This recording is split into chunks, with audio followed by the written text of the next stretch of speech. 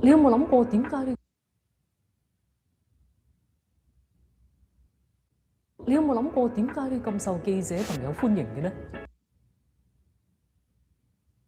你有冇諗過點解你咁受記者朋友歡迎嘅呢？咁我問你點解啫？咁我問你點解啫？親民啦，友善啦，一 call 即到啦。親民啦，友善啦，一 call 即到啦。我係就手啫，其實我係就手啫。萬耳聞啊！啲人話你兩位係撞樣嘅係，啲人話你兩位係撞樣。嗱，我呢度咧要向阿萬耳聞小姐咧，我呢度咧要向阿萬耳聞小姐咧 say sorry。咁你點可以同佢揾佢嚟？咁你點可以同佢揾佢嚟 compare with 呢個又老又醜又矮嘅人咧？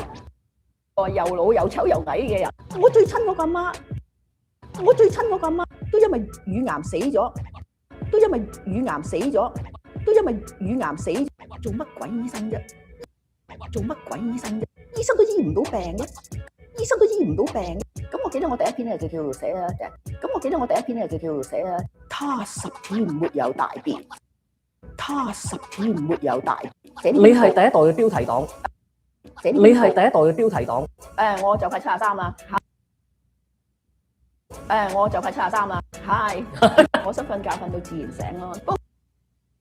我想瞓覺瞓到自然醒咯。不過今日唔得啦，不過今日唔得啦，你要嗌我嚟做節目，你要嗌我嚟做節目。關家美醫生，我係非常之榮幸，因為我係非常之榮幸，因為頭先同佢傾偈嘅時候咧，你話今次你貢獻咗第一次，你話今次你貢獻咗第一次，係做一啲非醫療健康節目嘅訪問嘅，係做一啲非醫療健康節目嘅訪問嘅，耶！掌聲多謝，多謝俾面啊！多謝你邀請我嚟揼下嘢啦，多謝你邀請我嚟揼下嘢啦。同埋我聽講咧係你嘅 clinic 嘅護士咧，你嘅 clinic 嘅護士咧係好鼓勵你，喂，係好鼓勵你，喂，關醫生，方健儀揾你啊，去啦咁樣係咪啊？因為咧，其實咧呢幾年 Covid 咧，我都冇出嗰啲 studio 拍任何嘢噶啦，我都冇出嗰啲 studio 拍任。咁啊，如果通常就係喺電話做訪問算數啦嚇。咁啊，如果通常就係喺電話做訪問算數啊。咁因為要戴住口罩就成啦。咁因為要戴住口罩就成啦。今次真係呢幾年來嘅第一次啦。今次真係呢幾年來嘅第一次啦。咁啊，你個 assistant 啊打電話去我 clinic 揾我噶嘛？咁啊，你個 assistant 啊打電話去我 clinic 揾我噶嘛？咁我姑娘就接噶嘛？咁我姑娘就接噶嘛？咁呢個姑娘小妹妹咧，佢就方健儀啊，佢就方健儀啊，好雀躍喎，好雀躍喎，好雀躍喎。多謝。方健儀揾你啊我方健儀揾你啊我咩事啊？咁佢好似好想，咁我啊想 please 佢啦嚇，咁我啊想 please 佢啦嚇，呢個係我姑娘仔啊，呢個係我姑娘仔阿 Milling 啊，咁我 OK 啊，好啦咁。呢個老闆真係好，呢個老闆真係，同埋你話你想反客為主喎，你想有嘢問我先喎，當然啦。其實我點解嚟咧？我又因為咧都想即係訪問下你嘅，我好喎，即管放馬過嚟咧，有啲咩想問我？因為咧嗱，你好紅啦呢排，成日出電視啦，冇呢件衫咁紅，咁你都夠綠啦，咁你都夠綠啦。其實咧，我就成日覺得你係阿方太個女啊。其實咧，我就成日覺得你係阿方太個女。我係方太個女啊！我媽就係方太啊！我媽就係方太啊！煮餸嗰個嘛。咁因為咧，我曾經記得咧，我好似喺電視見過你，你同阿方太一齊煮餸噶。我都好想有咁嘅機會。嗱，我都好想有咁嘅機會。我首先講咗解答咗你第一個疑難先，真。我首先講咗解答咗你第一個疑難先，真。我首先講咗解答咗你第一個疑難先，就係我係咪方太嘅女咧？我真係方太嘅，因為我媽真係方太。但係就唔係係啦，佢真係煮餸好叻嘅我，佢真係煮餸好叻嘅我媽。咁但係咧就唔係你認知以前喺亞視啊，就唔係你認知以前喺亞視啊，方太與你嗰位方太。咁我方太我見過佢，我有一面之緣嘅都。但係咪同佢一齊煮過餸做過節目？但係咪同佢一齊煮過餸做過節目？冇，我都好希望、好期待有咁嘅機會。我都好希望、好期待有咁嘅機會。你係咪一開波，你細細個開始就已經係想做醫生？你細細個開始就已經係想做醫生，但係後尾發現唔係喎，你一個天馬行空嘅一個嘅宏大嘅志願嘅。你一個天馬行空嘅一個嘅，你一個天馬行空嘅一個嘅宏大嘅志願個。細個嗰陣時係咪啊？細個嗰陣時係咪啊？我梗係唔係細個就想做醫生啦。我梗係唔係細個就想做醫生啦。咁咧，你知咧，到我哋讀secondary school 嗰陣咧，到 form 3嗰陣你要揀 stream 嘅 science stream 或者係art stream 噶嘛。其實我都中意 arts 嘅，我中意 English literature 啊。咁啊，念嗰啲 Shakespeare 嗰啲詩啊，諸如此類啊，嗰啲 to be or not to be。咁咧，但係我嗰個班主任咧，佢咁咧，但係我嗰個班主任咧，佢咁咧，但係我嗰個班主任咧，佢就係教 English literature 噶嘛。咁到時咧要揀書嗰陣咧，即係當我係女一樣，佢就想我讀 science stream， 想我做醫生，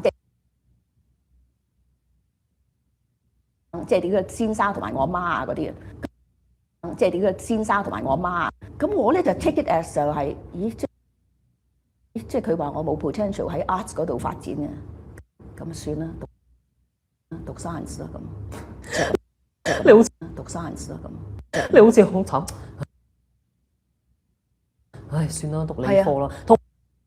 同埋你係為咗你阿媽同埋你嘅老師，同埋你係為咗你阿媽同先去讀理科嘅，先去讀理科嘅，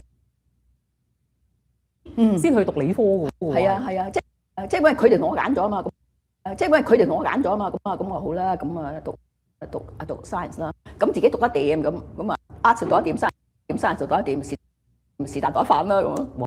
哇，最叻係你啦！哇，最叻係你啦！唔係啊，我係書蟲，因為好勤，因為好勤力就得㗎啦，其實勤力就得㗎啦，其實做醫生唔係你嗰個嘅最大或者係你一個嘅第一志願啦。你嘅第一志願，你係想做太空人嘅喎，你係想做太空人喎。呢個好幻想，呢個好幻想，好天馬行空嘅一個願望嚟嘅喎，好天馬行空嘅一個願望嚟嘅喎。嗰陣時好細個啊嘛，嗰陣時好細個啊嘛，嗰陣時又係讀 secondary school 嗰陣咧，嗰陣時咪又話登陸月球嘅，咁嗰陣時咪又話登陸月球嘅，嗰陣時咪又話登陸月球嘅，咁嗰陣時我已經哇好 fascinated with 呢啲嘢，我又想登陸月球啊嘛，所以我又想登陸月球啊嘛，咁所以我就話我真係想做太空人啊咁，即係嗰陣時係啲細路仔有啲 childish dreams 啦，係咪？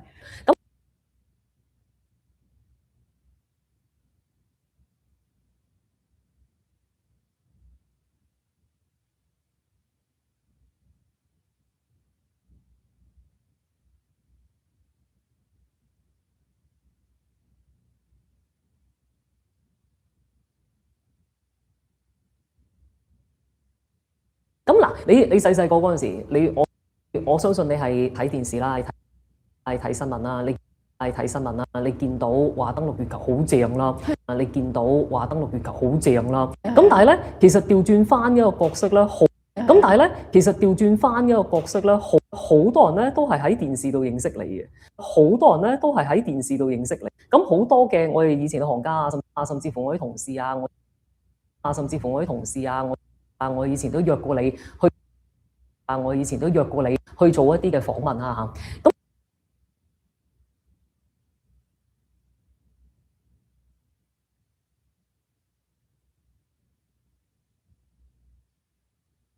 2-3分鐘，可能就你送孩子來上過學嗎？你送孩子来上过学吗？肯定啊，每天啊。你每天来送的时候有看见有白人小孩在这上学吗？也有。哦，也有，是有的。有看见有白人小孩在这，哦，也有一个两个的。你说白人，当然是不可能一两个。你说白人，当然是不可能一两。绝大多数是亚洲人，可以这样说吧？这样说安全吧？安全。哎，如果你绝大多数都是亚洲人，或者亚洲小孩的话，那你的这个三观是不是就是很难走出这个亚洲的这个三观？是不是就是很难走出这个亚洲的这价值观呀、世界观什么的？我觉得一样，他还是要进去学校里面去。我的想法就是，比如说你如果是像我们阿尔伯塔学校的话，就是比如说60%是白人文化，10%是亚洲人，10%是南美人，10%是比如说欧洲人。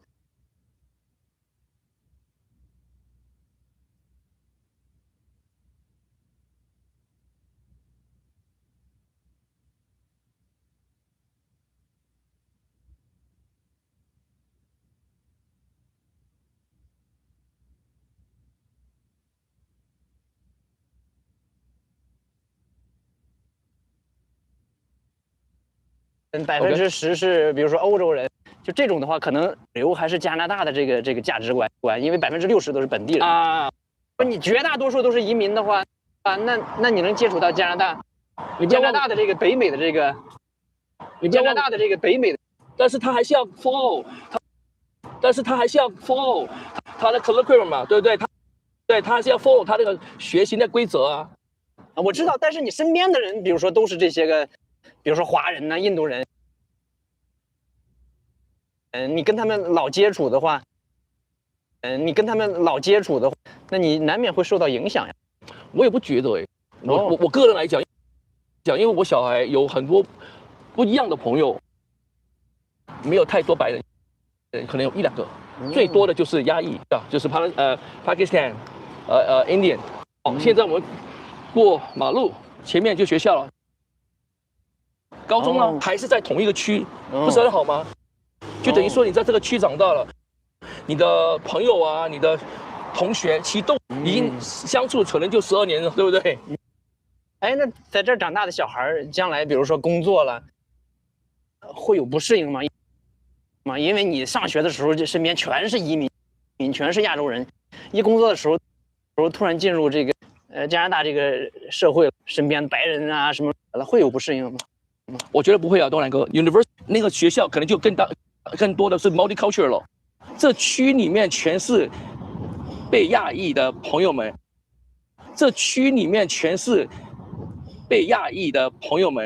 就是 Asia 的朋友们买了，他们想要把小孩送到这2所比较靠近的学校。所以才会组成这么多 Asia 的朋友，对不对？University 有 downtown， 有 uptown， 有这么多地方，他的那个文化就可能差异很大。那个时候在学习，我觉得不会有问题啊。那你们跟阿尔伯塔的这个华人想法还挺不一样的。阿尔伯塔的华人是想的，我把孩子送到一个华人没有那么多的这个学校里，这样的话能尽早的适应加拿大这社会。你们是哪儿的华人多，华人都往哪儿扎堆，是不是？你所想的可能就是新移民，他的小孩不在本地，可能他的小孩就5、6、7、8岁已经过来了，可能他要重新习惯加拿大文化怎么样？但是我小孩已经是在本地出生了，他根本已经就好像 Canadian 这样子，所以就好像没有那种要不适应的问题。他们从小已经适应了。那怎么样？因为他们是中学毕业以后呢，应该是90到93年，我英文也不太懂，我就从这么多的科目去挑选，我以为很简单的，那我就说 OK architecture 吧。93年毕业以后，找到一份工作，是一个2、3个人的一个小是 interior design， 帮他听电话、接客、招待，其实就是跟我完全就不一样。这是我第一份工作，我只工作了1年，我又找到另外一份工作，它 fiber optic cable 就是光纤，它需要画图，我一做我就做了15、16年了。你从86年移民到现在， 40多年的，你觉得对你来说最困难的时期是什么时期？我觉得还是 COVID。哦，我 lay off 了，那个时候我就很迷茫。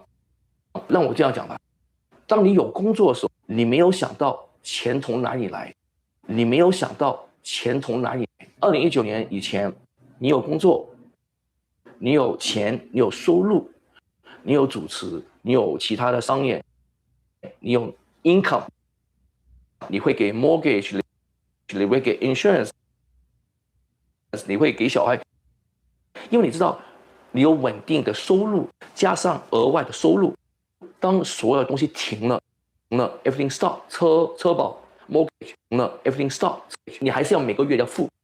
那时期我觉得，原来我每个月要付800到900，你有钱嘛？到你就看不见了。所以在那一段时间我就沉淀下来，我就开始每天就发那个电邮去找工作，无论是政府的，无论是 Canada Post， 无论什么东西，你必须要发，因为你是拿 EI。后来我就安慰自己，有时候到谷底了，有时候到谷底可能会有反弹的。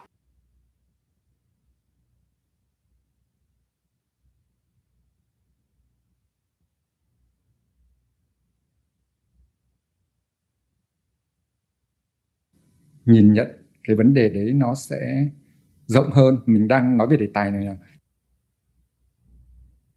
vận hành khách sạn nó như thế nào. Theo em, vì sao một nhân viên trẻ nên nhìn nhận cái vấn đề đấy nó sẽ rộng hơn. Mình đang nói về đề tài này là thay vì những công việc trước mắt đấy. Dạ, để nói về vấn đề là tại sao mà Những công việc trước mắt đấy. Dạ, để nói về vấn đề là tại sao tư duy mà nghĩ rộng ấy nó không chỉ áp dụng cho cấp quản lý mà nó còn áp dụng cho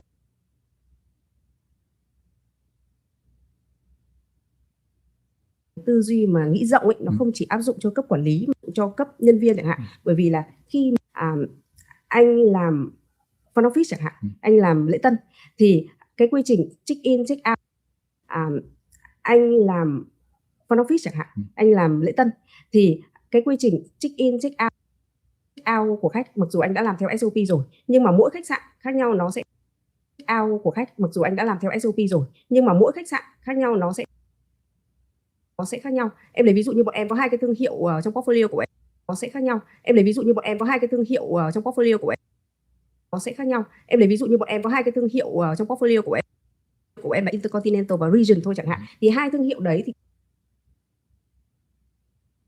cái lễ tân nó đã khác nhau rồi. Ví dụ như là Intercontinental thì có thể là thì cái lễ tân nó đã khác nhau rồi. Thì cái lễ tân nó đã khác nhau rồi. Ví dụ như là Intercontinental sẽ đúng theo brand standard là sẽ làm đúng từng cái bước như vậy. Region ấy thì mọi thứ nó sẽ là nương theo nhu cầu của khách hàng, tức là region ấy thì mọi thứ nó sẽ là nương theo nhu cầu của khách. Cái mà khách hàng cảm thấy thoải mái nhất, thỏa mãn nhất thì đấy chính là standard của. Hey, Tamashitomo, could you please give a rough percentage of how you divide your time between your 10 language? For example, 30% Chinese, they're all completely even. And basically, the general idea is that I spend about 10 to 15 minutes per language. So pretty much if I did the math, 10 to 15, it depends how far it gets, right? So if there's 9 languages and there's 15 minutes, 10 to 15 minutes, maybe it's about, let's see, 9 times 15 divided by 60. It's either 10 to 15. So I'll just say 10 minutes roughly. That'll be about 9 times 10. So about an hour and a half. That's pretty much how I spend it, because the way I do is based on how long it takes for me to finish a 5-minute clip of YouTube of real audio.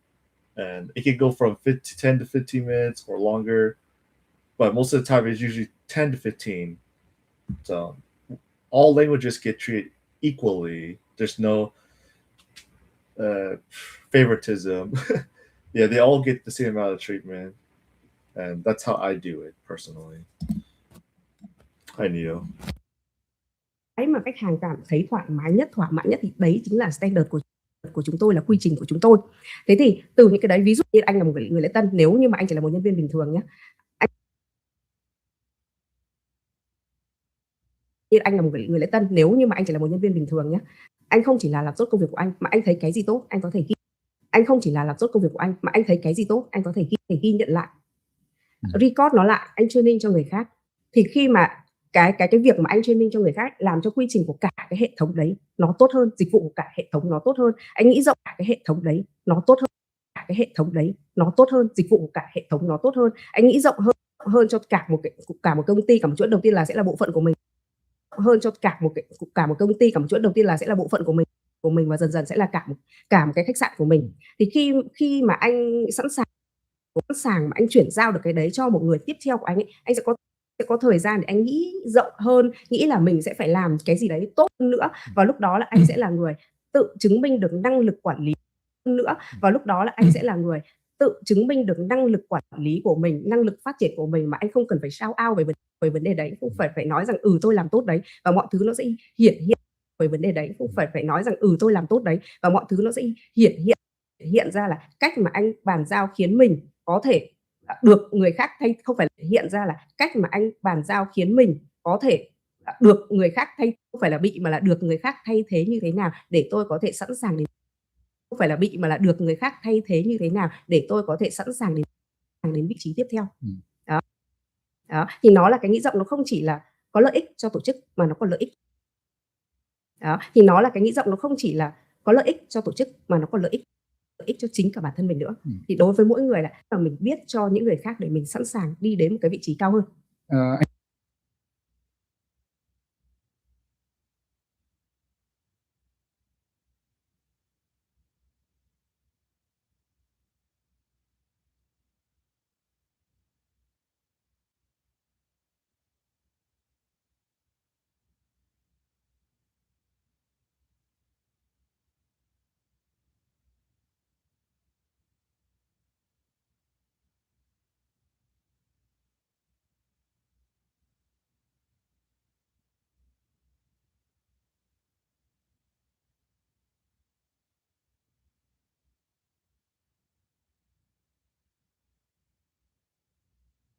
Và mình biết cho những người khác để mình sẵn sàng đi đến một cái vị trí cao hơn.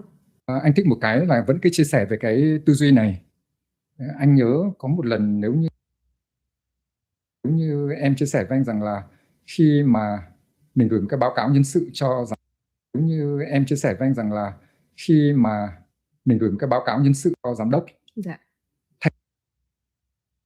đốc, thay vì mà mình chỉ gửi cho ông giám đốc HEWA hay gì đấy, thì em có thể chia sẻ cái tư duy thay vì mà mình chỉ gửi cho ông giám đốc HEWA hay gì đấy, thì em có thể chia sẻ cái tư duy nó rất hay với mọi người không? Dạ đây cũng là một cái mà em thường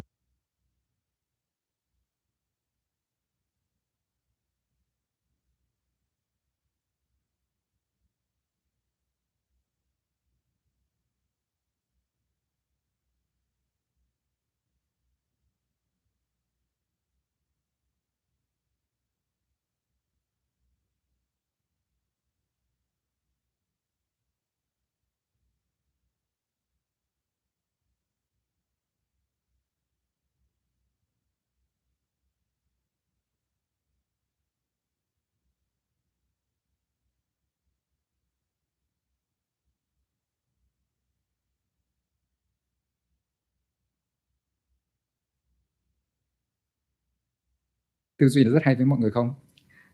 hướng dẫn nhân viên mới khi vào nghề ban đầu ấy sẽ không phải là em để các bạn ấy gửi ngay một cái báo cáo hay một cái email nào cả, mà trước tiên em sẽ huấn luyện các bạn ấy bằng cách là chia sẻ rằng là trong ngành dịch vụ ấy em phải biết đặt mình vào vị trí của người khác. Trong ngành dịch vụ ấy em phải biết đặt mình vào vị trí của người khác. Em sẽ cần phải hiểu rộng hơn, tức là sếp là ai, sếp nghĩ gì và sếp cần cái gì ở đấy. Thì thay vì ví dụ như khi mà mình bắt đầu vừa mới vào nghề, nhiều khi mình gửi Thank you, Tsutomu.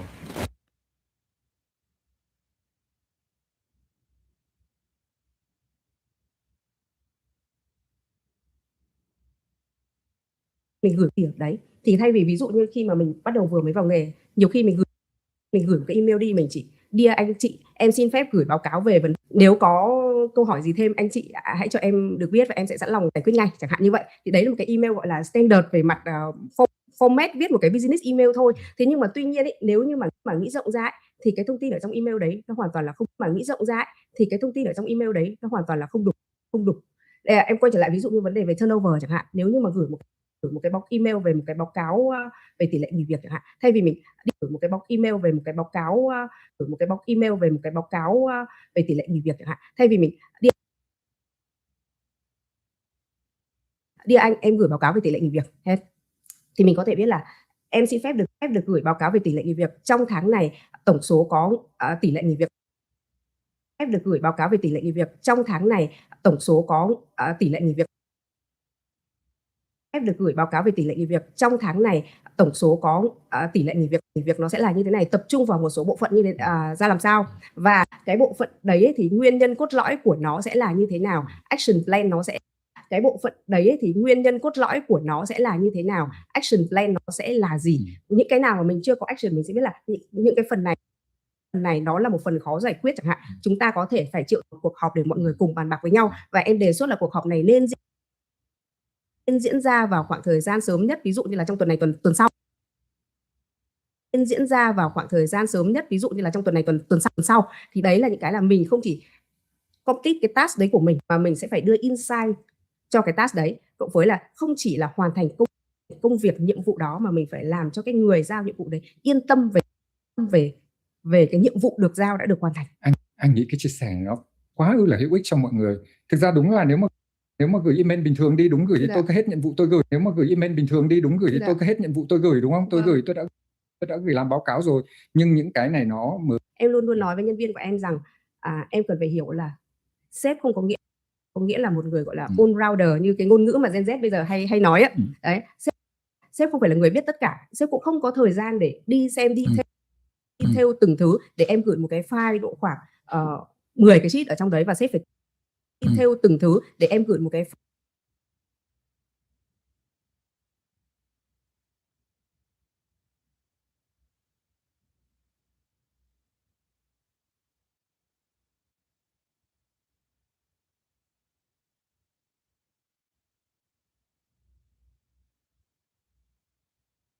Hola, soy Rafael Santandreu y hoy quiero hacerte una pregunta que probablemente nadie te ha hecho nunca. Y si toda tu vida te han enseñado algo que en realidad nadie te ha hecho nunca, y si toda tu vida te han enseñado algo que en realidad te está destruyendo por dentro, y si esa virtud que tanto te han alabado, esa capacidad tuya de ser bueno, de ayudar siempre, de nunca decir que te han alabado, esa capacidad tuya de ser bueno, de ayudar siempre, de nunca decir que no, de sacrificarte por los demás, resulta ser la raíz de tu agotamiento. Decir que no, de sacrificarte por los demás, resulta ser la raíz de tu agotamiento, tu ansiedad y tu infelicidad. Sé que esto suena fuerte, sé que choca, pero que tu ansiedad y tu infelicidad. Sé que esto suena fuerte, sé que choca, pero quédate conmigo, porque lo que vamos a hablar hoy puede cambiar literalmente el rumbo de tu vida. No te estoy pidiendo que te conviertas en una mala persona, te estoy pidiendo algo mucho más poderoso, más valiente y más honesto. Te estoy pidiendo que empieces a ser inteligente. Hay una diferencia enorme entre ser bueno y ser inteligente, y hoy vamos a explorarla juntos, paso a paso, con historias reales, con ejemplos concretos, aplicar desde hoy, con historias reales, con ejemplos concretos, con herramientas que puedes aplicar desde hoy mismo. Así que respira hondo, abre tu mente y empecemos este viaje. Keynote 1. La bondad sin límites es una trampa disfrazada de virtud. Desde viaje. Keynote 1. La bondad sin límites es una trampa disfrazada de virtud. Pequeños nos enseñaron que ser buenos es lo más importante. Los niños hacen lo que se les pide. Los adultos buenos no se quejan. Las personas hacen lo que se les pide. Los adultos buenos no se quejan. Las personas se sacrifican por los demás. Y claro, cuando eras pequeño y hacías todo esto, te aplaudían, te querían más, te llamaban el niño bueno, la niña responsable. Y eso se te grabó en el alma. Aprendiste que para ser amado, para ser responsable. Y eso se te grabó en el alma. Aprendiste que para ser amado, para ser responsable. Y eso se te grabó en el alma. Aprendiste que para ser amado, para ser aceptado, para tener valor en este mundo, tenías que ser bueno, tenías que complacer, tenías que sacrificarte. Y hoy, 30 o 40 años, estás haciendo exactamente lo mismo, pero ya nadie te aplaude. Solo te agota. Estás haciendo exactamente lo mismo, pero ya nadie te aplaude.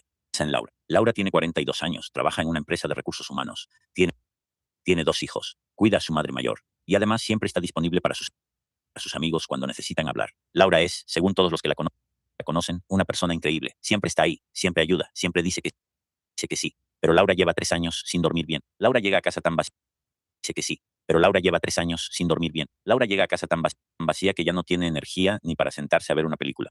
Laura ha dejado de hacer ejercicio, de leer, de pintar, que era algo que le encantaba. Laura ha dejado de hacer ejercicio, de leer, de pintar, que era algo que le encantaba.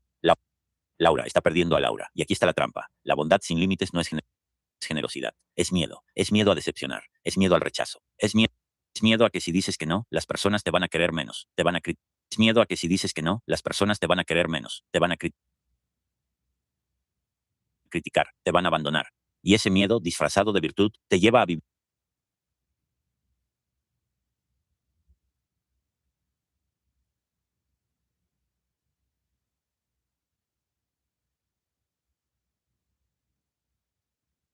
criticar, te van a abandonar. Y ese miedo disfrazado de vivir una vida que no es tuya, una vida al servicio de los demás.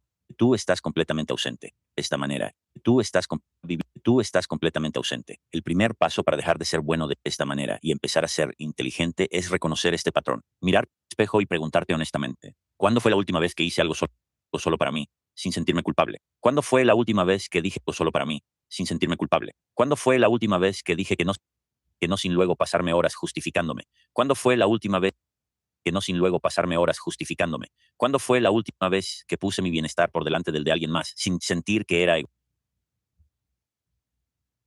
una vez que puse mi bienestar por delante del de alguien más sin sentir que era egoísta? Si la respuesta a estas preguntas es difícil de encontrar, entonces este video es para ti. Porque la inteligencia emocional no consiste en ser más frío o más calculador. Consiste en entender que tú también eres una persona que merece cuidado, atención y respeto. Y que nadie va a dártelo si tú mismo persona que merece cuidado, atención y respeto. Y que nadie va a dártelo si tú mismo no te lo das primero.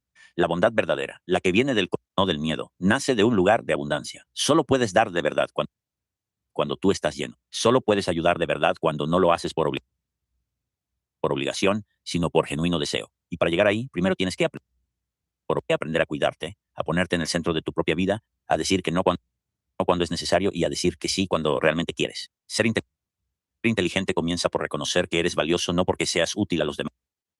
Ser inteligente comienza por reconocer que eres valioso no porque seas útil a los demás, sino simplemente porque existes. Y ese reconocimiento lo cambia todo. Keynote 2. El síndrome del buen chico y cómo te roba la energía cada día. Hay algo.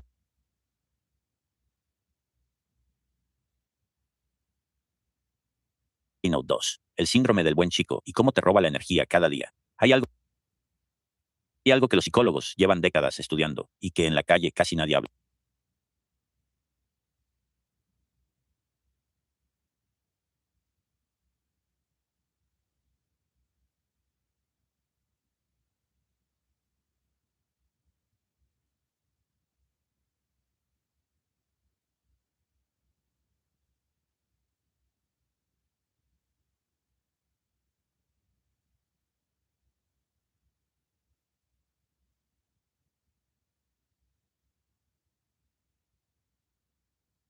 Hay algo que los psicólogos llevan décadas estudiando y que en la calle casi nadie habla. Se llama el síndrome del complaciente, o como yo lo llamo de forma más directa, el síndrome del buen chico, y afecta a millones de personas, especialmente aquellas que de niños aprendieron que su valor dependía de lo que hacían por los demás. Imagina a Marcos. Marcos tiene 38 años. Es lo que hacían por los demás. Imagina a Marcos. Marcos tiene 38 años. Es diseñador gráfico.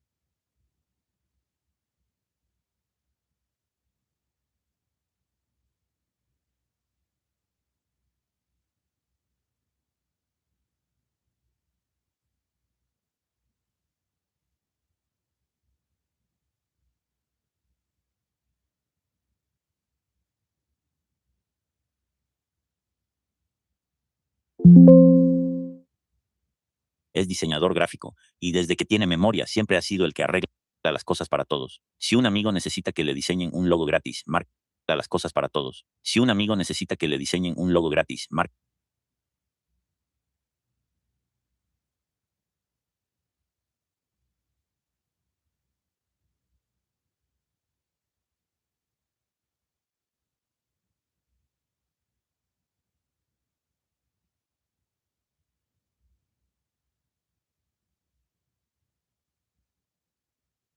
Yeah, that's a better way to put it. Is that if there's nothing in your analogy. yeah, that's what I thought too, but I didn't say it right. But if if there's nothing in your cup, then yeah, you have nothing you can't output if you know nothing, if you do output, it's going to be really, really, really bad. But I think there's a line where some people, they want to wait 10,000 hours, but I think I'm in the middle of that, where I think that you have to get a good amount of input, because it just makes sense that you don't want to speak from nothing. Like, if you know nothing, how could you speak? So we talked about speaking. I want to talk a little bit more about your listening approach and how you do that with LingQ. So you don't, Okay. yeah. So I've left a comment on your channel before when I first found you, because I'm like, okay, LingQ is all about reading, but in your video, I think, Mostly. yeah. Well, Mostly. no, yeah, you're right. Listening and reading, I would say, for sure. Exactly. Right? You spoke about how you don't really do a lot of reading. So yeah, if you could elaborate a little bit more on that. And I want to learn like how you actually use LingQ. And by the way, I should have said this in the beginning. This is not a sponsored video for LingQ. It sounds like it is.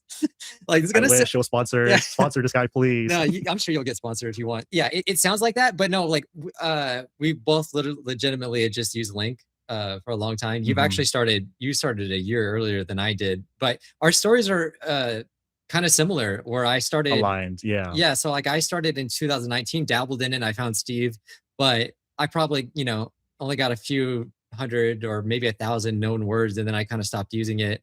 I was using Anki, and then 2022 or 3, 21, 22, 23. It was one of those. I can't remember exactly which one. I decided to go back to like full on LingQ. So yeah, how do you use the LingQ exactly? How did you achieve this super impressive like stats? Because I just still can't believe it. I want to talk about Japanese too, because this channel is about Japanese.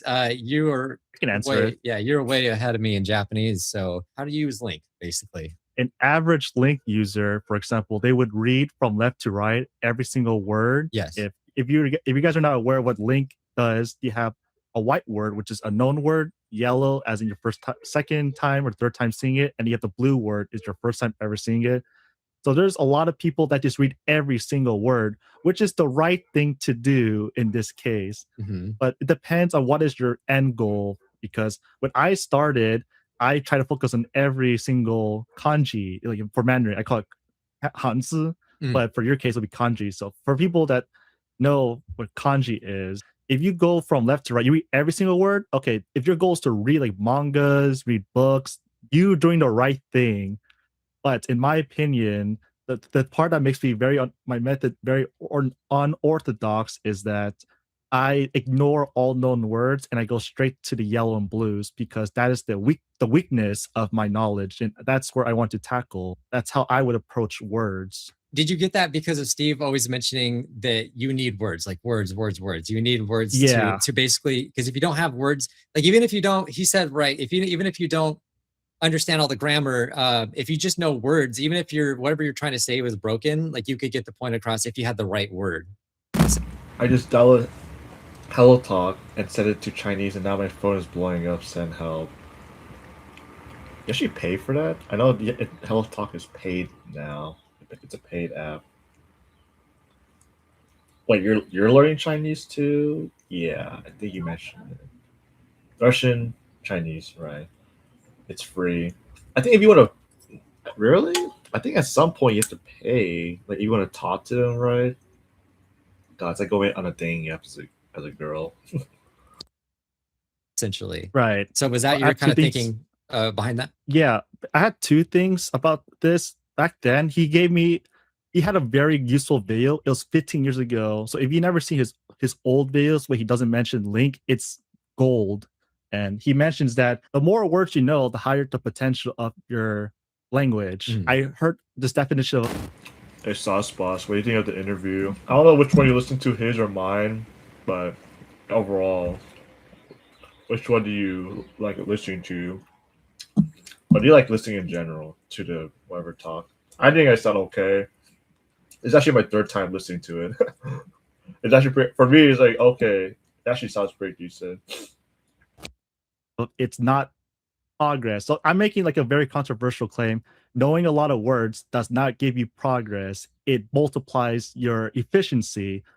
But in my opinion, listening does the real progress. So for example, if you're standing on the road and you were to go from one place to another, knowing the words will pretty much improve your speed if you move. But when you listen, you start moving more and more. So that's real progress because in the end, our goal is to speak to another person of that language. Ideally, that's where we all mostly start. For Japanese, a lot of people go for manga and anime, which is good. So if you're doing like the reading every single word, you're definitely going to improve your ability to read manga for sure. And if that's your goal, awesome. But if you want to speak and talk to someone, you need to get to the listening ability as fast as physically possible. The approach I did was to give me the words as high as possible to give me a higher probability that if I were to go listen to an audio and I have the transcript, once I hear the audio and I read at the same time, I can understand this word more likely. And that gives me the comprehensible acquisition effect ability that Stephen Krashen always mentions. So it's the approach I did is to get to the listening ability as fast as possible. But my reading skills might not be the best, but I can pretty much understand the idea when I read it. So I pretty much sacrificing more reading ability for the actual listening potential. Yeah, that's the part that is probably going to confuse a little bit of people. For me, I was confused when I was watching your video, just because like I'm like, okay, like LingQ is about reading, and like you mentioned, yeah, you understand that, but in order for you to click known on a word, so when you click known on a word on LingQ, right, you can read it, right? Yes, if I see it in a different context, I have an idea what it looks like. For Mandarin, I can read. I guarantee that's exactly what's going on. Getting hit up and all. I used to use Hello Talk, but this is like 2018, and they actually hunt you down because they want to practice English. Almost every single character. Over Japanese, once in a while, I just need to look at it. Like, I can get the idea, but I just want to make sure. So I click on it. Okay, so my thought of it was correct. Okay, but so you can actually read, but you just don't do it in the traditional sense. Exactly. Because like you do have to see the words in order to say that you know them at some point. So, but I think what you mentioned when I was leaving a comment on your video, that everything that you watch and listen to has subtitles, doesn't it? So that's where you get a lot of your one. So that's where you get a lot of your actually reading. So you're not reading in the traditional sense that, like, you know, a LingQ user would just read a mini story, and they would just, or read a book on LingQ and just like silently, but you're watching YouTube videos with actual subtitles on it. So it's not like you're not reading, but you're not like reading in the traditional sense, right? It's very unorthodox. I'm pretty sure I'm the only person that does it on the LingQ. So is your philosophy kind of, if you know enough words, everything else will take care of itself, kind of? But from listening, if you focus on listening and learn that way, and like see the word. So like I said, like I mentioned, you read the word, or you do read the word at some point, and then you hit known on it, but you're more focused on your listening. And basically, if you know enough of those words, everything else will take care of itself.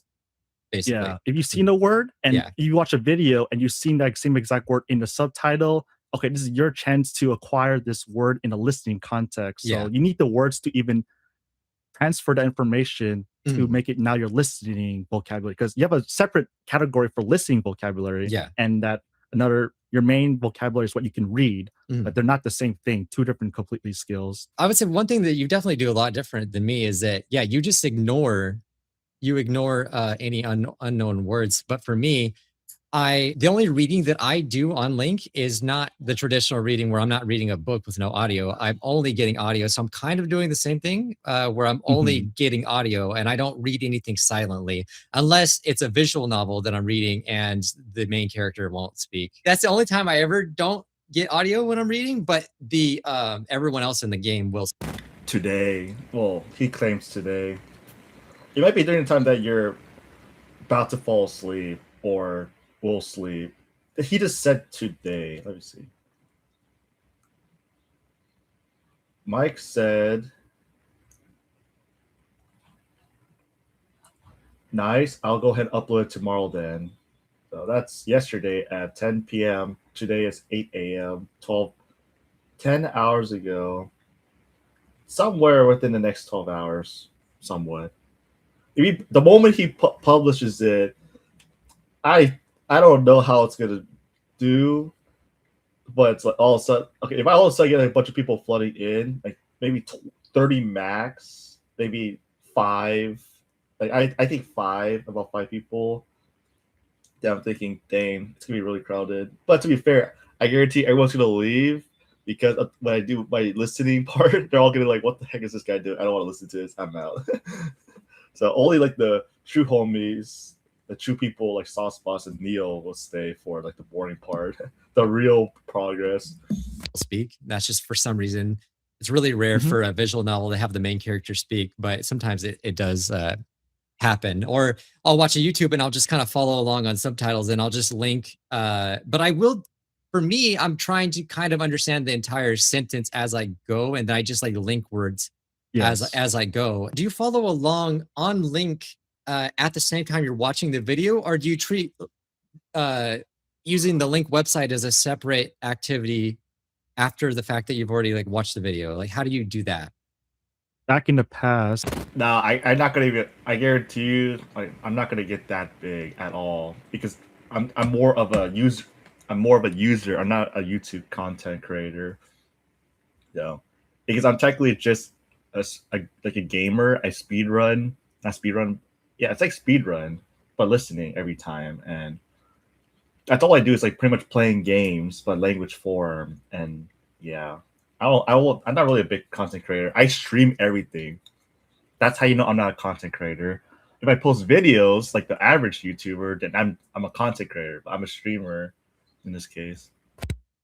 about the first 2 years when Link didn't have the sentence mode or the import ability, I have to listen and follow along with the raw text because Link nowadays they give you the underline the sentence. If I get like 100 people on the Discord, I promise I'll make you admin, whatever people call it, like people that are like the priority list. Then sure, you'll be admin right away. And can follow, but back then they did not, so you had to figure it out on your own. And I pretty much just use the audio and listen and try to comprehend as much as possible. But nowadays I don't need to do that anymore. There's like sentence mode, but before I used Link for every single thing, but now halfway in I use YouTube more because I reached the point I can read almost everything. But so I don't think that admin exists unless I pay for it, right? So I don't think it really matters because I'm technically the same stats as everyone. I'm just a normal dude here. Such a prestige role. We've seen all those memes about like the gamer who lives in the basement and is a Reddit. It's like a Reddit mod or a Discord mod, right? I don't think I even have the power to do anything. Open in mod view? I don't know what that means. Yeah, I don't think that's even the thing. Like the maybe if I had like the upgrade Nitro, I'm guessing that's how they have all those different leaders. The Link listening system is slower in my opinion because eventually you'll reach a point that there'll be delays because the more words you know, the system does crash more and more because there's too many words that you know. Because their database is going to keep adding up and up. That's actually hilarious. That's actually hilarious that you know that. Yeah, if we get to 100,000 rolls. Yeah, you're definitely the Discord king, man.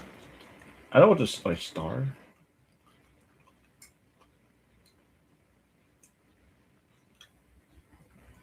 I'll look it up later, sure. I still don't understand how these things work. Add notes, start call, message, mention, profile. I'll just look it up later. You really, it's impossible to go from one page to another. It slows down a lot. Really? I did not. Yeah. That's right actually there? crazy. Right there. Is it a mod view? Oh.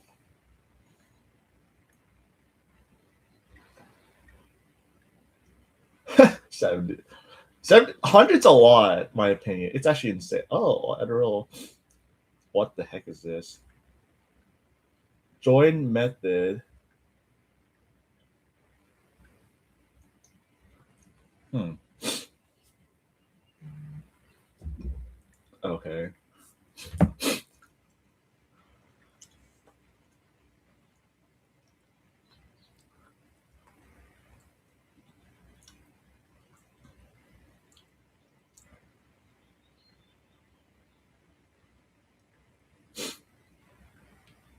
You have to create roles first before you sign them. Dang. Okay. There's actual rules to these things? Okay. Okay. Having like the organized channels is a good start. But okay, yeah, go back to Aki. I'm just gonna just finish my eating and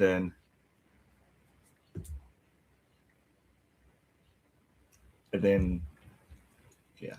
Easy. I didn't even know that was an issue. Yeah, there's actually one user named Gwen. I can send you a profile later, but she has 200,000 words in all the Romance languages. And I don't know how she does it, because when I look at online, the dictionary for how many words are for like Spanish or French, she goes beyond that. So I thought, Wait, I know I put one post on that guy's page of all Japanese.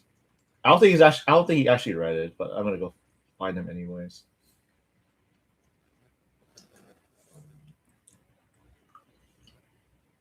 Oh wait, was that him? I deleted. So he added me, I think, and I deleted him. Oh no!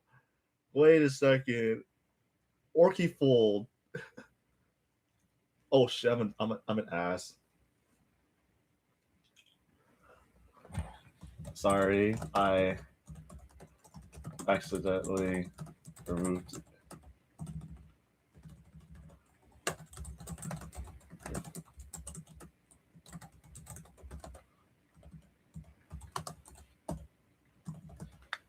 That's so awkward. Oh, that's so awkward. Okay. Because actually I had no idea who this guy was. I didn't. Wait.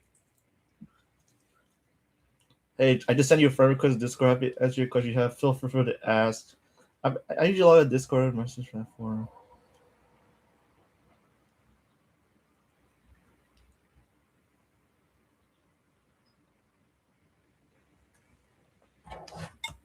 Sure.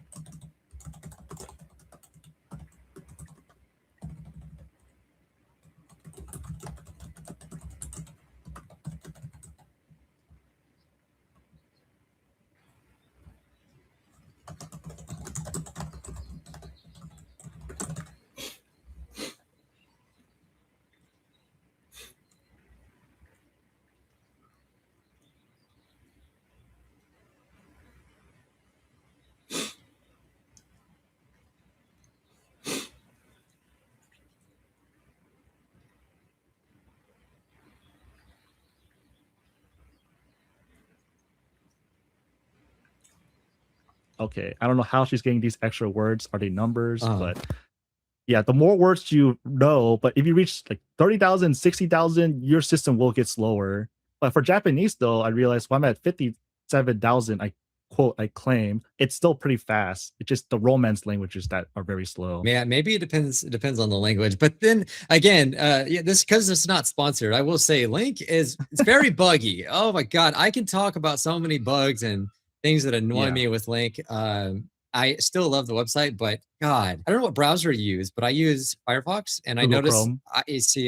I noticed that when I switched to Firefox, it was way faster. I don't know. I think Is Google, it? yeah, Google Chrome is very high on resources for whatever reason. Like you'll have one tab open and it's like taking up like a bunch of resources on your computer. But is there even hardly any yellow words or blue? 1%. Everything is 1% now. Maybe one every 10, 20 pages. It's usually like all like names. So I pretty much hit almost everything I can find. And beyond that, it's all ancient words from scrolls and stuff. Yeah, that's crazy. For me, like I was just telling it was Seabolt Speaks, we were speaking, and I was telling him that it felt like what Link to me feels like, it feels like you're playing Pokemon and you're just trying to catch all the Pokemon.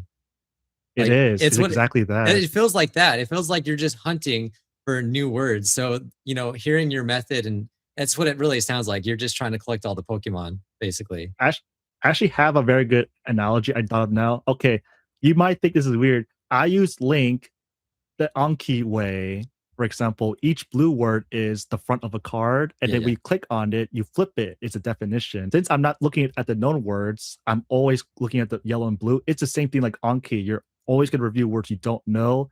So I'm pretty much doing it Anki in the reading environment that is natural to the human eyes, because I'm guessing from when we're in school, we read books from left to right. So Mhm. that's what the eyes are used to. Yeah. But if you're isolated like Anki, they get to look at one word and then, oh, it's actually pretty painful the way it sounds, but it's a lot more soothing to the brain. Mhm. You're not tend to be more stressed. And because one, Link does the flashcards for you because it's already automatically there. Mhm, Because yeah. someone else already did for you. Yeah. So I did Link using the Anki style. So this is like maybe a whole different mindset that you probably never thought of. Well, for me, that's when I started putting in some serious time, like at least like hour, like at least 2 to 3 hours, 4 hours of reading. I noticed it was more engaging because I first of all was like actually engaging in something. So I was like following Yeah. something, actual real thing. I wasn't just sitting doing like single flashcards. I'm not against flashcards, but and I think they're great, especially for like lower frequency words. I feel like there's a good argument there. Like, you're not going to see these words a lot. So if you want to learn them, then you can kind of like get them in front of your face more. I noticed the more time that you spend in it, you're going to see these words over and over again. And that was like the beauty of Link. And I realized, okay, I'm actually learning because I'm actually immersing. I'm actually seeing the words over and over again because I'm putting the time in, so Yep. that was for me what hooked me with reading and doing all the Link. But what is the typical study plan for you? So you open up YouTube, and I think you mentioned Language Reactor before. You haven't yet, but you can probably talk about that if you want. So walk me through, like, how do you actually study, like, in the order? I just want to know for me. I could probably just start saying like my routine. Yeah. Because back then I would always get 100 words for Mandarin. I would try to get 100 known words every day for Mandarin. So that's step one back Mhm. then. And then I would just listen as much as physically possible from there. Mhm. And then now, because I reached like my goal, so Mhm. I do all my listening in the morning because you want to do the hard tests in the morning first. And then throughout the day, you can use Link on the phone. If you're outside, you can make links. You can find new known words. Mhm. Okay, that's what I would do now. But for Japanese and Korean, I would do my daily routine for listening first. Like at least I hit the minimum, and then I would try to go for like 100 quote why quote 100 known words for Japanese, Mhm. Korean, and Cantonese because those are my lacking languages. I would use YouTube Reactor to do all my listening because it's very useful. Each language for Link is a lot different than you think because Japanese has the thing is there's so many particles at the end of each word. So the split system is not the best, Yes. Oh but it gives you God. the advantage to get a lot of known words because Yes. I just wanted to vent about it, but yeah, go ahead. yeah, because I might not know every grammar rule because I technically focus on grammar when I'm listening Yeah. and I have the subtitles because that's what I'm actually hearing in real time. And this is the higher chance I will hear this to in front of I would hear someone speak like this. Mhm. And I would, for example, I would look at this and I say, okay, I know this character, and then Mhm. I can recognize the rest of these. And then how I would do it, okay, if I recognize the first character and I can say the rest of the particle, I would know put known. That's just my style because Yeah. people want to be very precise on grammar, which is fine. But it's really hard to know every single grammar point, and it's going to slow you down as you go by. So I might not know this word, so I will just keep going on. But I would use on Link, there's a left and right arrow key, which Yeah. allows you to jump between yellow and blue and Mhm. ignores all white. So I technically use this to my advantage in that I can go very fast, Yeah. but I can try to go as fast as I can, but try to describe how I do it's a little different. Do you It's actually know these right now, or are you just like doing this as an example? oh, the ones I know for known, I know because I have the Mandarin to my advantage. I know how it's pronounced. Yeah, And that's I have another that. thing I mentioned a little bit earlier that there is an advantage for sure. Yeah, because someone that doesn't know Mandarin, Yeah. they're going to be slower in this case. But Mhm. and but for me, I can always learn the kanji in the video, but I generally know how it's pronounced and I know the overall meaning. So if I were to listen, I would look at it and I just need to get the listening portion to say, okay, I heard the word, I understand it, move Mhm. on. The brain will take care of everything else. But this is generally how I would use Link. It's a little weird because to the eye of an average user, they think, why is this guy going so fast and why is he doing what he's doing? So So this is the actual For me- speed you do this? Oh, I go twice as fast. What? I go very fast. It depends because the more words you know, sometimes if you were to be at the last word and you do the right arrow key, you're stuck. So I'm spamming the right arrow. It's stuck. So you have to manually go to the right arrow and go to the next page, Yeah, which is a yeah. pain in the butt. Yeah, I Yeah, have so a third-party plugin just to use the shortcut. Yeah. So you use the arrow keys too, or how do you use it? I don't. So I don't. I do have a shortcut set for going to new words. It was actually because of your video. I kind of like dabbled around in that.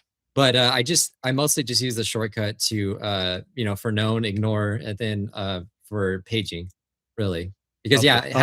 having to page with the mouse is annoying. Like I wish I actually ideally I would like to page with the mouse, with buttons on the mouse. Ideally, yes. Yeah, that would be actually even better. And then also, of course, I use the number keys as for the grading. It's very useful. Yeah. Exactly. Because speed is a very big in language learning. Because if you're slow, your progress will be slower. So knowing shortcuts to how to use link correctly makes things a lot faster. But that's generally my approach to link for Japanese. If I recognize the first character and I can pronounce the others, I'll just make it known, because we watch the actual video. That's the real deal, because you have to listen and understand what they're saying. But here, you might not need to know what they're saying, because I'm more trained up the listening approach. But here, it can be for manga. You can do however you want. My conditions are a lot different than an average person, but to me, it speeds up my progress to find new words, and it gets me the high number count. Like, this number might not mean anything because I can know a lot less, I can know more, but generally this just gives me the opportunity so that when I start watching a video, for example, this is Cantonese. I'll just mute it so that you can see how it works. You're able to hover over each word, and you're able to you can see the little, in Mandarin we call it pinging. So you have like the romanization at the top here. But for Japanese, it'll be very similar. You can hover it over it, you go to the next video, next part of the script, and you can hover it, and it gives you instant translation. So it's language like reactors, essentially like furigana, right? Like pretty much like hiragana, like katakana, right? Yeah. However you want to do it. Oh yeah, I can go. It's just called furigana, like, but it's in English, like for Chinese. That's it. I wondered how you did that as well. In Mandarin and stuff, and Cantonese and all that. It's really weird because you have to learn like hiragana and katakana, right? So like for Japanese, so seeing it in a different language is kind of strange to me. Like, how do you do that? Like, you're not gonna like the way I describe. I use link from the beginning, and every time I see hiragana katakana, I try to match, like, for example, the na.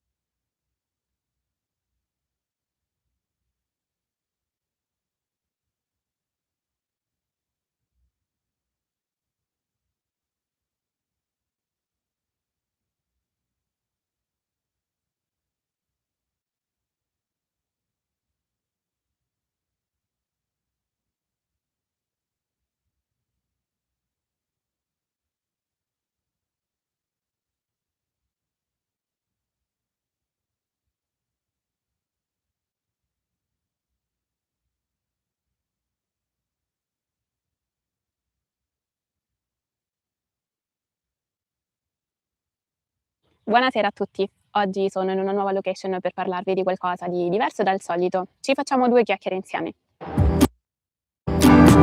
Di diverso dal solito. Ci facciamo 2 chiacchiere insieme.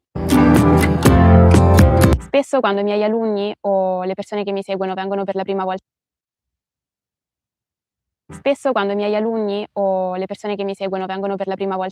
a Roma, mi dicono tutti la stessa cosa. Che bella Roma, sembra così una volta a Roma, mi dicono tutti la stessa cosa. Che bella Roma, sembra così autentica, tradizionale, italiana. Perché sì, in effetti Roma è così, dà quella sensazione autentica, tradizionale, italiana. Perché sì, in effetti la sensazione di italiano molto forte. Ma spesso in una città così grande esistono diverse realtà. Esiste la realtà dei turisti e la realtà dei cittadini. E oggi sono diverse realtà. Esiste la realtà dei turisti e la realtà dei cittadini. E oggi voglio spiegarvi un po' come essere cittadino a Roma, che cosa fanno i cittadini a Roma, perché vivono qui, dove vivono, com'è la città, cittadini a Roma, perché vivono qui, dove vivono, com'è la città, soprattutto com'è la parte che non mostriamo ai turisti. Non per sfatare il mito, soprattutto com'è la parte che non mostriamo ai turisti. Non per sfatare il mito della città eterna, della Roma magica che vedete anche nei film, mito della città eterna, della Roma magica che vedete anche nei film, soprattutto nei film di Fellini, ma per mostrarvi la verità o comunque la vera realtà, soprattutto nei film di Fellini, ma per mostrarvi la verità o la realtà di Roma e dei romani, così che la prossima volta che verrete a Roma capirete che quella che state vedendo è solo una delle tante realtà e capirete che quella che state vedendo è solo una delle tante realtà e che in realtà vi trovate in una città molto più complessa di quella che sembra. In realtà vi trovate in una città molto più complessa di quella che sembra, ovviamente bellissima a modo suo. Se volete immergervi di più nella cultura, ovviamente bellissima a modo suo. Se volete immergervi di più nella cultura italiana, soprattutto imparando la lingua, vi lascio il link al mio corso italiana, soprattutto imparando la lingua. Vi lascio il link al mio corso proprio in descrizione, così come quello alla mia newsletter, un modo per ascoltare proprio in descrizione, così come quello alla mia newsletter, un modo per ascoltare e leggere di più. Come tutte le grandi città, Roma è divisa in principalmente leggere di più. Come tutte le grandi città, Roma è divisa in principalmente 2 parti, Roma Nord e Roma Sud. Roma Nord è la Roma bene, queste 2 parti, Roma Nord e Roma Sud. Roma Nord è la Roma bene, quella più ricca, quella più benestante, dove vivono le persone più facoltose e che si distingue quella più benestante, dove vivono le persone più facoltose e che si distingue soprattutto nel modo di vivere, nello stile di vita, ma anche nel vestiario. Soprattutto nel modo di vivere, nello stile di vita, ma anche nel vestiario. Roma Nord è caratterizzata da un quartiere chiamato Parioli e da qui Roma Nord è caratterizzata da un quartiere chiamato Parioli e da qui deriva l'etichetta Pariolini per tutti quei ragazzi e ragazze che si deriva l'etichetta Pariolini per tutti quei ragazzi e ragazze che si vestono nel modo pariolino, cioè nel modo dei quartieri benestanti di Roma, o si vestono nel modo pariolino, cioè nel modo dei quartieri benestanti di Roma, ossia di Roma Nord. Diciamo che se ti vesti così, ossia di Roma Nord. Diciamo che se ti vesti così, sei un pariolino. Roma Sud invece è la parte un po' più easy, lo stile, sei un pariolino. Roma Sud invece è la parte un po' più easy, lo stile un po' più di strada, le persone sono un po' più semplici, tra virgolette, e lo stile che più di strada, le persone sono un po' più semplici, tra virgolette, e lo stile che predomina in questa zona è lo stile dei Bori. Non c'è un'origine precisa, che predomina in questa zona è lo stile dei Bori. Non c'è un'origine precisa per questa parola, come invece c'è per i pariolini, ma comunque puoi definirti un Boro. Ovviamente si tratta di stereotipi, quindi puoi definirti un Boro. Ovviamente si tratta di stereotipi, quindi non facciamo di tutta l'erba un fascio. Non è che tutti a Roma Nord sono così e non facciamo di tutta l'erba un fascio. Non è che tutti a Roma Nord sono così e tutti a Roma Sud sono così. Ma negli stereotipi c'è sempre un pochino di verità.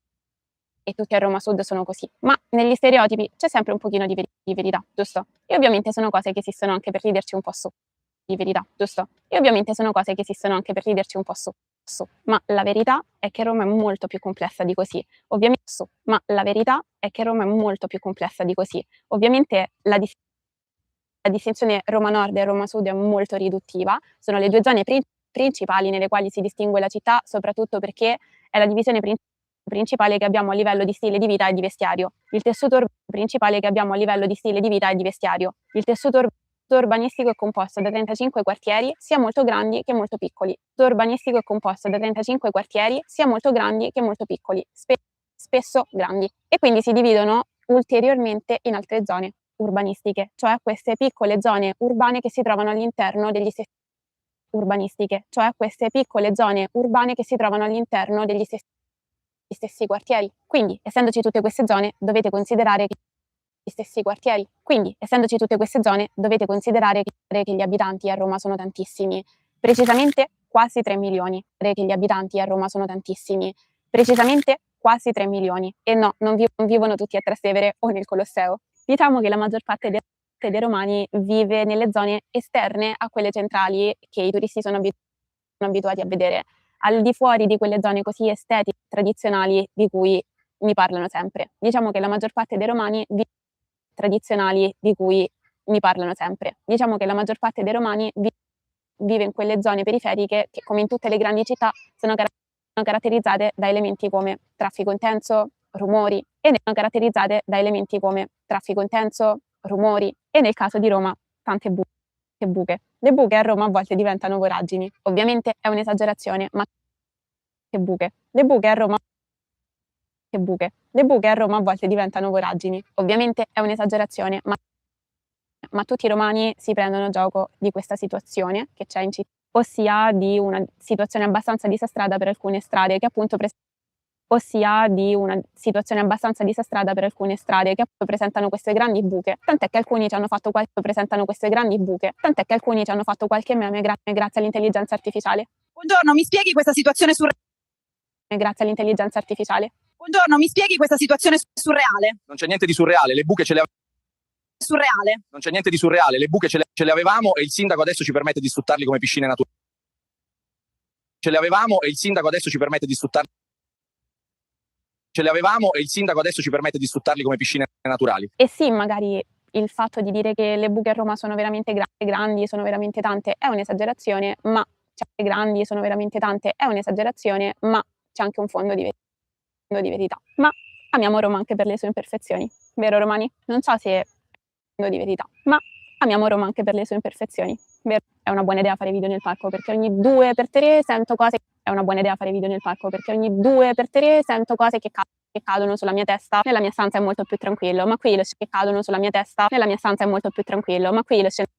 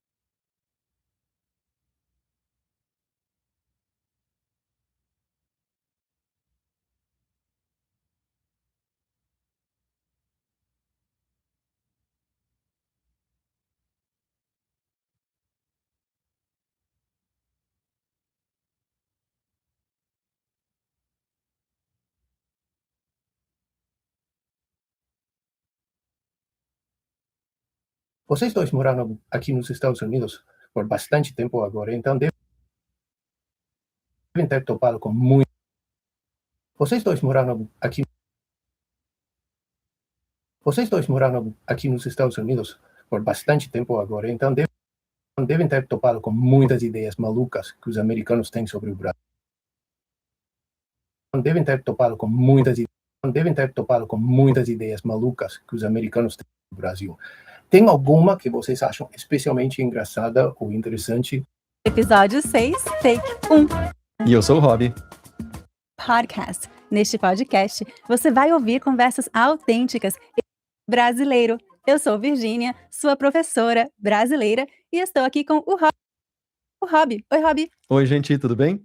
Sobre o que vamos falar hoje, Rob? Hoje nós vamos falar sobre estereótipos que os estrangeiros têm a respeito do Brasil e vamos responder a mais duas perguntas. Mas antes de começarmos, gostaria de lembrar que nós oferecemos transcrição deste episódio para que você possa ouvir e ler ao mesmo tempo.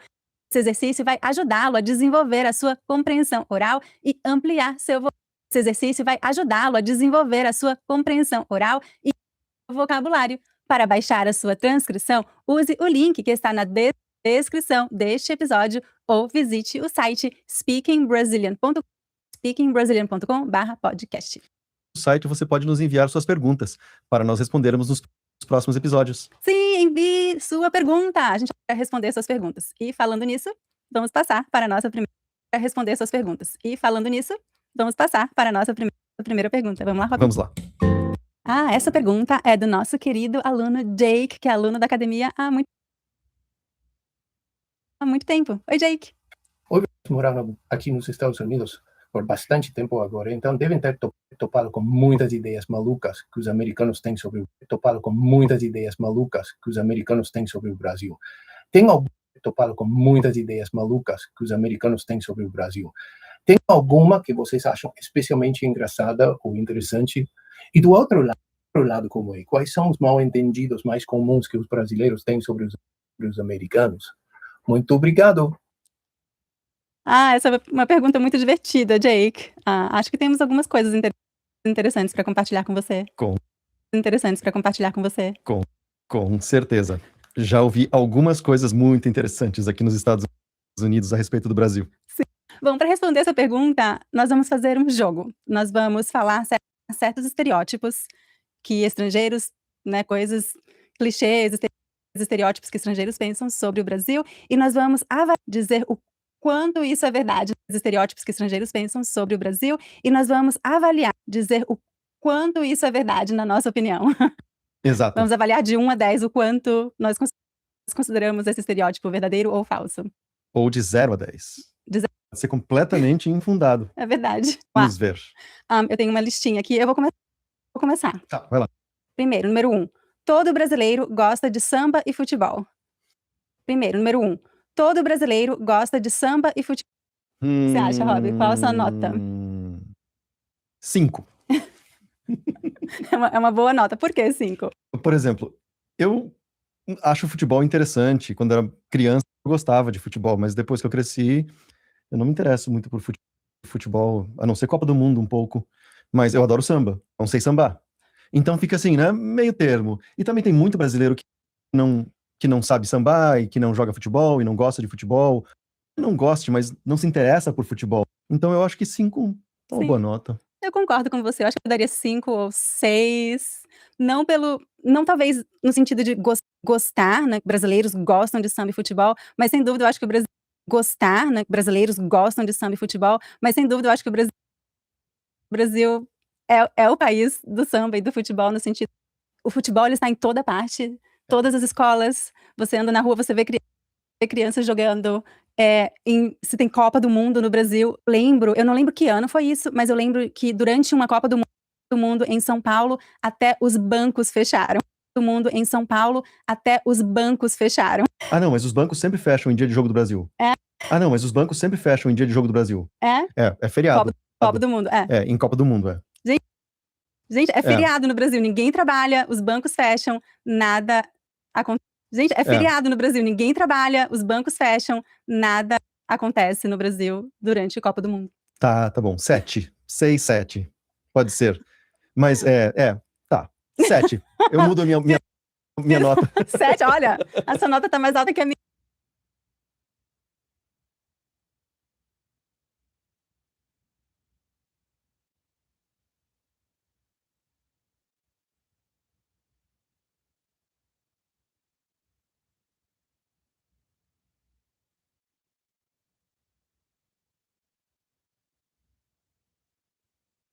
De 45 minutes, un quart d'heure, c'est important. 1 minute, un quart d'heure, c'est important. Et elle m'a appelé de la gare entre la panique et le reproche en me disant... Et elle m'a appelé de la gare. Et elle m'a appelé de la gare entre la panique et le reproche en me disant mais je ne trouve pas. Et elle a fait en sorte, disant mais je ne trouve pas. Et elle a... Que vous sentiez mal. Ben, je suis sortie du cabinet, je suis allée... Que vous sentiez mal. Ben, je suis sortie du cabinet, je suis allée la chercher. Et donc là, vous avez dit là... Là, j'ai commencé à me dire tiens, qu'est-ce qui se passe? C'est quand même pas courant. Voilà, j'habiterais au fin fond de la campagne. Ce qui se passe, c'est quand même pas courant. Voilà, j'habiterais au fin fond de la campagne et ce serait... voilà, le cabinet que j'avais précédemment était parfois difficile à trouver. Donc, il m'arrivait de sortir pour dire à la personne c'est là. Parfois difficile à trouver. Donc, il m'arrivait de sortir pour dire à la personne c'est là. C'est là. Mais là, franchement, c'est là. Mais là, franchement, c'est assez impossible de se perdre. C'est un souvenir au cours de cette séance. Elle me parlait. C'est un souvenir au cours de cette séance. Elle me parlait et elle a délibérément promené son regard délibérément promené son regard délibérément promené son regard de mes cheveux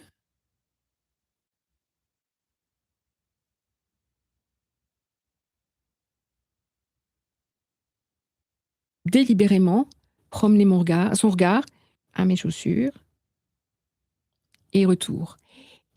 Et j'ai fait attention à ce qui se passait pour moi une fois qu'elle a eu terminé. Et j'ai fait attention à ce qui se passait pour moi une fois qu'elle a eu terminé de faire ça. Je me suis recroquevillée de honte. Terminé de faire ça, je me suis recroquevillée de honte à l'intérieur. Et je me suis dit, ok, ça s'appelle. Je me suis dit, ok, je commence à voir ce qui se passe. Voilà. Je me suis dit, ok, je commence à voir ce qui se passe. Voilà. Et elle cherchait à me faire dire que son mari était pervers narcissique avec des arguments d'une pauvreté phénoménale. Avec des arguments d'une pauvreté phénoménale. Je ne voyais rien qui soit pervers dans ce qu'elle... Je ne voyais rien qui soit pervers rapportait. Et puis, elle n'était, elle, pas du tout dans l'état de confusion paniquée post-traumatique dans lequel sont les proies. Dans l'état de confusion paniquée post-traumatique dans lequel sont les proies la plupart du temps. Oui. Elle était très calme, très cohérente, très méprisante. Les proies la plupart du temps. Oui. Elle était très calme, très cohérente, très méprisante. Voilà. Et j'ai eu toutes les peines du monde à récupérer mes honoraires après cette séance. Du monde à récupérer mes honoraires après cette séance. Donc, tout ça pour dire que même vous... Donc, tout ça pour dire que même vous, oui. la puissance de cette perversion, c'est fou que la perversion donne des armes aussi puissantes. C'est la manipulation. Un psy, mais comme n'importe qui, pour se déterminer à peu près que ce qu'on lui dit, et pour se déterminer à peu près que ce qu'on lui dit. Et puis, il faut faire attention aux petits détails. Maintenant, le problème, c'est que c'est pas le seul trouble de la personnalité, et qu'il peut aussi y avoir des gens qui sont... C'est pas le seul trouble de la personnalité, et qu'il peut aussi y avoir des gens qui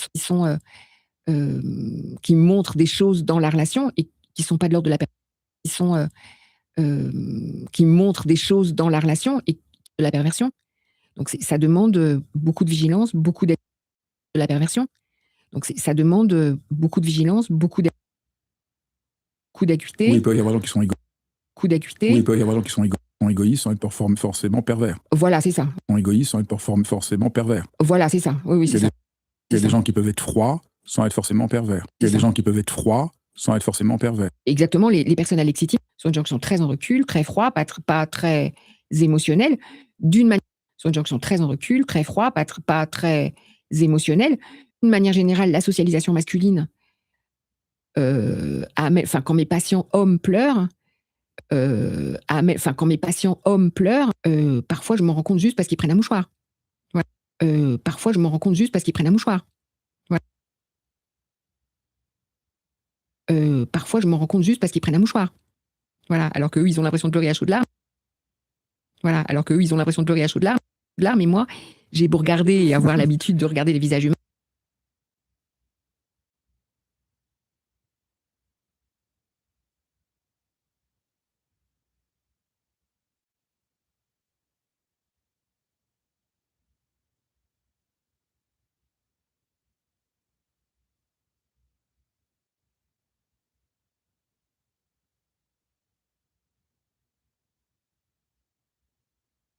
Larmes, et moi, j'ai beau regarder et avoir l'habitude de regarder les visages humains, j'ai rien vu, sauf qu'à un moment donné, j'ai rien vu, sauf qu'à un moment donné, il prend un mouchoir, je me dis, ah, ça pleure dedans, j'ai pas vu, c'est pas sorti. Il prend un mouchoir, je me dis, ah, ça pleure dedans, j'ai pas vu, pas sorti. Voilà, de temps en temps, il y a un menton qui tremble, un truc, puis de temps en temps, il se passe rien. Donc, entre ça et la manipulation, un truc, puis de temps en temps, il se passe rien. Donc, entre ça et la manipulation, justement, voilà, ça demande de développer une vigilance extrême qu'on ne ça demande de développer une vigilance extrême qu'on ne développe pas quand on rencontre quelqu'un dans la vraie vie. C'est ce que je vous disais tout à l'heure, dans la vraie vie, je débranche mon diagnostic. Ce que je vous disais tout à l'heure, dans la vraie vie, je débranche mon diagnostic, je sais l'enfer.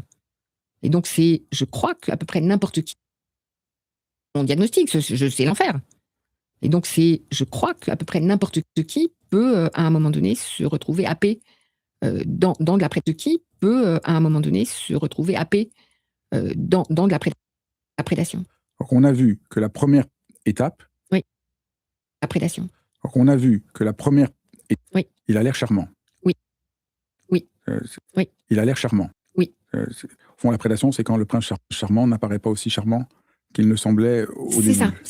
C'est ça. Donc, il apparaît charmant, il ferre, et après le ferrage, c'est ça. Donc, il apparaît charmant, il ferre, et après le ferrage, commence le cycle de la violence, c'est-à-dire On va y venir, mais avant du cycle de la violence, ce que je trouvais important que vous souligniez, c'est que cette du cycle de la violence, ce que je trouvais important que vous souligniez, du cycle de la violence, ce que je trouvais important que vous souligniez, c'est que cette du cycle de la violence, ce que je trouvais important que vous souligniez, que cette phase initiale, non seulement nous a rendus aveugles, mais que cette phase initiale, non seulement nous a rendus aveugles, mais du coup va nous empoisonner pour le reste de la relation parce qu'on se dit, ah, mais du coup va nous empoisonner pour le reste de la relation parce qu'on se dit, ah mais quand même, là ça se passe pas bien, mais on a eu des moments tellement beaux, mais on allait voir les films hongrois ensemble, c'était des moments tellement beaux, mais on allait voir les films hongrois ensemble, c'était tellement bien. C'était tellement merveilleux. Et donc ça devient un point d'ancrage. Et c'est pour ça que ça va devenir encore plus difficile. Et donc, on va interpréter la violence encore plus difficile. Et donc, on va interpréter la violence comme peut-être une anomalie temporaire. Et on va avoir l'espoir comme peut-être une anomalie temporaire. Et on va avoir l'espoir qu'on va retrouver le lien.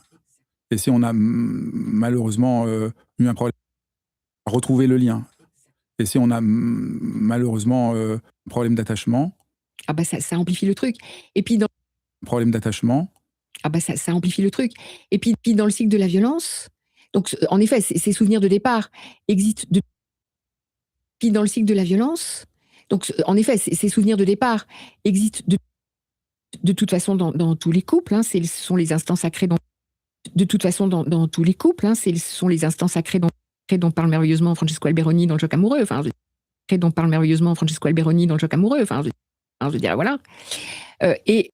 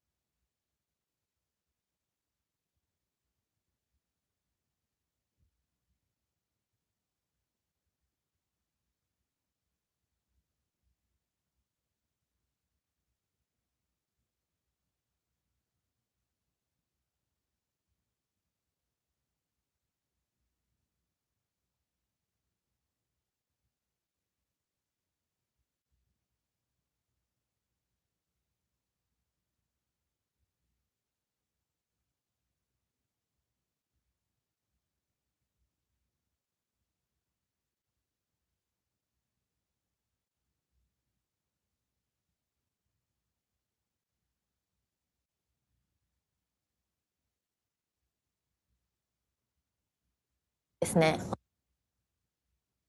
お酒を飲んだりして過ごしている方もいます。お酒を飲んだりして過ごしている方もいます。そしてこちらはビジネスコーナーです。パソコン作業なんかもできそうですね。パソコン作業なんかもできそうですね。フェリーの中にレストランはないんですけど、フェリーの中にレストランはないんですけど、こんな感じで自動販売機コーナーがあります。こんな感じで自動販売機コーナーがあります。船内にはアルコールの販売はないそうです。菓子パンやカップラーメンなどが売られていますね。菓子パンやカップラーメンなどが売られていますね。そしてみんな大好きセブンティーンアイス。私が一番好きな味は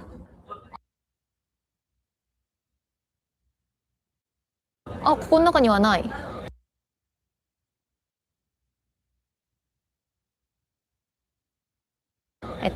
ソーダです。覚えてください。他にもちょっとしたゲーセンエリアがあります。他にもちょっとしたゲーセンエリアがあります。UFO キャッチャーとなんか押すやつですね。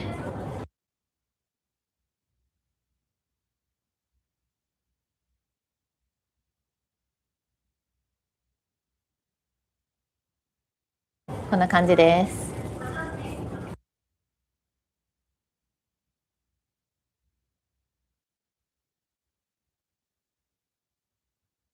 それじゃあお待ちかねのグリーン席に行ってみたいと思います。それじゃあお待ちかねのグリーン席に行ってみたいと思います。グリーン席はここの階段を登って2階にあるそうです。プラス500円とはいえ、こうして特別席を使えるのはお得ですよね。プラス500円とはいえ、こうして特別席を使えるのはどんな感じなんだろう。それじゃあ行ってみたいと思います。なんかちょっとめっちゃ高級な雰囲気が。失礼します。失礼します。グリーン席はこんな感じになっています。さっきの雰囲気とは打って変わって、めちゃくちゃ静かで人も少ないです。めちゃくちゃ静かで人も少ないです。やばい、緊張して。グリーン席の座席に座ってみると、こんな、こうしてリクライニング機能もついています。見えてない。こんな感じでリクライニング機能もついて、なので足も快適ですね。そしてもちろん背中もこうして倒れる仕様になっています。そしてもちろん背中もこうして倒れる仕様になっています。そしてもちろん背中もこうして倒れる仕様になっています。結構快適かも。事前購入だと500円で乗ることができるんですけど、船内購入だと1000円かかるそうです。なのでグリーン席使う方は事前にウェブから購入する方はお勧めします。やばい、でもちょっと酔うな。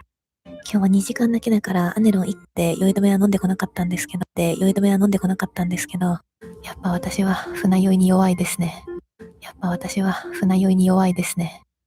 あとは他にもこうしてドリンクホルダーなんかもついて、いや、なんかいいですね、この座席。座りやすくて、王様気分。このフェリーアイは2019年に就航しているので、内装も新しい感じで、結構ね、おしゃれなんですよね。内装も新しい感じで、めちゃくちゃ綺麗です。私の目の前は全部窓、景色もすごいいいんですよね。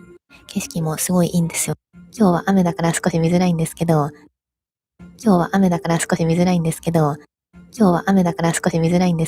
晴れてたらめっちゃ景色良さそう。それじゃあ私はカップラーメン美味しそう。上のグリーン席でも飲食可能なんですけど、あそこね、居心地が良すぎて眠くなっちゃうんですよ。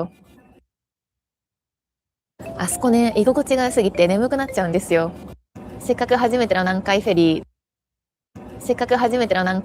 ー、ずっと寝て過ごすのはもったいないなと思って、1階に降りてきました。それじゃあいただきます。カップラーメンは何回食べても美味しいです。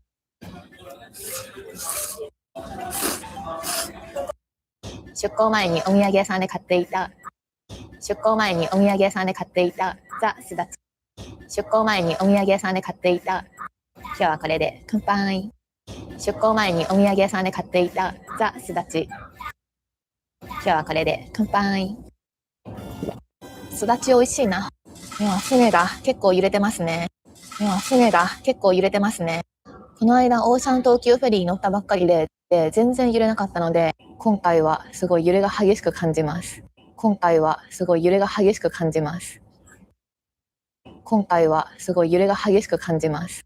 まあ私のせいで雨が降ってしまって、私のせいで雨が降ってしまって、海が荒れたから揺れちゃったっていう、海が荒れたから揺れちゃったっていう自業自得の可能性はありますよね。っていう自業自得の可能性はありますよね。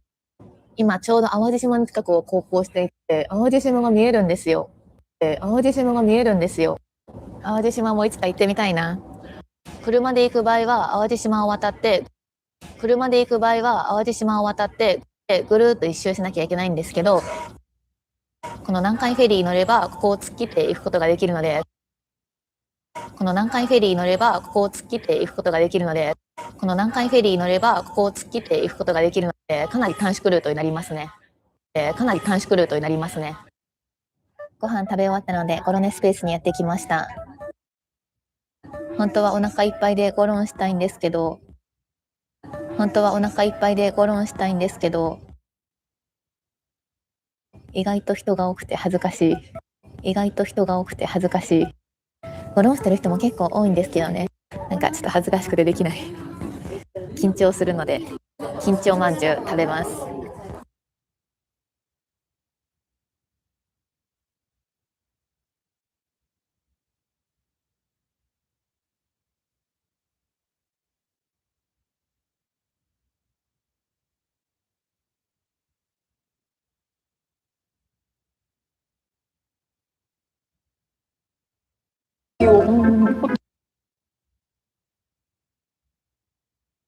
생각했던 것보다 그 이상. 네, 알아들어요, 진짜.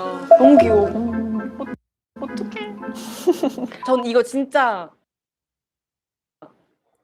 약간 평소에도 제가 좀 생각하는 것 중에 하나인데, 러블리한 이미지 강하신데 평소에 추구미. 강하신데 평소에 추구미. 시크? 너무 좋아요. 시크 하시기도 하는데 워낙에 러블리한 이미지가, 시크 하시기도 하는데 워낙에 러블리한 이미지가 세니까. 그런 거를 많이 해서 그런 것 같아요. 그 로코나 좀 밝은 거를 그런 거를 많이 해서 그런 것 같아요. 그 로코나 좀 밝은 거를 많이 해서 사람들이 그렇게 봐주시는 것 같고, 원래는 조금 터프하다고 많이 해서 사람들이 그렇게 봐주시는 것 같고, 원래는 조금 터프하다고 터프가이? 거의 밈 아니에요? 할 때마다 터프가이 늘 나오는 것 같아요. 제가 그 단어를 많이 쓰나 봐요. 할 때마다 터프가이 늘 나오는 것 같아요. 제가 그 단어를 많이 쓰나 봐요. 좀 봐요. 저 오늘 웬만하면 안 쓰려고 했거든요. 근데 내가 쓰고도 너무 좀 봐요. 저 오늘 웬만하면 안 쓰려고 했거든요. 근데 내가 쓰고도 너무 좀 별로다, 터프가. 어떤 거 좋아해요? 저는 약간 힙. 힙하세요. 어렵더라고요. 그 힙해지는 그 느낌이 좀. 그러니까 그 약간 저도 뭐 하면 좀 힙해? 이렇게 물어보면 그런 거 좀. 그러니까 그 약간 저도 뭐 하면 좀 힙해? 이렇게 물어보면 그런 거 얘기하는 게 너무 이미 잘못됐어. 이미 안 힙한 느낌. 어떤 게 그런 거 얘기하는 게 너무 이미 잘못됐어. 이미 안 힙한 느낌. 어떤 게 그런 거 얘기하는 게 너무 이미 잘못됐어. 이미 안 힙한 느낌. 어떤 게 유행이에요? 제가 그런 거 많이 하잖아요. 유행이에요? 제가 보기에는 아닐 수도 있지만 사진 꾸미고 요새 유행이에요? 제가 보기에는 아닐 수도 있지만 사진 꾸미고 요새 그런 거 많이 하잖아요. 다요. 막 인스타 사진 올릴 때 꾸미고 막 이런 거. 우리는 약간 안 찍히는 것처럼 하는 게 약간 힙하다고 생각했는데 의식 안 하는 거. 우리는 약간 안 찍히는 것처럼 하는 게 약간 힙하다고 의식 안 하고 옆모습 약간 이런 거. 근데 요즘은 찍히고 아예 그냥 꾸며버려. 의식 안 하고 옆모습 약간 이런 거. 근데 요즘은 찍히고 아예 그냥 꾸며버려요. 사진을. 폰트 같은 것도 되게 옛날에 쓰던 폰트 있잖아요. 버려요 사진을. 폰트 같은 것도 되게 옛날에 쓰던 폰트 있잖아요.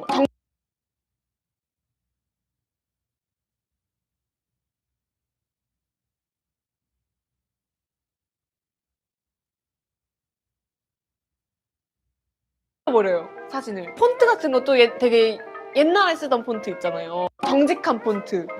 그랬던 것 같아요. 제 조카 드세요. 정직한 폰트. 그랬던 것 같아요. 제 조카가 있는데 새해 복 많이 받으세요 그런 거를 보냈는데 저희 어렸을 때 컴퓨터 막 처음 받으세요 그런 거를 보냈는데 저희 어렸을 때 컴퓨터 막 처음 시작할 때 그 약간 조금 약간 2D 같은 느낌? 네네네네. 그런 맞아요. 요즘 친구들은 그림판으로 한 것 같은 예. 그런 거를 딱 뭔가 사진에 이렇게 요즘 친구들은 그림판으로 한 것 같은 예. 그런 거를 딱 뭔가 사진에 이렇게 해가지고 그렇게 하더라고요 요새. 아 너무 힘들어요 사실. 혜라 씨가 그러면 어떡해요? 지금 너무 힙한데. 혜라 씨가 그러면 어떡해요? 지금 너무 힙한데. 그거 말씀하시면 안 돼요. 뭐 하세요 평소에? 평상시에 그러니까 저는 컨디션 관리를 좀 해야 된다라는 게 있는데 스케줄을 되게 듬성듬성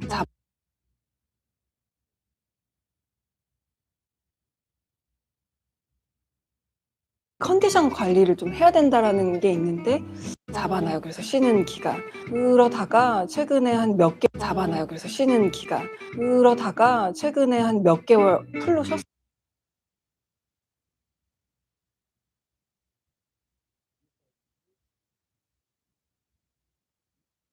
쉬었어요. 그랬더니 뭘 해야 될지 약간 기억이 안 나는 거예요. 내가 쉴 때 뭐 했지? 대체적으로 여행을 좀 가고 텀이 많으면 뭐 했지? 대체적으로 여행을 좀 가고 뭐 했지? 대체적으로 여행을 좀 가고 긴 여행이 취미라고 어디다 생각하고 다녀오셨어요? 긴 여행이 취미라고 어디다 생각하고 다녀오셨어요? 호주 갔다 왔어요. 그러면은 가서 뭔가 가만히 계시는 편이에요? 아니면 뭐 막 스노클링도 하고? 그러면은 가서 뭔가 가만히 계시는 편이에요? 아니면 뭐 막 스노클링도 하고 막 하시는 편이에요? 예전에는 워낙 바다를 좋아해요.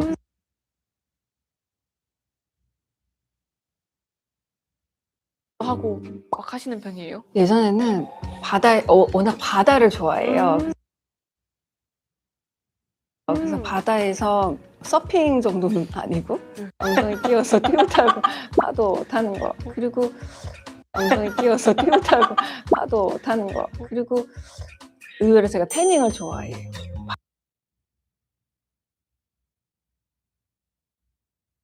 엉덩이 끼워서 띄우 타고 파도 타는 거. 그리고 의외로 제가 태닝을 좋아해요. 바다에서 그냥 이렇게 누워서 책 보고 태닝하고 수영하고. 되게 해외 느낌이.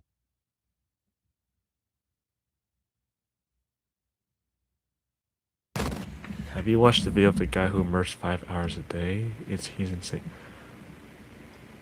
Which one again? I don't remember.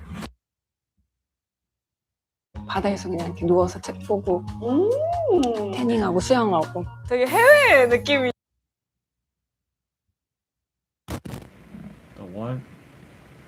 Oh yeah, I watched part of it. I can watch it again though. I'll probably put in the background so you can find it.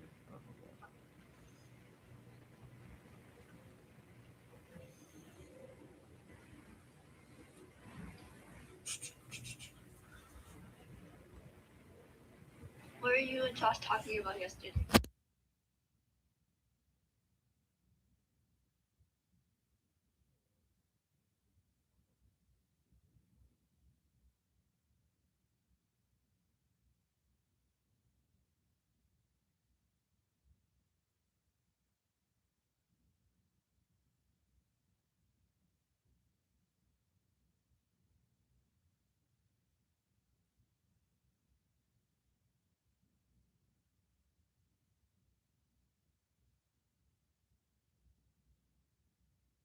Harry's Club is the best.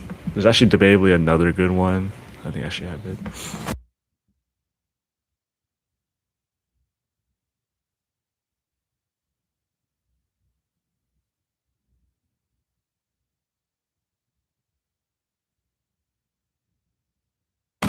Outcast is actually pretty good too.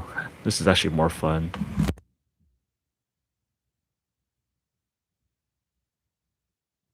바다에서 그냥 이렇게 누워서 책 보고 태닝하고 수영하고. 되게 해외 느낌이시네요. 네. 미국 언니들 약간 이런 느낌. 미국 언니들. 느낌이시네요. 네. 미국 언니들 약간 이런 느낌. 미국 언니들. 네. 그런 휴식하는 것 같아요. 해 받고 휴식하는 것 같아요. 해 받고 맞아요. 바람 보고. 저 약간 이렇게 여기 어깨만 좀 까매요. 선크림을 이렇게 보고. 저 약간 이렇게 여기 어깨만 좀 까매요. 선크림을 이렇게 닿는 데만. 손가락 자국이나. 근데 선크림을 바르고 태우라고 하더라고요. 닿는 데만. 손가락 자국이나. 근데 선크림을 바르고 태우라고 하더라고요.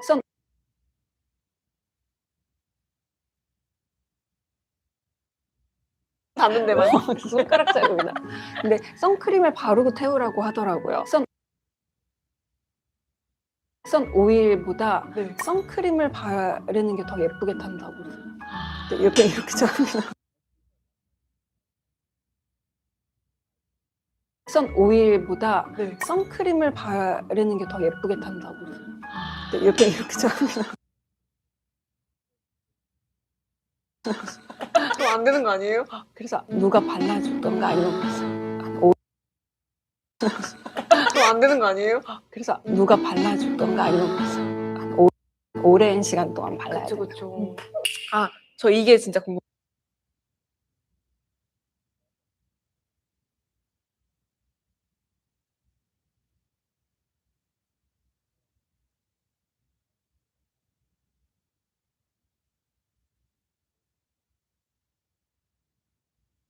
오랜 시간 동안 발라야 돼. 그쵸. 아, 궁금했어요. 스트레스 푸는 방법. 아무것도 안 하는 것 같아요.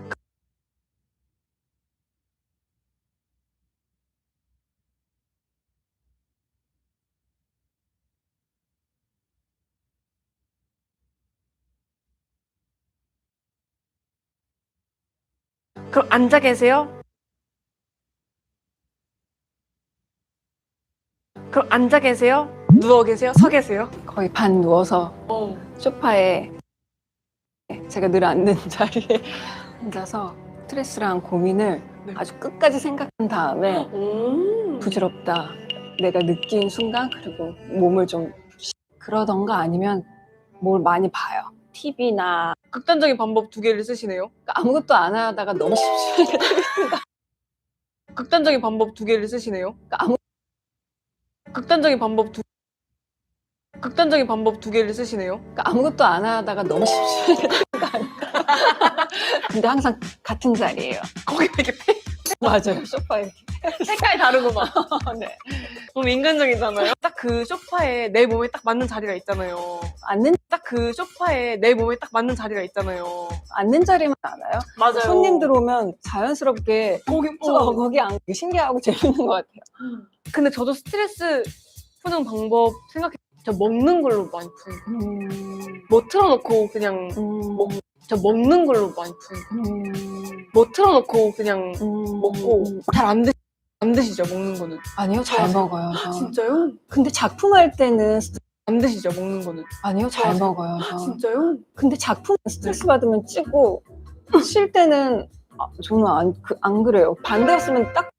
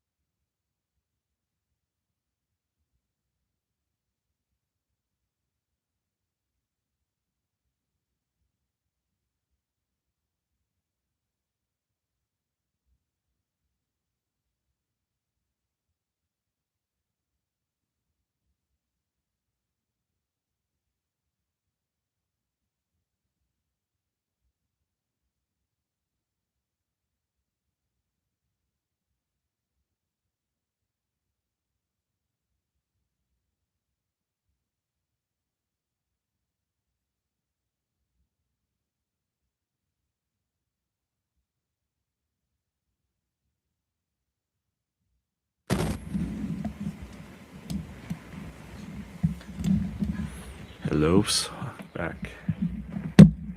I took a long nap because I actually slept like 2 a.m. and I woke up at 6:45.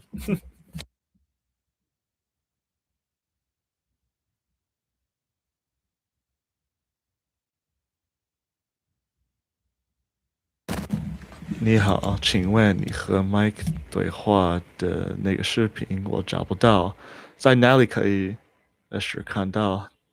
如果你直接去我的频道，你可以去那个视频的部分，然后你会发现那个最顶上，在列表上可以找到我的视频。对，如果你想要一个全部的面试或采访，你可以去 video 的部分，选择之后，在这个页上你会找到一个 full raw interview，或者是如果你想要一个更细节的，因为在我们两个的频道有一个不同的采访，它有一个更短的，但是我有个全部的2个小时的采访左右，它有一个小时左右，对，所以看情况。如果你想要一个更，我给你2个的链接。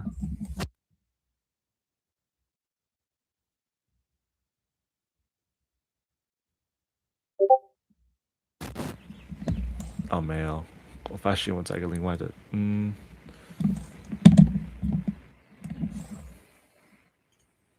在这个频道可以找到吗？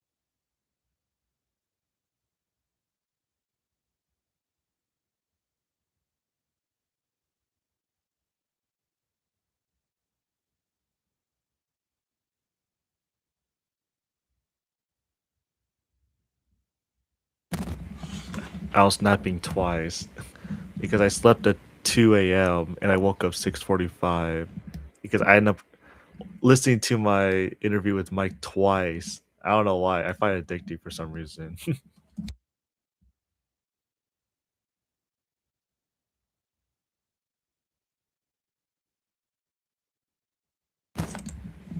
I don't really watch him though. I just subscribe just to subscribe. 咁你有冇諗過點解你咁？點解你咁受記者朋友歡迎嘅？咁我問你點解啫？好啊，嗱，我解答咗你先。好啊，嗱，我解答咗，跟住你睇下你覺得呢一個嘅答法正唔正確？嗱。Oh my god.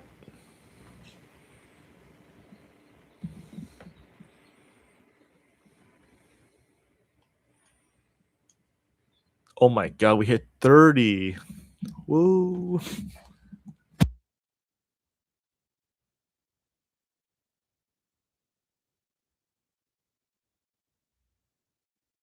你覺得呢一個嘅答法正唔正確？嗱，通常咧記者去約一啲嘅嘉賓啊，或者係一啲嘅被訪者做訪問，最重要係咩咧？佢嗰個最重要係咩咧 Man, already got 74 views. I'll take it. Actively listen to.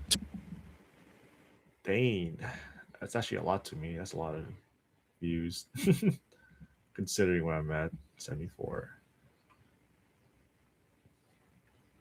Who knows when he'll post it? 最重要係咩咧？佢嗰個表達能力，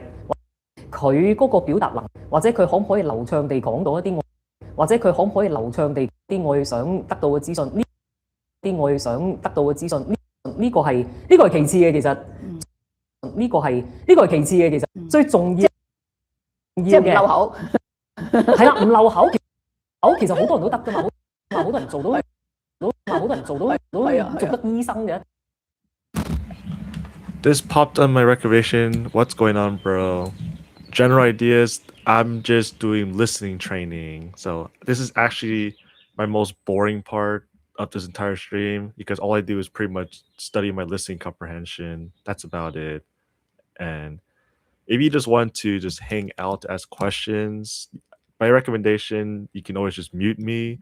And when you have a question, you ask it, and then I instantly pause just to answer your question. And then just sort of think about me as the master who at the mountains, like those Chinese monks. And then if you have a question, you come and ask, and then otherwise you're just gonna watch me just train like they do, and then you can sit there and watch, and then you come back whenever you want. So it's more, I'm just a guy that you can ask questions anytime about language learning if you want my advice. Otherwise, I'm just gonna be training because technically I'm doing like the most important part of language learning, listening. And without the listening comprehension, you can't talk to people. So that's just pretty much what I do because I'm more hyper specialized in trying to improve listening comprehension. So I'm not your average language learner at all.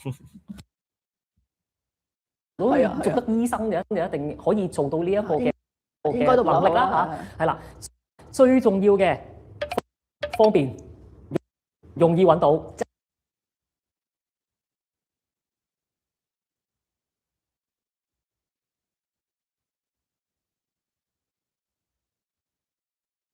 容易揾到，就手係啦，即係講得俗啲就手，同埋 media friendly， 我哋就話係同傳媒係友善嘅，同我哋咧就係即係唔會拒人於千里。If you have any question about language learning, you can ask. Otherwise, that's just all I do is language learning. 唔會拒人於千里。我哋知道有啲喂點啊？呢啲嘢都問，唔係啊嘛咁樣，唔係啊，即係有啲會幾串幾高高在上，會囂張。咁但係我哋揾嗰啲被訪者就想話我哋係即係親民啲啊，我哋係即係親民啲啊，容易揾到啊咁。咁呢個就係我哋去經常揾某啲嘅被訪者嘅原因啦。咁所以咧，我相信你係符合呢啲要求嘅。咁符合呢啲要求嘅，咁你覺得你自己係咪咧？咁你覺得你自己係咪都係親民咯？都係親民友善啦，一 call 即到啦，一 call 即到啦。我係湊手啫，其實我係湊手啫，其實我話你聽我做醫生好多年啦，係咪？咁我自己 private practice 我都有成32年啦。咁你諗30幾年咧，其實我 started with 寫稿，其實我係讀英文噶嘛，醫學嗰啲嘢係咪英文嘅？30幾年前咧就。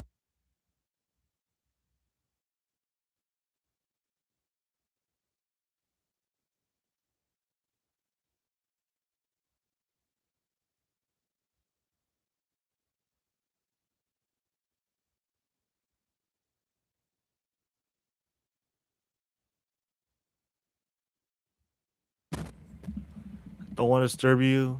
How many have you learned in this concurrent? You're not disturbing me because I'm always just studying so that if there's someone asking a question, I just pause and answer. Because I did my minimum task today. So pretty much everything I do from here is just extra for fun. So you can ask questions anytime. That's the point. How many have you learned this concurrent? Honestly, my only good one is Mandarin. Like very good. So I don't know, you can see a list here. I think my Mandarin is B2 and everything is like B1, A. So all these are my weaker languages.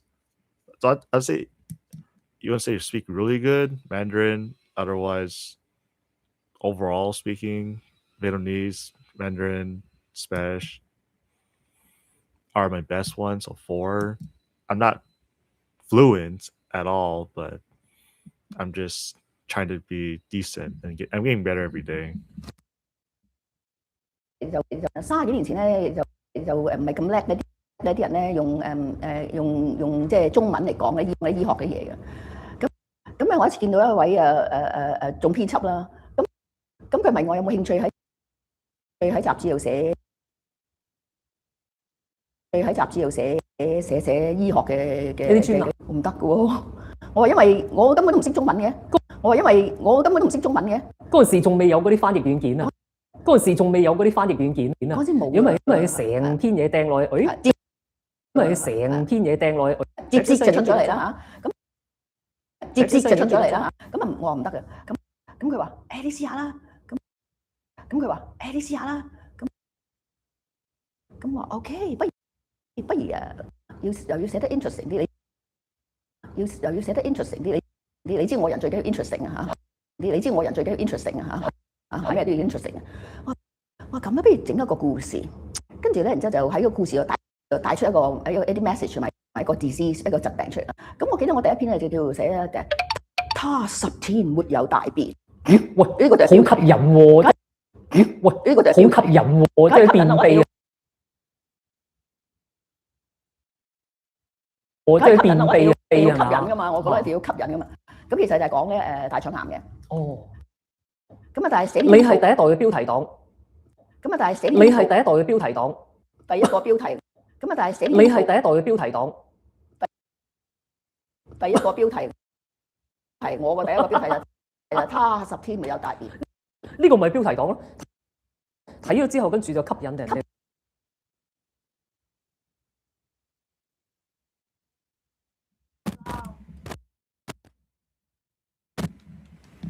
Yeah, I do get recommendation for people.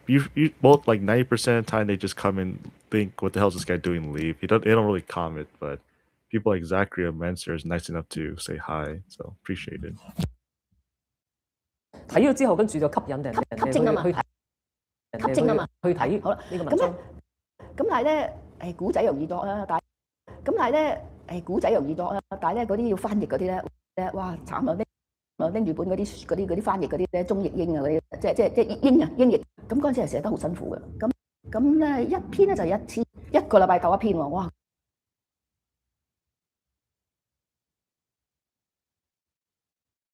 一個禮拜夠一篇喎，哇！嗰陣時就嘥晒我好多時間嘅，不過又唔可以講嘥嘅，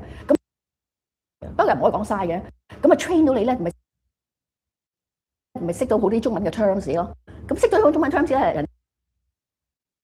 人哋問你嘢一陣，你係識用中文答佢，咁嗰啲 media 咪覺得，咦係喎，有中文喎，因為你係中文嘅傳媒嚟㗎嘛，你嗰啲係咪報紙啊嗰啲，你嗰啲係咪報紙啊嗰啲，咁咪就手咯。係通常係咁。A 傳媒揾咗你之後見到，咦佢關醫生 OK 喎，之後見到，咦佢關醫生 OK 喎，講到有 point 喎，跟住 B、C、D、E 傳媒就會紛紛喎，跟住就會紛紛去揾你啦，我見過話有啲同行咧，即係去評論你啦，或者批評你啦，或者批評你啦，就覺得。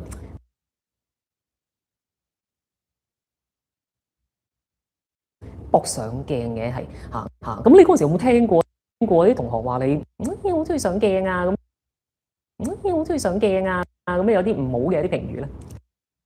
唔緊要啦 ，there will be haters, alright? There will be haters.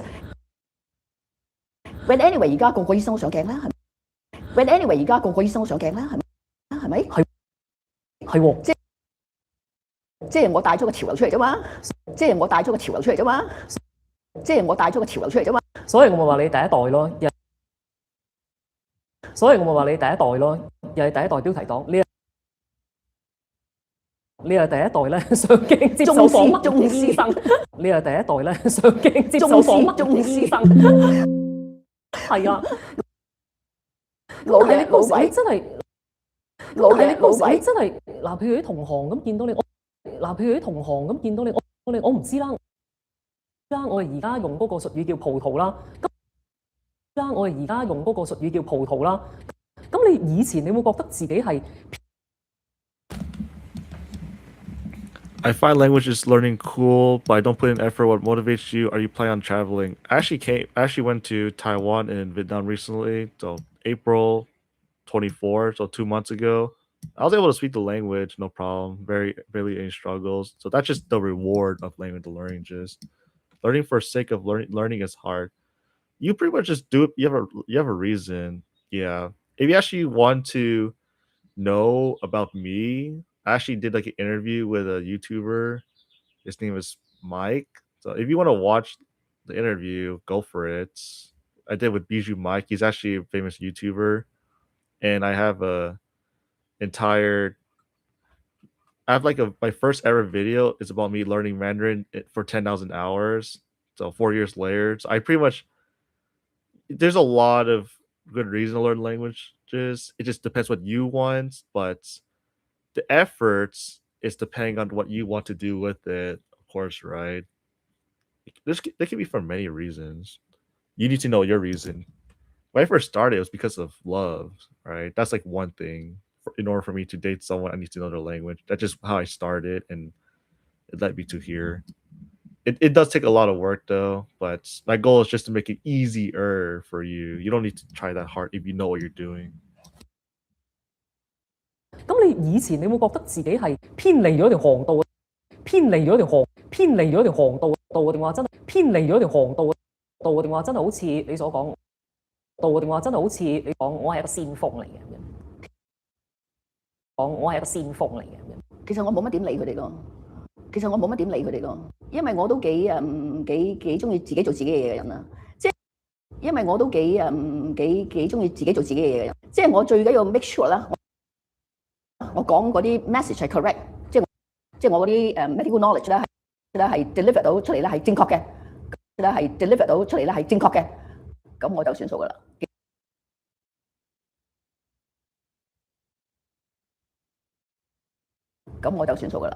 其他人講咩嘢，唔好理啦。咁 after all 而家我都冇咁多鏡出啦，咁我咪又多咗啲朋友啦，都翻啲朋友咯。呢個係一個有關聯㗎。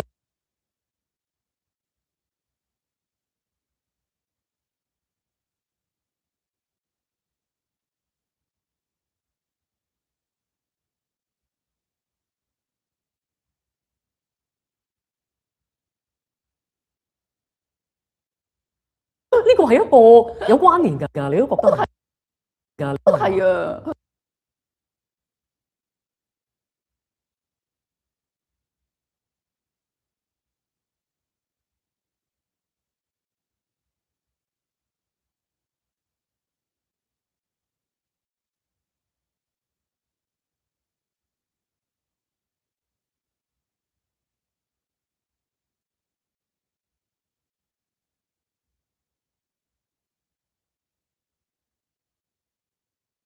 我真係好多，我以前冇咁多朋友喎，而家咧我又冇咁多嘢冇喎，而家咧冇咁多鏡頭出啊嗰啲咧，哇有好多啲冇咁多鏡頭出啊，哇有好多啲同學啊朋友又翻嚟揾翻我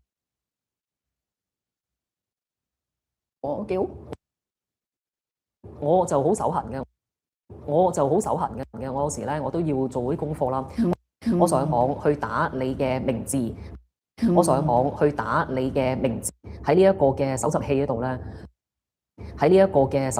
咧，就會連帶咧係會出到一啲嘅好特別，就會連帶咧係會出到一啲嘅好特別，或者我意料之外嘅一啲嘅名詞出嚟，包括網上討論區，連登係經常討論你嘅，你知唔知道有咁嘅事嘅？你都知道我100年幾啦，我啲 computer 唔係好叻嘅咋。你介唔介意講幾多歲啊？我就快73啦。我就快73啦。Hi， 老係啊，完全唔係年齡嘅秘密啦。係啊，咁啊幾好啊！我而家可以優惠坐巴士係咪？我而家可以優惠坐巴士係咪？咁但係你都會上網去睇下啲嘢噶嘛？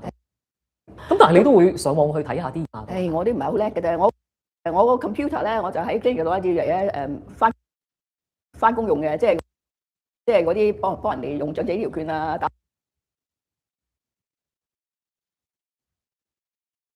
即係嗰啲幫人哋用長者醫療券啊，打流感針嗰啲一定要 computer 用咯。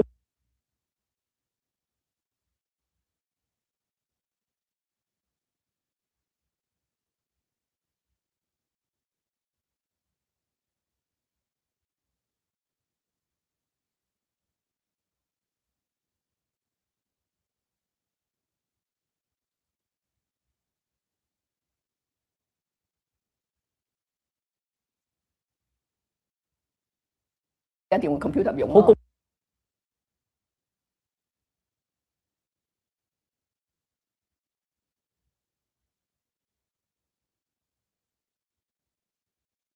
好功能性嘅啫。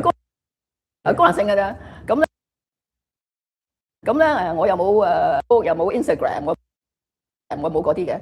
咁我個電話咧就係只係同一啲自己嗰班嘅同學啦，同埋一啲自己嘅親戚嘅聯絡嘅啫。我都冇乜其他人聯絡到我嘅，即係我都冇乜其他人聯絡到我嘅，即係啲討論區咧，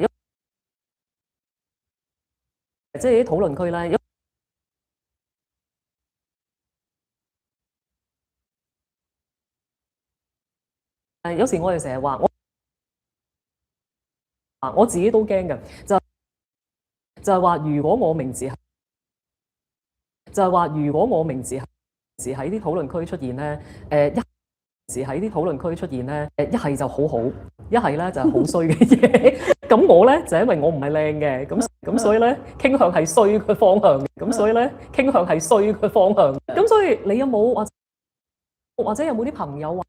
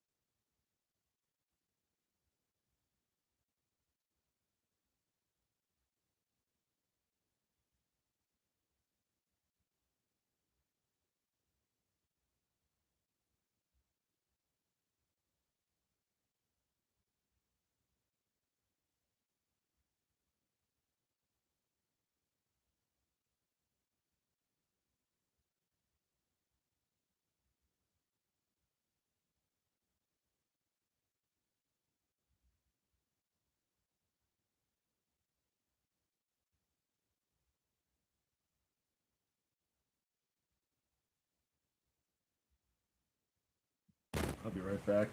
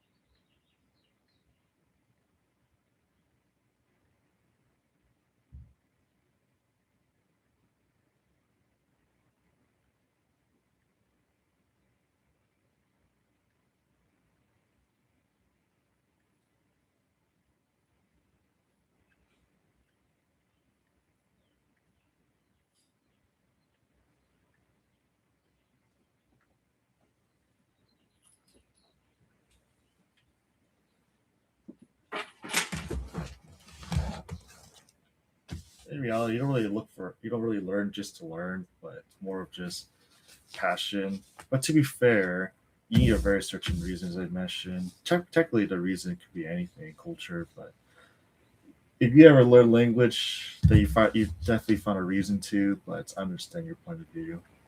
It's okay. I was like that for 23 years. And then something will hit you eventually. Just not now, maybe never, but it's still better to see why. It's better to just try. Besides, it's pretty much like gamification, because if you learn languages, you're improving yourself. Video games, you're doing the same thing. You're improving yourself as a character in the game, but they're pretty much the same thing. I'm pretty much gaming. I'm a streamer for gaming, but it's languages. The only difference is that you can apply it to real life. Gaming, you really can't apply everything to real life. Hand coordination, that's definitely one big thing. But in reality, it can really do a lot for you. Let's see.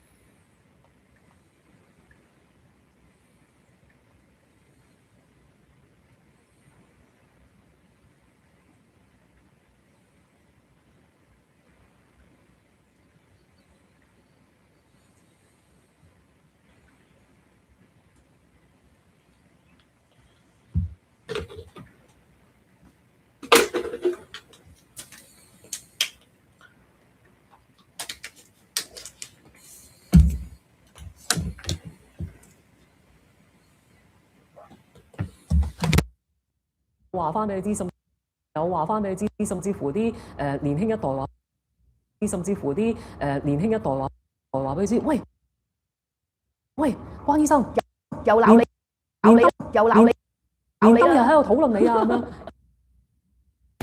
What is your progress? I approach it mechanically, like learning X, Y, Z vocab and sentences, and have a system, I guess, helps.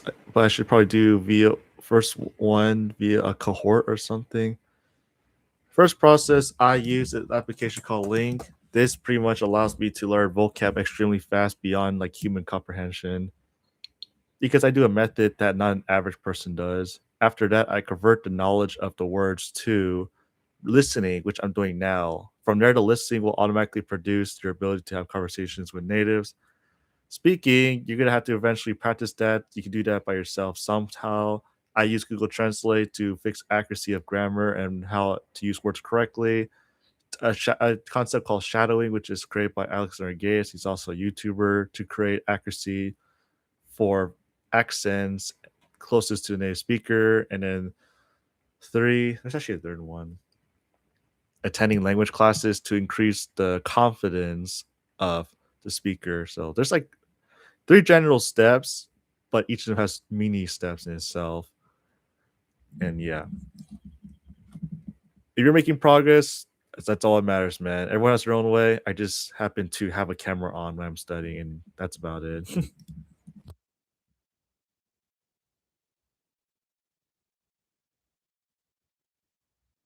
連今日喺度討論你，有冇睇過？有冇睇過或者有冇聽過？有嗰啲後生我朋友，嗰啲後生我朋友，我鬧你啊，係唔由佢咯，係唔由佢咯 ，there will be haters 係咪先？咁佢鬧你啲咩咧？咁佢鬧你啲咩咧？我唔知啊。睇完做咩啫？睇咗自己唔開心，唔由佢鬧咯。其中一個咧，即係打你個名之後咧，會有咧，即係打你個名之後咧，會有另外一位女藝人個名係出現嘅，就係會有另外一位女藝人個名係出現嘅，就係萬綺雯啊，就係萬綺雯啊，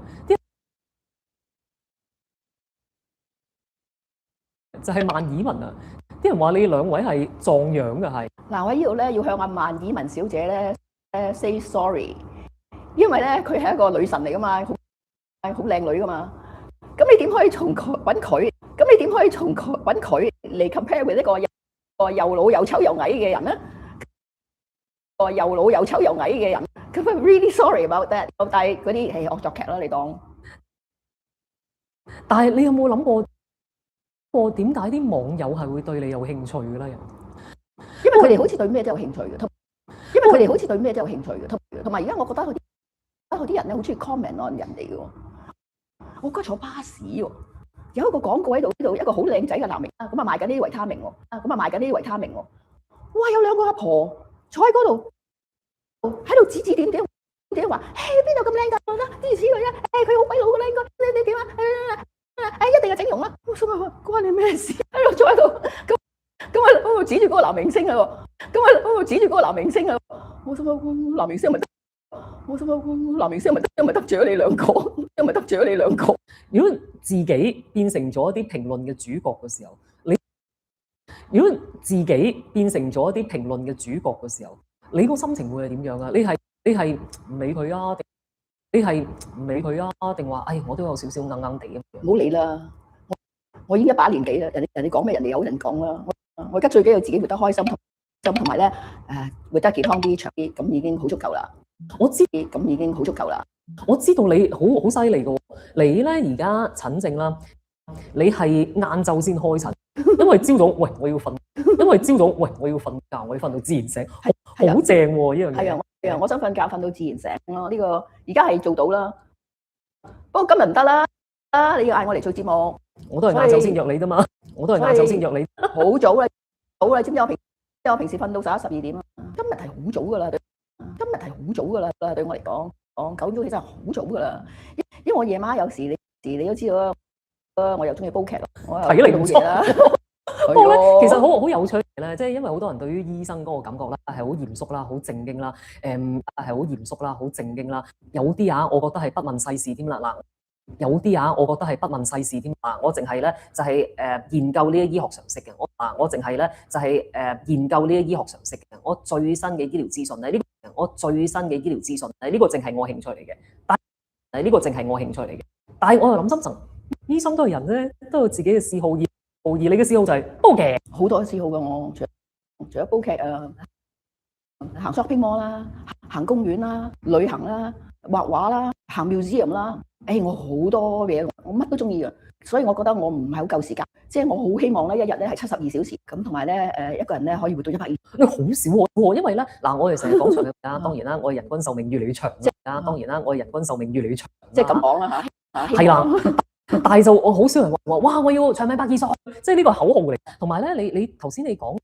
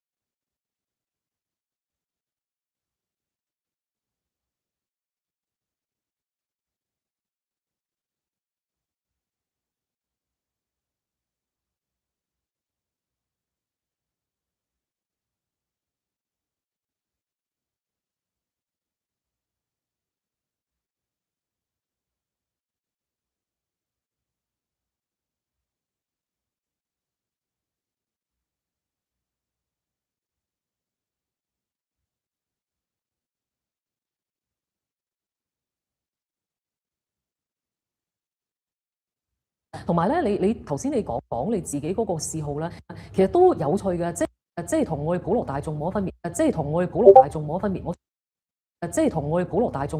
中意行街，我中意 shopping 嘅，同埋你對自己嘅外表，我咁耐以嚟咧，我見到咧，你係一個好色彩繽紛啦，我見到咧，你係一個好色彩繽紛啊，同埋好多嘅首飾啊，同埋好多嘅首飾啊，你一絲不苟喎，你一絲不苟喎，你一絲不苟，你對於自己嘅外表係咪？你對於自己嘅外表係咪都有要求嘅都？嗱，其實咧我冇化妝，我都想化妝嘅，我都想化妝嘅，不過我。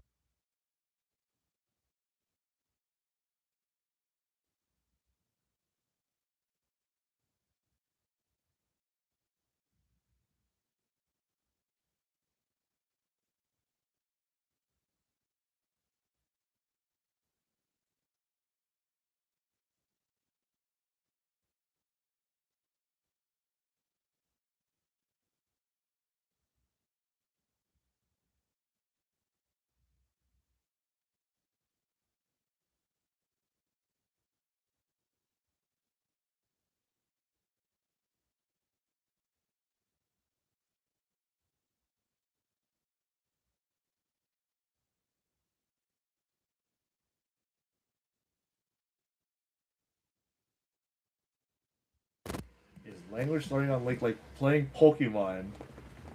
That's funny. Yes, it is. In a nutshell, it is. That's funny.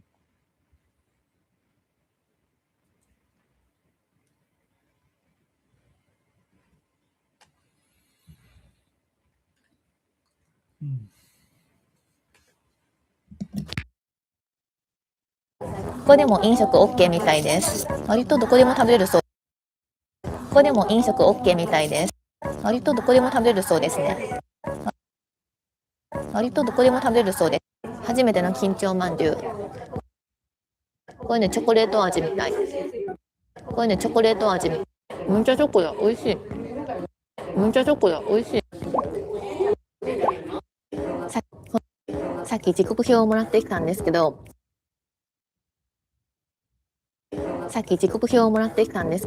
こんな感じで南海フェリーは出港しています。私がバツ書いたんですけど、私がバツ書いたんです。このバッテン書いてあるとこは今日は運休しています。このバッテン書いてあるとこは今日は運休しています。このバッテン書いてあるとこは今日は運休しています。なので今日だと徳島港発和歌山港着の便は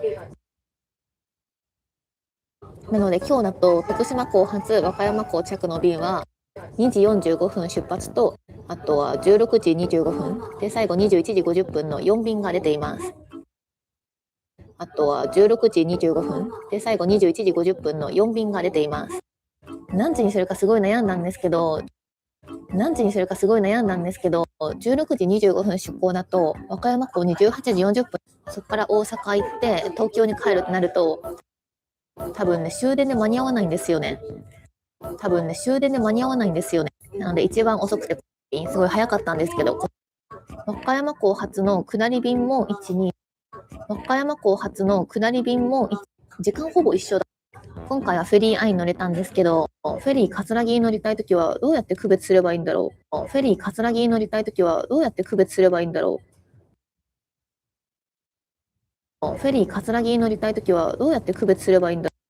特にどっちが愛が葛城かは書いていないので、なんですかね。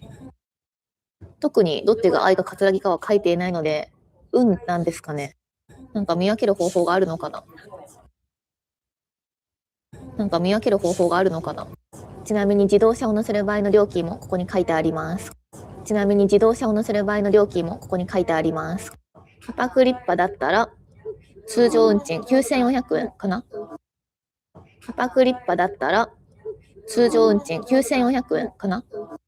プラス1万円ぐらいでパパクリッパ乗せれそうですね。到着まであともう少し時間があるので、グリーン席でちょっと休憩したいと思います。さっきご飯食べ終わって酔い止めを飲んだんですよ。だいぶ効いてきて鼻酔いは収まりました。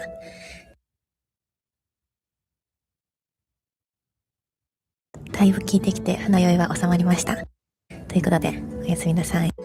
少し休憩してたら、あっという間に和歌山の街並みが見えてきました。めっちゃ一瞬過ぎた。ちょっとうとうとしてたんですけど、到着アナウンスが鳴って起きました。到着アナウンスが鳴って起きました。こんなとこもあったんだ。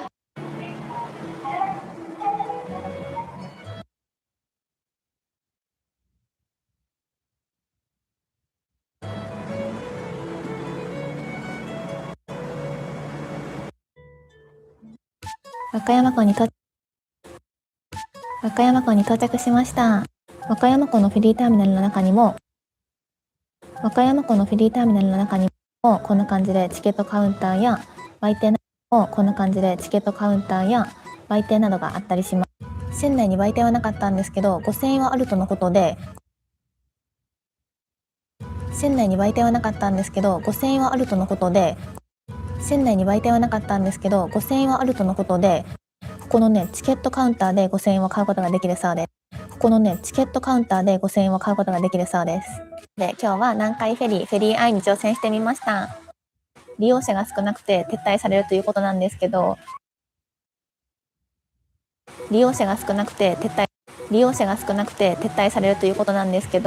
私的にはすごい好きなフェリーでした。さっき無事に5000円もゲットできました。ハート型で可愛いですね。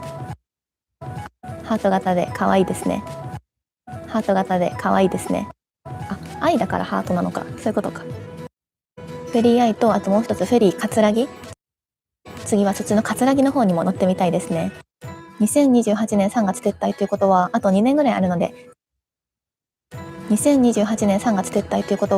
ぐらいあるので、ぜひ皆さんも乗ってみてください。で、今日も最後まで見てくれてありがとうございました。この動画が良かったらチャンネル登録とコメントと高評価お願い。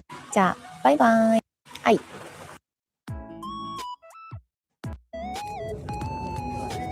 チョコまんじゅう。緊張した時はチョコまんじゅう。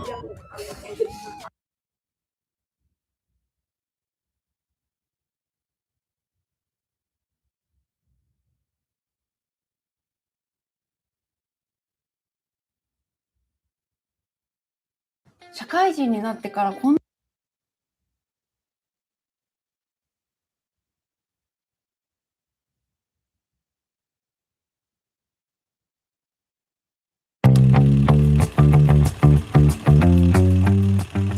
にちは、みさもです。ももです。今日はみさものバッグの中身を紹介したいと思います。はい、それでは早速。ももです。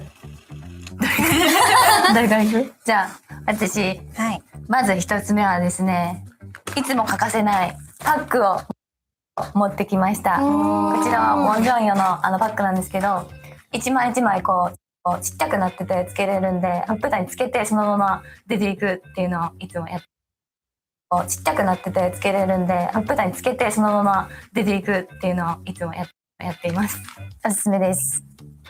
じゃあ次は私のバッグの中身。ももちゃんが一つ目が美容系のアイテムだったっていうことなので、私もいつも必ずもちゃんが一つ目が美容系のアイテムだったっていうことなので、私もいつも必ず持ち歩いているもので、まだ一度も紹介したことがないものなんですけど、顔のマッサージをできるもので、体とかも怒ってるところはマッサージするんですけど、顔のマッサージをできるもので、体とかも怒ってるところはマッサージするんですけど、スケジュールに持っていくカバンの中には絶対入ってて、お顔の横とか鎖骨のとことかですけど、スケジュールに持っていくカバンの中には絶対入ってて、お顔の横とか鎖骨のとことかもいつもマッサージしてる、欠かせないものです。私はあんまりスケジュールの時にいろいろ持ち歩かないので、紹介できるもの、何にしましょうかね。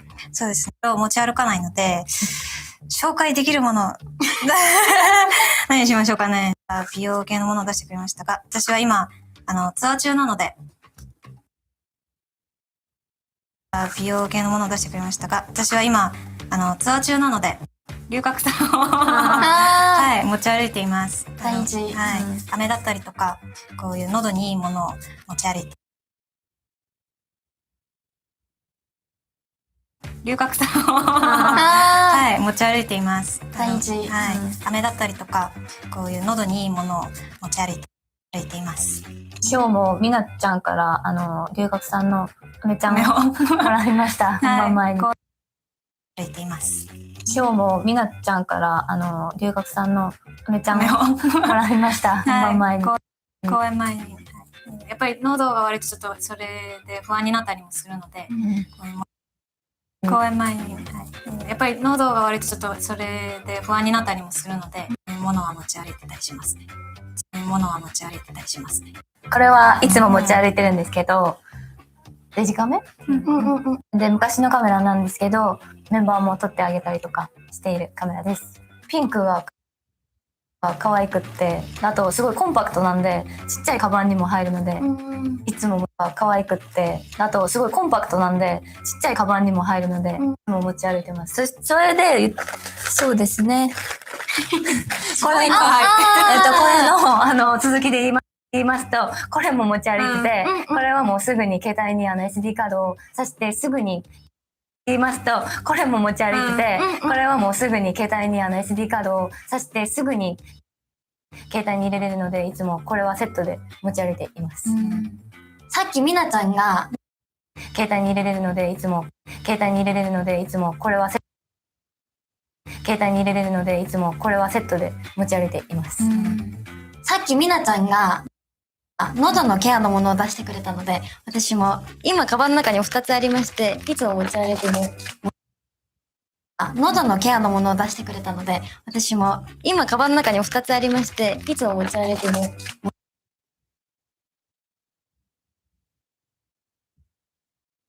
喉飴です。いつもここにマヌカハニーの飴が一番のお気に入りで、これ持ち歩いてるんですけど、喉飴です。喉飴です。いつもここにマヌカハニーの飴が一番のお気に入りで、これ持ち歩いてるんですけど、今日はこの2つがカバンの中に入ってました。これは最近出た新作のリンゴ飴ってやつみたい。今日はこの2つがカバンの中に入ってました。今日はこの2つがカバンの中に入ってました。これは最近出た新作のリンゴ飴ってやつみたいで、リンゴ飴とかイチゴ飴とか本当に大好きなので、気になって買ったのど飴です。みたいで、リンゴ飴とかイチゴ飴とか本当に大好きなので、気になって買ったのど飴です。このペースでいくと私先になくなっちゃいそうなんですけど、まあサータンがこのペースでいくと私先になくなっちゃいそうなんですけど、まあサータンが飴を紹介してくれたので、私を見てやはい、飴を紹介してくれたので、私を見てやはい、またこうスッキリしたい時にすごく手軽でいいので、こういうミント系のものも持ち歩いてます。じゃあその調子で時にすごく手軽でいいので、こういうミント系のものも持ち歩いてます。じゃあその調子で私はお菓子に行きたいと思います。はい。入ってる。これのど飴ですね。私はお菓子に行きたいと思います。はい。入ってる。これのど飴ですね。私はまだちょっといつもよりかは減らしてきたんですけど、今日はこんぐらい、まだちょっといつもよりかは減らしてきたんですけど、今日はこんぐらいに持ってきました。ちょっとさすがに紹介するってなったので、ちょっと控えてきました。持ってきました。ちょっとさすがに紹介するってなったので、ちょっと控えてきました。普段ならもうショッピングバッグの中に別でショッピングバッグにもうお菓子でました。普段ならもうショッピングバッグのそう中に別でショッピングバッグにもうお菓子で今日はって入れてきて持ってきたよって言って、みんなで分けて食べます。お菓子今日はって入れてきて持ってきたよって言ってみんなで分けて食べます。カバンの中に入っているお菓子を私ももっと紹介したいと思います。カバンの中に入っているお菓子を私ももっと紹介したいと思います。これも初めて紹介するんですけど、全部初めてなんですけど、韓国の中のお菓子で私が今一番紹介するんですけど、全部初めてなんですけど、韓国の中のお菓子で私が今一番大好きでハマっているものがこの新調理っていうやつのレモンコーラ味なんですけど、一番大好きでハマっているものがこの新調理っていうやつのレモンコーラ味なんですけど、この味が本当に美味しいんで皆さんもぜひ食べてみてください。売ってるとこなかなかこの味が本当に美味しいんで皆さんもぜひ食べてみてください。売ってるとこなかなか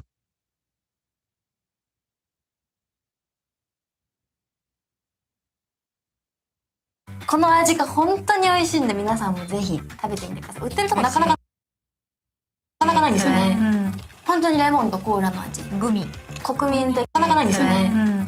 本当にレモンとコーラの味。グミ。国民的なみんなが大好きなグミ。なかなかないんですよね。本当にレモンとコーラの味。グミ。国民的なみんなが大好きなグミ。しょっぱいのが周りについててすっごく中毒性のあるグミと、あとはしょっぱいのが周りについててすっごく中毒性のあるグミと、あとはアーニャが好きなんですけど、アーニャのお菓子を昨日コンビニで見つけて、アーニャのカードがYeah, I pretty much get the general idea. There's like a lot of words I haven't heard yet, so that's pretty much what I'm learning now. Because Japanese language reactor and Japanese do not have the greatest combination because most of Japanese CCs are out of line. Like they don't really match the subtitles to what they're saying. So Japanese has the worst one of them all. But I'm pretty much learning the new words I haven't heard yet. There's a lot of words in Japanese I haven't heard yet because I'm technically just super. I only heard like about 3,000, so it's gonna take me a while. So pretty. You can do a lot when you can read a lot. The moment you can read a lot, you can tackle the hard conversations right away. It's just based on how much vocabulary you can actually read. That's the only holding you back is vocab in the end. Yeah. I can go easier if I want, but technically they limit the scope a lot and you just pretty much learn this amount of words in that context. So when you get straight to native content, the world is way too broad. Like there's so many different, like there's 60,000 or 100,000 different words you can encounter. So you might as well just explore the world of Pokemon, whatever Zaya said in the chat. Because technically it is Pokemon. You don't want to be restricted to one Kanto region or whatever region in Pokemon. You want to explore all regions. That's pretty much native content. I should use Pokemon as an analogy. That's pretty useful. 好きなんですけど、アーニャのお菓子を昨日コンビニで見つけて、アーニャのカードが欲しくて買ったお菓子です。で、一発目に当てました。アーニャ欲しくて買ったお菓子です。で、一発目に当てました。アーニャ It's ironic because I'm also speeding up to 1.2. Like these girls talk way too slow. In my opinion, they talk extremely slow for normal speed. 欲しくて買ったお菓子です。で、一発目に当てました。アーニャ It's so slow. This is not how. I know that's how they speak, but I think if they talk casually, like in French, they speak really fast. Like it goes beyond normal speed, so maybe 1.25. 欲しくて買ったお菓子です。で、一発目に当てました。かわいい。いや、テンション上がってメイクしてたんですけど叫びましたね。嬉しすぎて。かわいい。いや、テンション上がってメイクしてたんですけど叫びましたね。じゃあお菓子ときたので、私もお菓子を。これは楽屋でさなちゃんがこれみなちじゃあお菓子ときたので、私もお菓子を。これは楽屋でさなちゃんがこれみなち Exactly. So I don't. But for this interview, they're slow. But if I go to like a real podcast, they go hard, like really, really fast beyond normal speed. Actually, let me see if I can find Genin podcast. The thing about the Genin podcast is that their CTs do not match. It's so out of sync. So that's pretty much why I'm forced to go lower, because the lower you go, the more likely they match. Let's see. Let me just grab a podcast about, I don't know, healthcare. Let's see.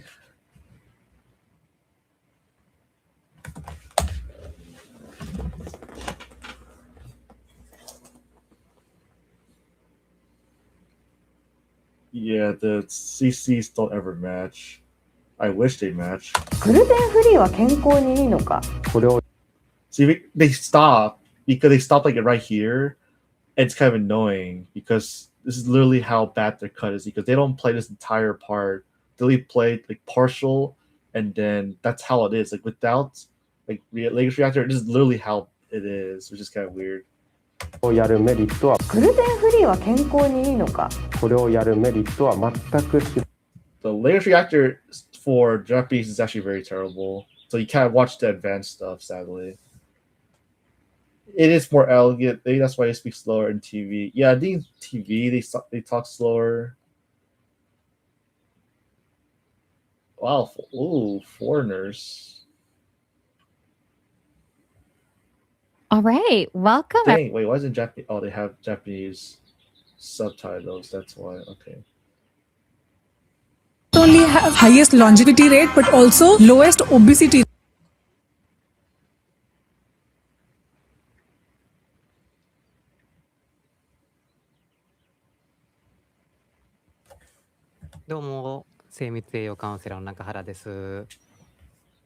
Okay, so far it matches. I'll take it. どうも、精密栄養カウンセラーの中原です。初めてのこれライブ配信ちょっと試してみ。Where's the podcast? Well, I know there's a certain podcast of 3 guys talking. That's when they go full out maximum.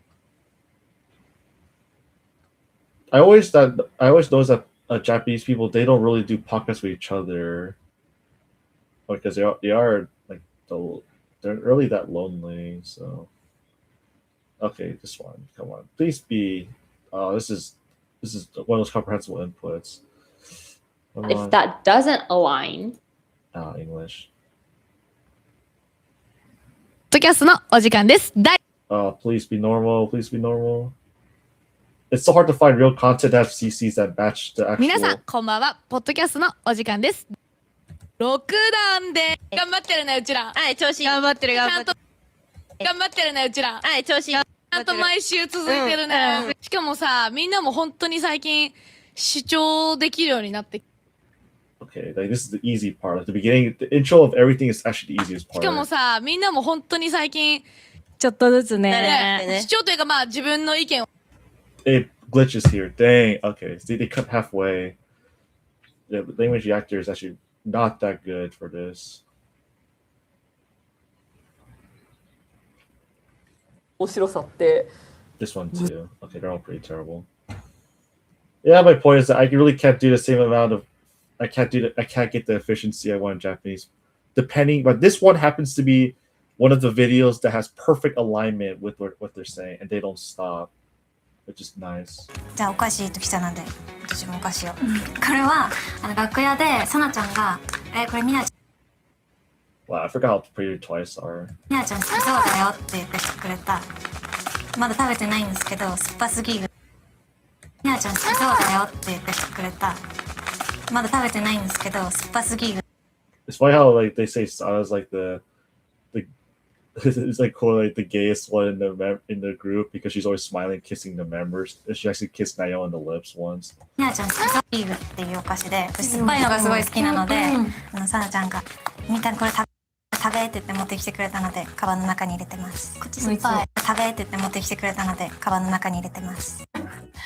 スパイの多いね、自分。確かに。確かに。はい。なんか新商品とか出たのを誰かが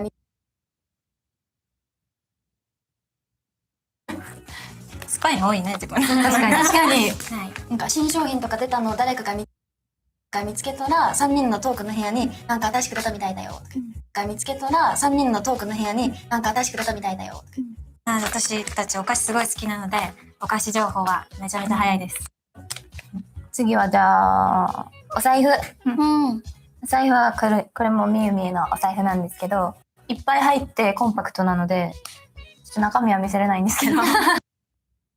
いっぱい入ってコンパクトなので、ちょっと中身は見せれないんですけど。いっぱい入ってコンパクトなので、ちょっと中身は見せれないんですけど。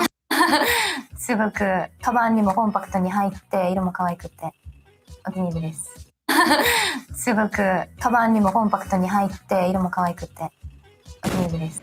I know this is like it's a simple interview. Actually, how many words do I claim I know in this certain talk? I bet there's gonna be like a bunch of new words. There's so many words. How many new words are in this specific interview? 69. Great. Okay, that's still a lot. 10% new words. Yep, there's so many more to learn.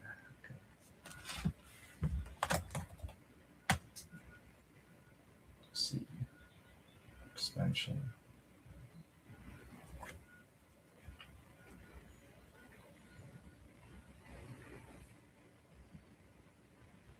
Oh, actually, oh wow, 150 subscribers. Hooray! Sounds good. Sounds good.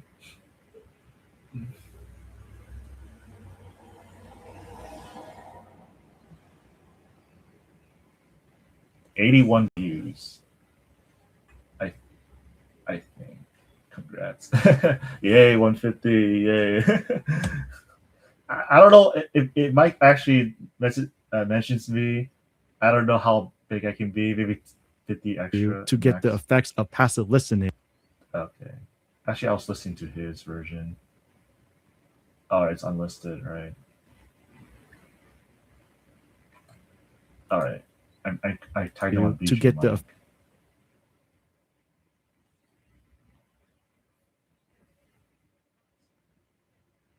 I still can't get over the Giga chat freaking the Giga chat.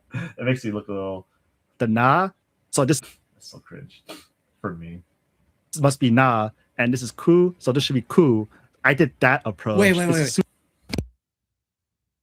Super. So you, okay, yeah, that's a good super point. Bad. No, that's a good point. I was going to ask you. So, like, did you ever do any basic study when it comes to that? In Japanese. So you just kind of learned by sheer exposure. Raw. I went straight at it. That is. Oh, I'm really self-conscious about it. I just find it funny as heck.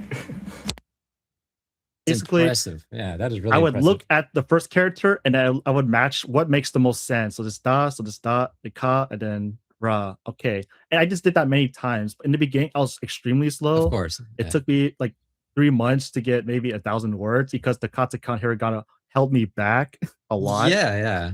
It would. Yeah. But the kanji made it very easy for me because now all you have to figure out is how is it pronounced, and then just like 5 different ways, which is annoying in Japanese, but Mandarin's more straightforward.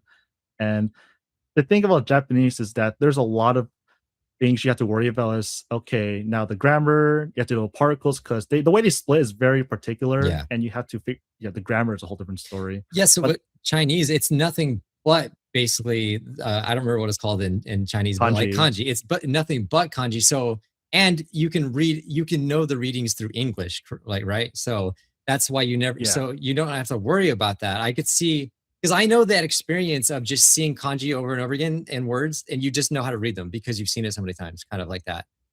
So but that's what you did for hiragana, katakana, it seems. Yeah. The thing is, okay, I have a very good analogy that the people can use is that learning a word is the same thing as meeting a new person.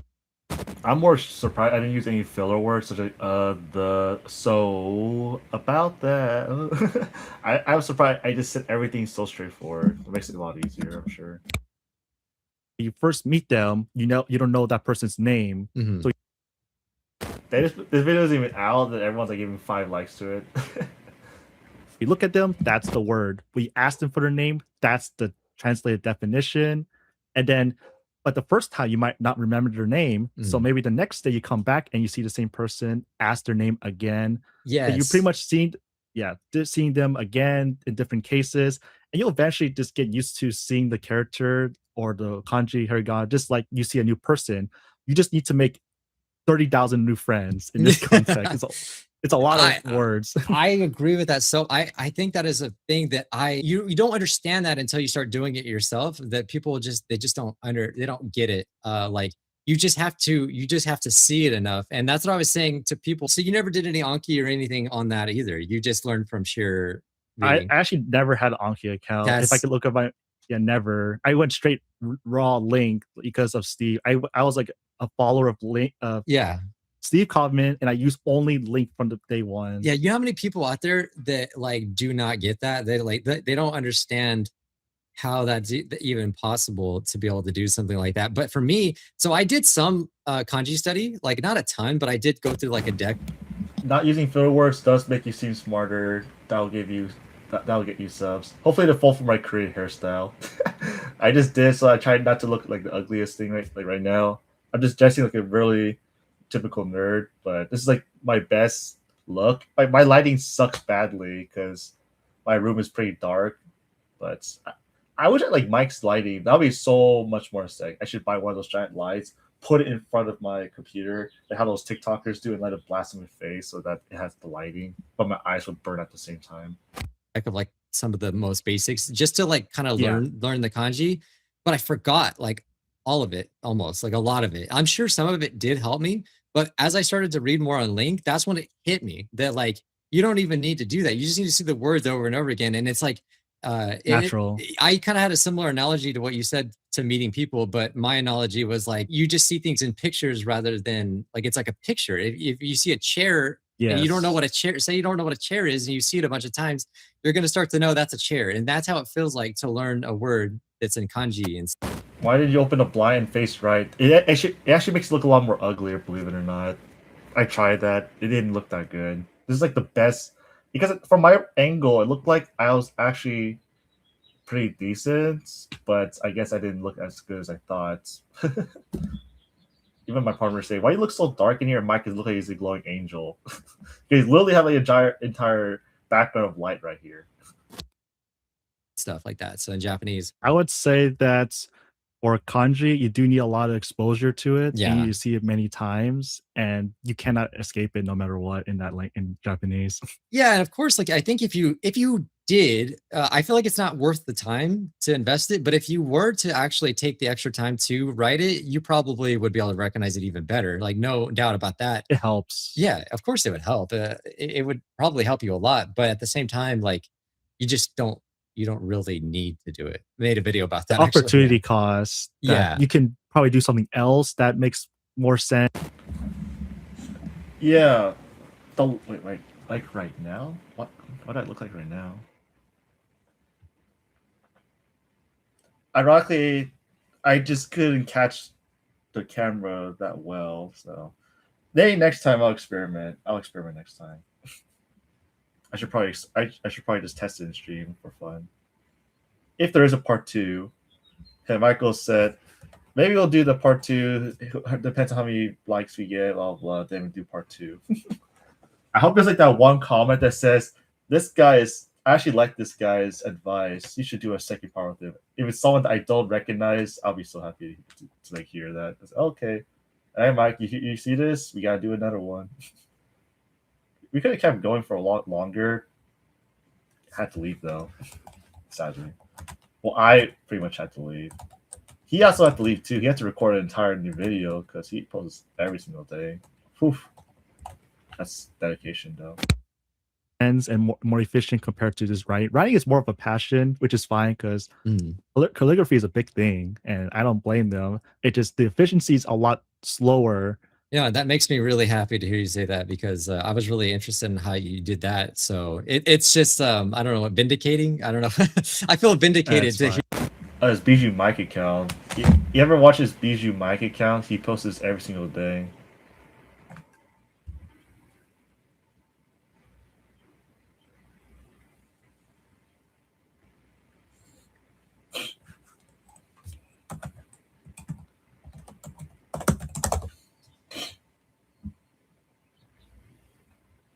He literally posts this every single day.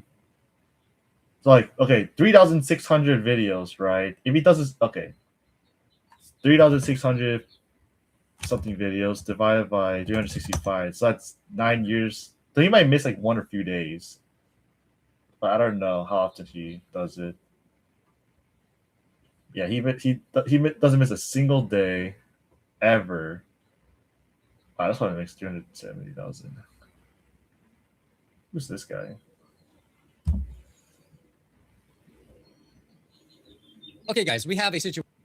He has the same exact light. Okay, it's not the same exact shirt though. In our hands. We need to talk about this, and literally just found out about this today. So, Jay from the Cub Scouts just released a video called an entire series on. Oh, every day. Evil Dia used to. He's like 1 every 2 days now, right? He's actually still posting at least every day at 1 p.m. Yeah.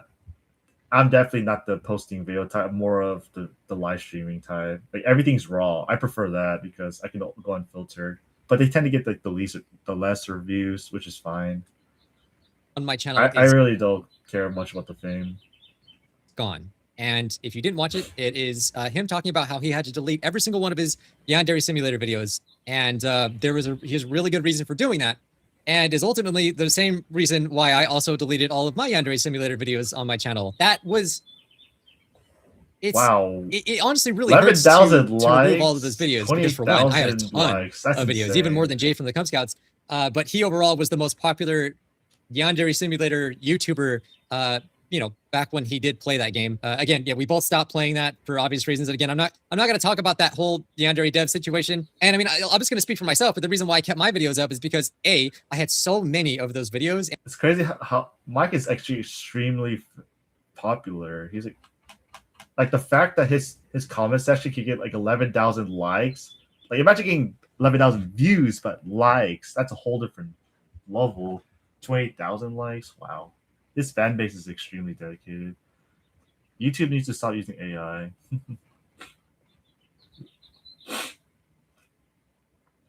Does this guy post every day? Yep, every single day.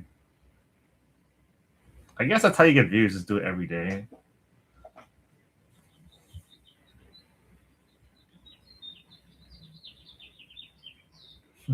All these gaming. Yeah, this guy's definitely make bank though. Come on, Mike. I just need to see him post it. The moment it goes public.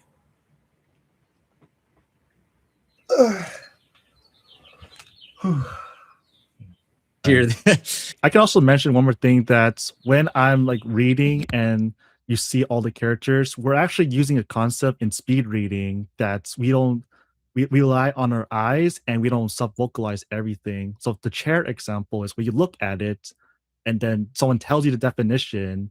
Okay, now you see it visually. From now on, you know what it looks like. You don't need to say it in your head. You just know it the moment you look at it. Yeah. So for what I do for Link, the reason it's so fast is because I had formal training in speed reading, so I can read books fast. Oh, really? And because a good tip for learners that want to improve their speed of reading is to learn how to do. Tips to improve reading is to learn how to speed read, because when you're sub-vocalizing, you're slowed down. So I would combine this concept with ignore the known words to give the effect that it looks rapidly fast to the human eye, or what you guys claim is.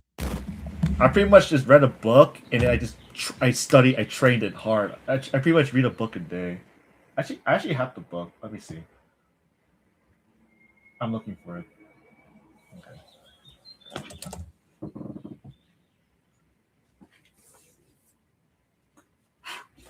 These are ancient books, but the most famous speed reading book to exist is the Evelyn Wood 7 Days Speed Reading and Learning Program.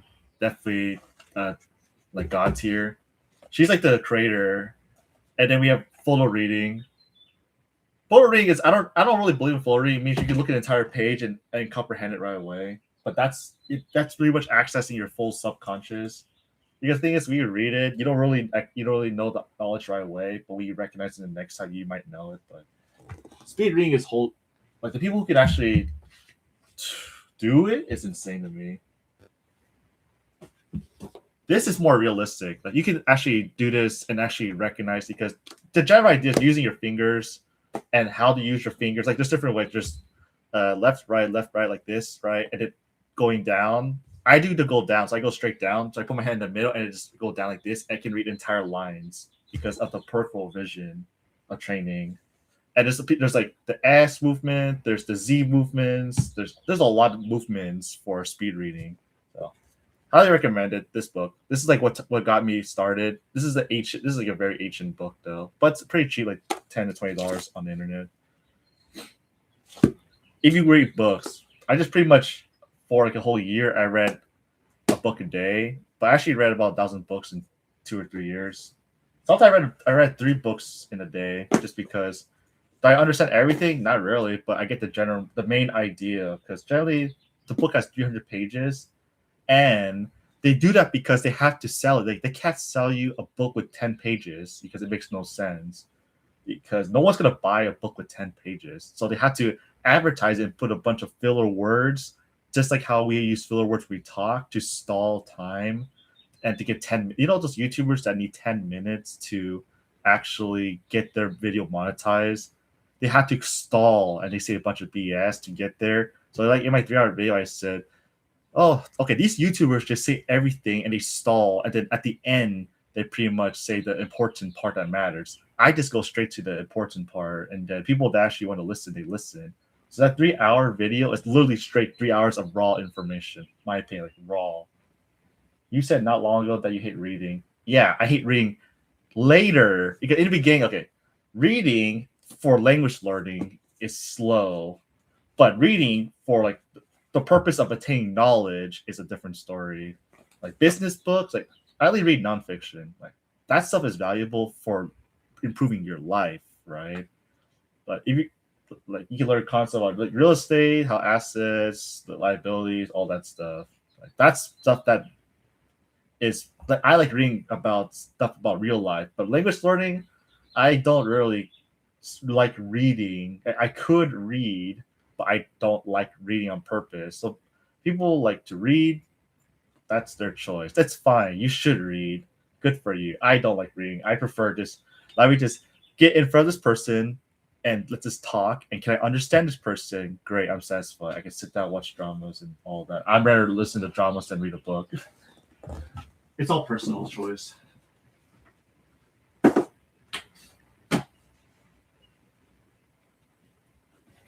Yeah. But when I say training as speed reading, it means I spent a lot of time just understanding all existing concepts, researching. There's actually a video about a guy who, sorry, I'll show you. Evelyn Wood, speed reading. You'll see how insane this concept is, how fast this person reads, for example. I don't even recount this video. All right. Now, Louise, we come up here and have a seat there. Now, I'm going to give you a book that I know you have never seen before, simply because it has not yet been published. It is called The Last of the Southern Winds. It is a novel by David Lubis, and the publishers were kind enough to let us have a copy before it is released on July 6th. She therefore could not possibly have seen it in advance. Now, she is spending these few seconds looking over the book jacket and just getting a general feel of the book, and when I say go, she will read for 1 minute. We will then see how many pages she reads in a minute. As she starts reading, notice how her hand glides down each page, how swiftly it goes. That is, her eye is following her finger. All right, Louise, are you ready? On your mark, get set, go. Oh, I forgot. Everything I do is in 1.25, so I need to make it realistic. Here you go. You're going to have to see how insane this is. Like, this is insane. I can't do this.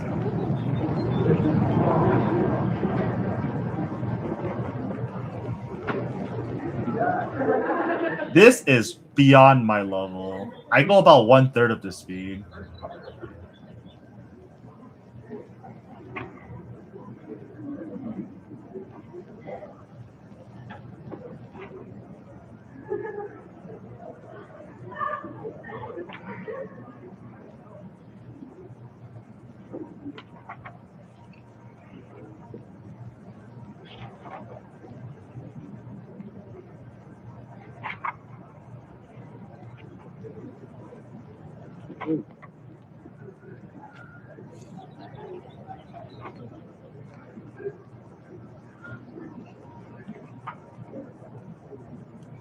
Louise, stop, if you please. You will. 1 minute exactly.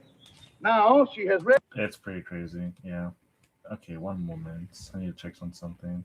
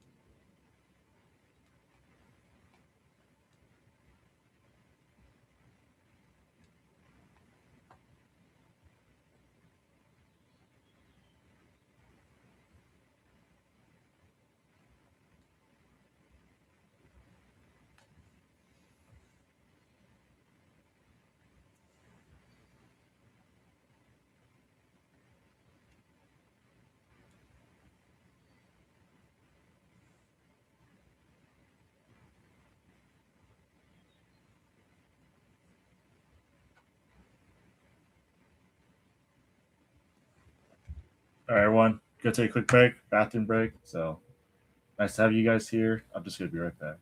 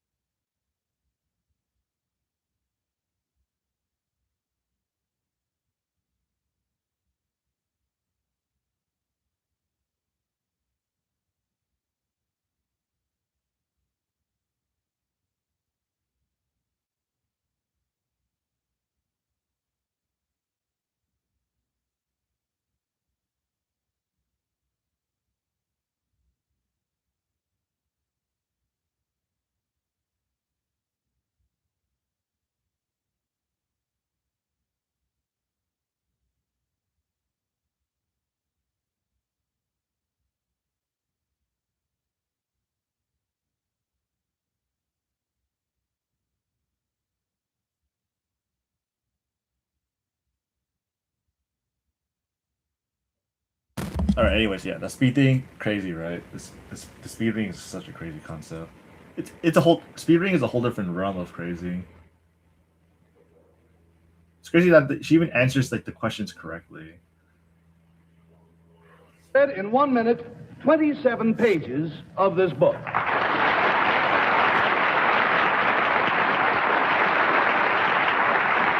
The book averages 475 words a page. Now, while she collects her thoughts and makes a few notes about what she has just read, let me explain a little bit about what you've seen. As I say, that most of us would read at the rate of anywhere from 250 to 400 words a minute, or roughly 1 page in this book. Not quite 1 page. She has read in 1 minute's time 27 pages. Now, this reading technique, which is called reading dynamics, was developed over 50. Yeah, she pretty much goes rapidly fast. I usually read 2 pages in a minute, so technically it takes me about... How long does it take to read 2 pages? 2 pages in a minute? Actually, no, I read 4 pages in a minute. So I go... Actually, I go really fast. Holy crap. I'm trying to imagine...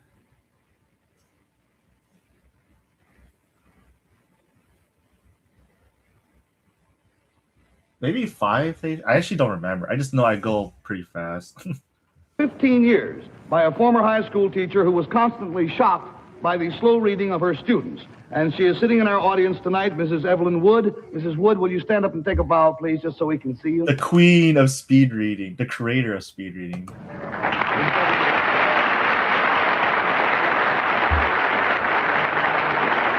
Now, Mrs. Wood, I am told, is trying to introduce this reading technique into our public school system so that everybody can benefit from it. But until that time, she is holding classes in 10 of our larger cities. Now, let's get back to Louise. To prove that she understood what she read, we have invited the author of the book to be with us. They have never met. Here is Mr. David Lubis. Mr. Lubis?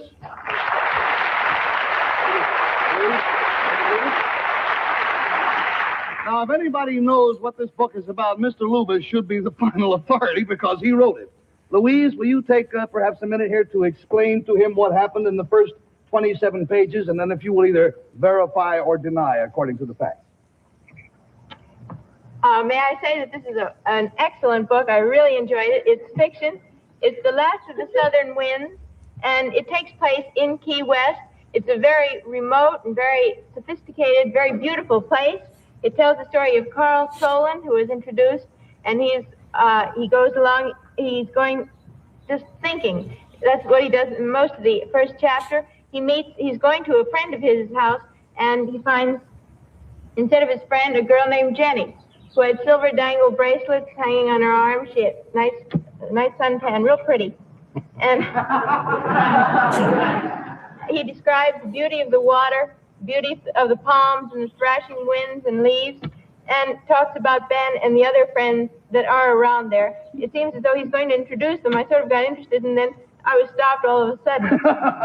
Well, I think that we will give you... This concept is insane because in speed reading, you're technically creating images as you're reading. But the thing is, imagine like you read normal speed, that's equivalent to like them talking. But in the speed reading world, like this can go, like you're watching a movie. Imagine you're watching a movie at like 2 times speed, 3 times speed, 4 times speed, 5 times speed.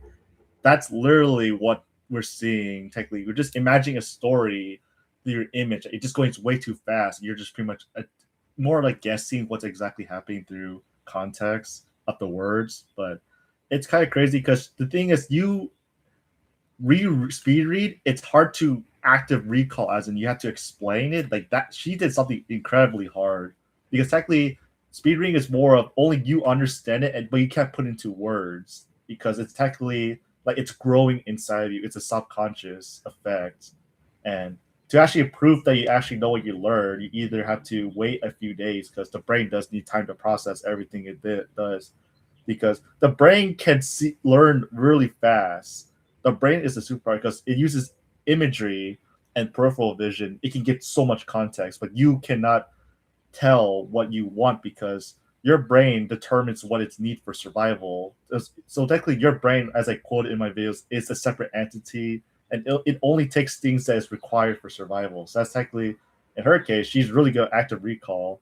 I don't know how she does it, but it's like active recall and language learning. You speak the moment you hear it, or read in this case. It's insane to me. Like her method, I try my best. I pretty much mimic about 1/3 or 1/4 of it, but they're like superheroes in this case because the fact they can actually active recall all information.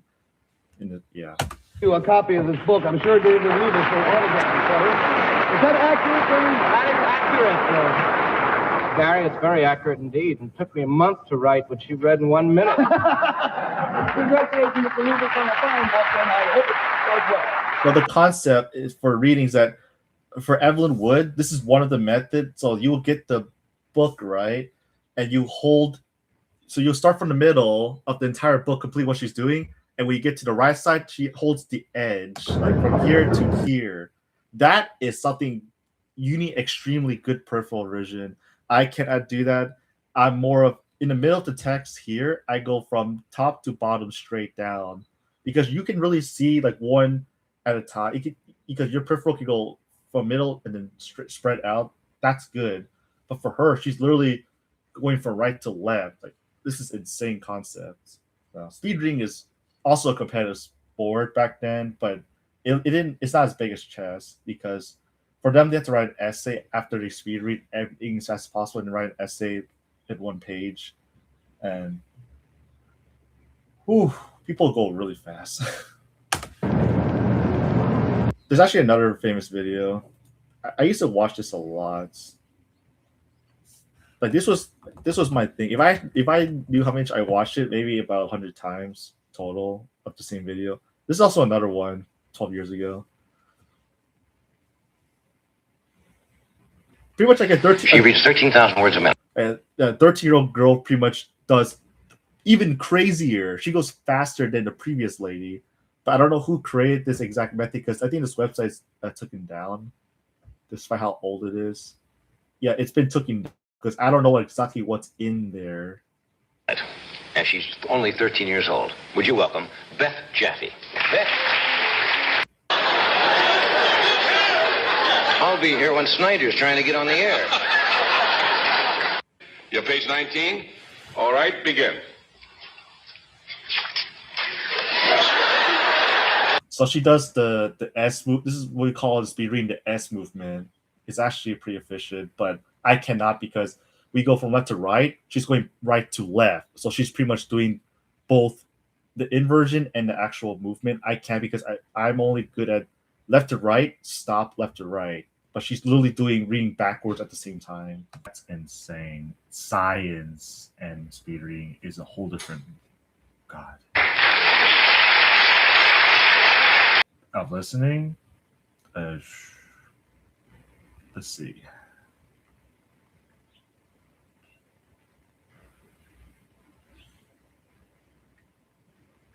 So if I include pretty much passive, so let's see. How much active and how much passive? I pretty much did the same thing from day one. So 10 divided by 6. This is active, by the way. I have about 63 hours of like me sitting here and just doing this for the last year. 63 hours of sitting down and actually doing it, and then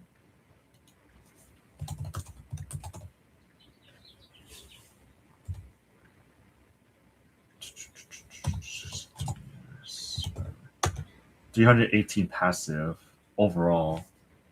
382.27, whatever the heck this means, but yeah, overall 382. It's not a lot. It's not a lot. My opinion still is that you do need like 2,000 probably just to even be like B2. It's a long realm. So it's more than me. Yeah, get to that listening. Right? That's why I advertise in this channel. Listen. I love listening. I don't really like it, but I realize it's the thing that actually matters the most. Like, I pretty much do it because I have to. It's like an obligation. Like, like a parent. I have to do this for the kids. In this case, the languages are the kids. I have to do it for the kids if they want to grow. And that's a good analogy. The more I think about what Ashley does, Ashley, it is a good analogy.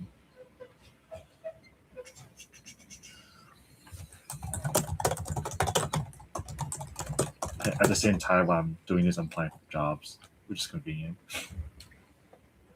Because I can pretty much stop anytime I want. Answer questions, apply, and then study and not apply. Best of both worlds. How many hours of listening do you have in Japanese?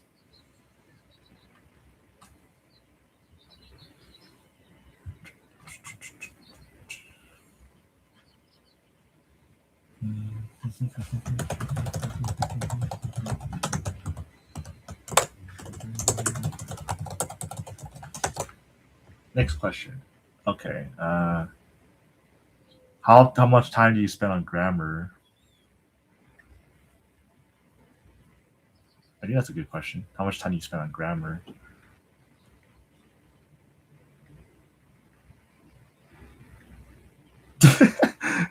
Okay.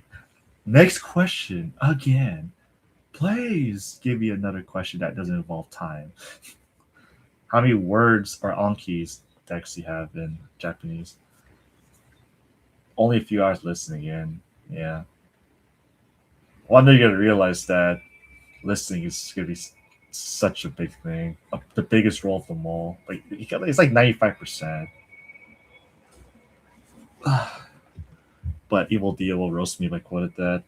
I guarantee, like the moment Mike posts that video, Evil Dia's gonna reveal. He's gonna find me and start looking for anything I have. I just did realize today I'm depressed. To be fair, you watch me every day, and all I do is listen, right? That's okay though. Do whatever you want. It honestly doesn't really matter because you have your whole life to learn it. So if you're on the time frame, different. But depending, the only thing I'm on a timeline is Cantonese. That's like the only deadline I have. Like I need it to survive in the future, probably.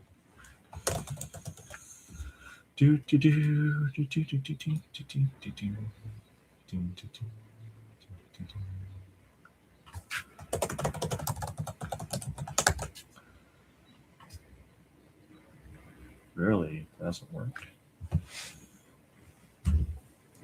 I've done barely any listening. Yeah, that's actually what most language learners tend to realize. It's normal though. It's fine. It took me a while to realize that as well. Like that is the reality. Most language learners do Duolingo, and you know how that works out, right? Duolingo, what's listening? Like the moment you're put in front of a native speaker, like you pretty much have to ask yourself, what do I need in order to talk to a native speaker? You need words. You need to understand what they're saying, right? So it's okay. You'll get humble by listening. The moment you talk to your first person, you're gonna realize, shit, I should have listened. But I have 200 hours of Japanese overall. It's okay. To be honest, there's people that spend 10,000 hours and they still probably can't speak as well. Probably. All right, the people that did 2,000, Evil Dia, he did all listening, so at least he made good progress from that. Like, even though he might talk slow, but it's exactly how you start, because you have to eventually speak more and more.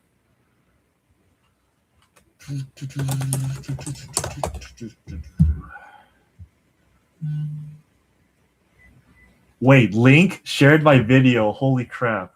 Look at, wait. Whoa. Whoa. Whoa. Whoa. Whoa. No, this is the real deal. The actual site themselves. Holy shit. What the fuck? Oh my god. Notice from the king. To be fair, I don't even know who actually found this video on their holy. I wish I can cuss out. Like this is insane. Wow. All right. I don't think my partner will care. Holy F balls. The actual company shared my video.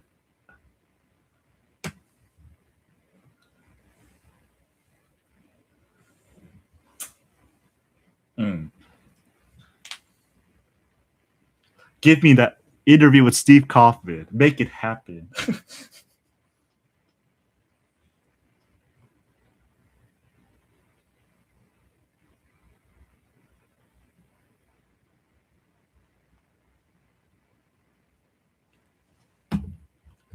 It's still okay.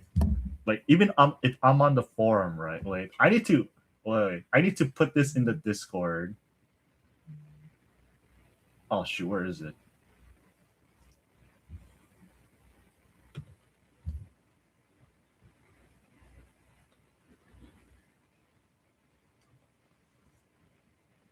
All right, Discord. You're all about to hear the cool news. Streaming. Sorry, screenshots.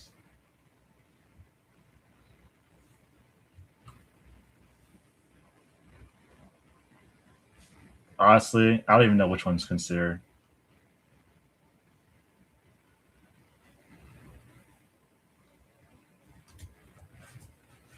My God, Link actually recognized me. What the fuck? Holy cow.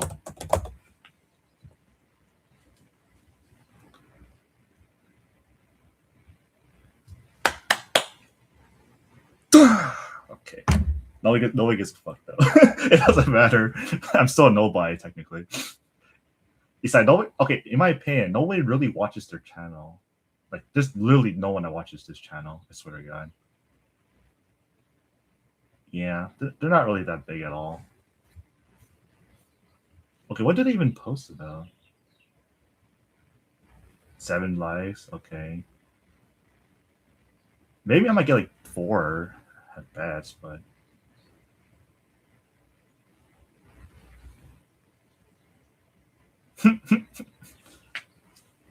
Okay.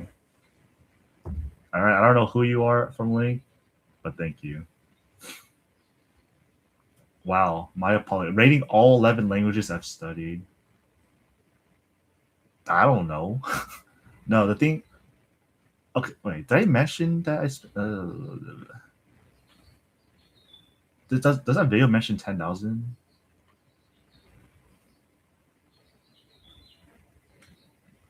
Oh, I don't think the 3-hour one mentioned. So I have a hashtag. Okay, or at least try. I'll close. Do I have a hashtag of Link? I don't. I don't have a hashtag. Maybe that's why I'm lacking. Let's see. Edit video. Maybe they can actually repost this. I swear. Oh.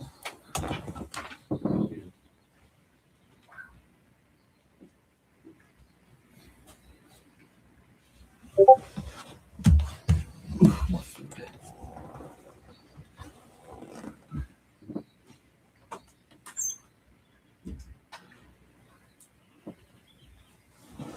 Okay.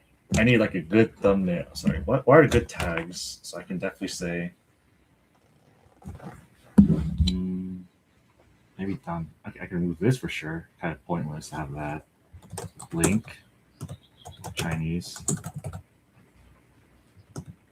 AJet. AJet community. Polyglot. I think that's enough.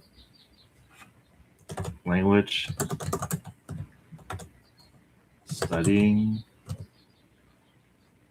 Dang. So I pretty much got all these views without tags. I'm surprised. So how on earth did Link find me? Okay, so they never seen this video ever. That makes sense because I never tagged them. Definitely not all. But what exactly did they find from it? Oh, because I mentioned the word link. That's one thing. And actually did tag them. Another big thing. I guess they do need to advertise somehow. If Steve Kaufman actually interviews me, that is going to be insane. No way in hell that's happening. But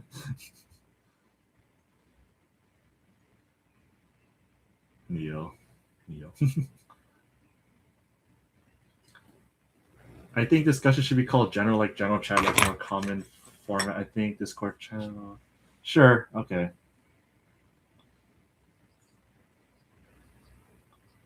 General.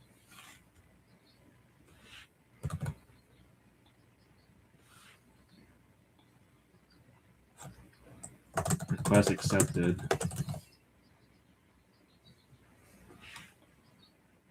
That's crazy though. I think maybe we should make a link post or something. Cheryl sharing the video.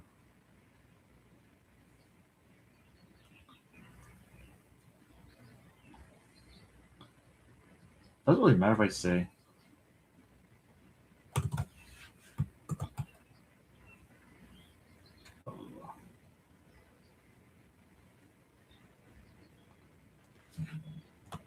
We'll share for context.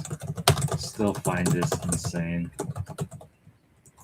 Final goal interview with Steve Kaufman.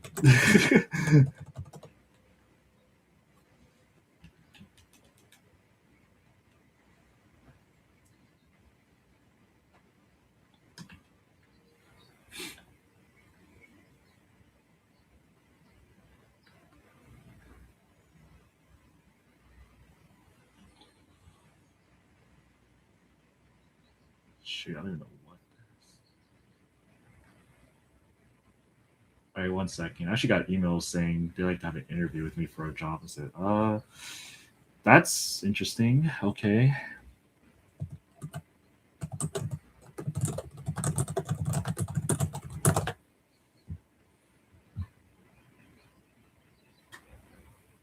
Oh, that's far as hell, though.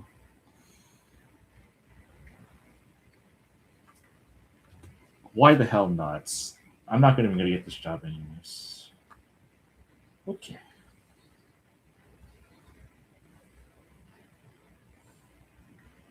How on earth do I?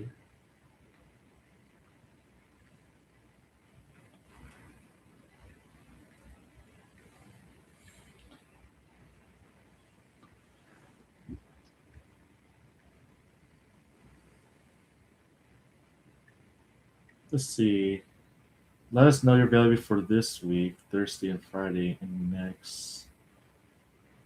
What's this Thursday?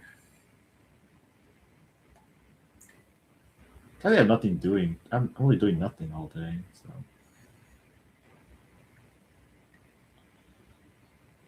We'll just say 1 p.m. Why not?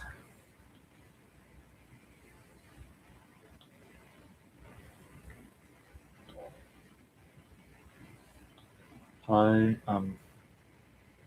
I'm free for 1 p.m. on Thursday. I'm free from 1 p.m. to 4 p.m. Pacific time. Thursday and Friday for both weeks. Thank you.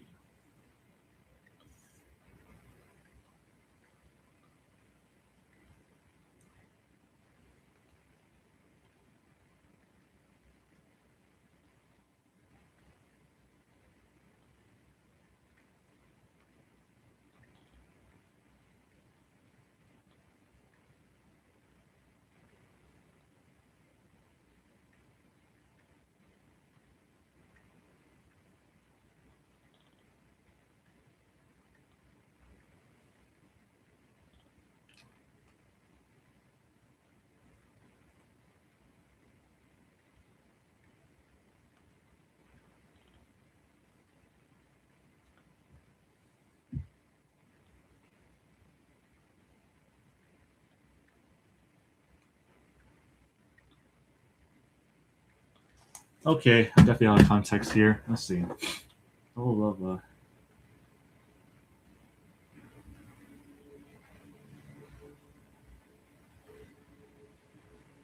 I'm not even sure. Okay, should this actually be an announcement thing, or should this be more of a general thing, having an image? No idea.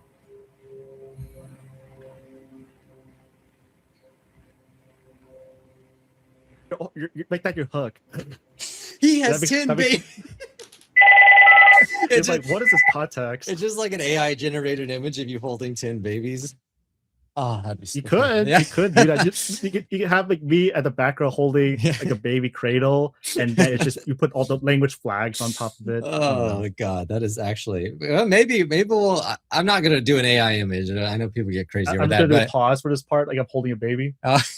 okay, I think I understand a little bit better. So basically, you essentially do some reading, but you're not really hyper focused on reading. But you do reading in the subtitles that you watch, and obviously you use Language Reactor, which supplies you with the subtitles. So like you're doing that, and so from your listening and your subtitle, Language Reactor stuff, you go to LingQ then to the same lesson that you just did from the YouTube video that you created.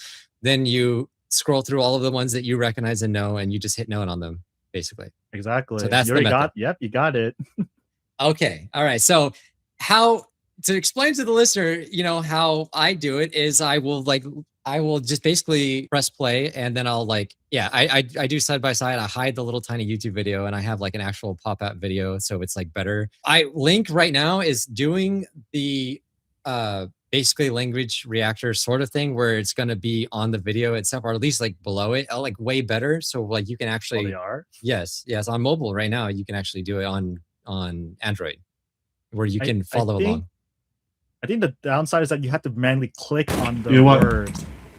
I'm gonna do this. I'm gonna be the a-hole of a guy. I'm gonna post that link to the 3-hour video and see if people actually fall for it. Let's see. LingQ shared your video. Thanks for the share. I appreciate it. If you are more curious and want to get into more detail, I have a 3-hour video about everything I have learned and done with LingQ about my 10,000 hours of Mandarin.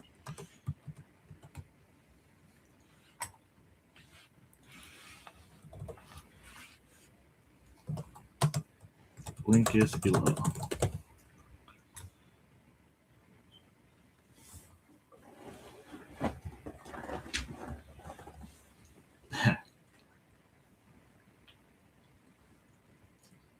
Did I ever mention the 10,000?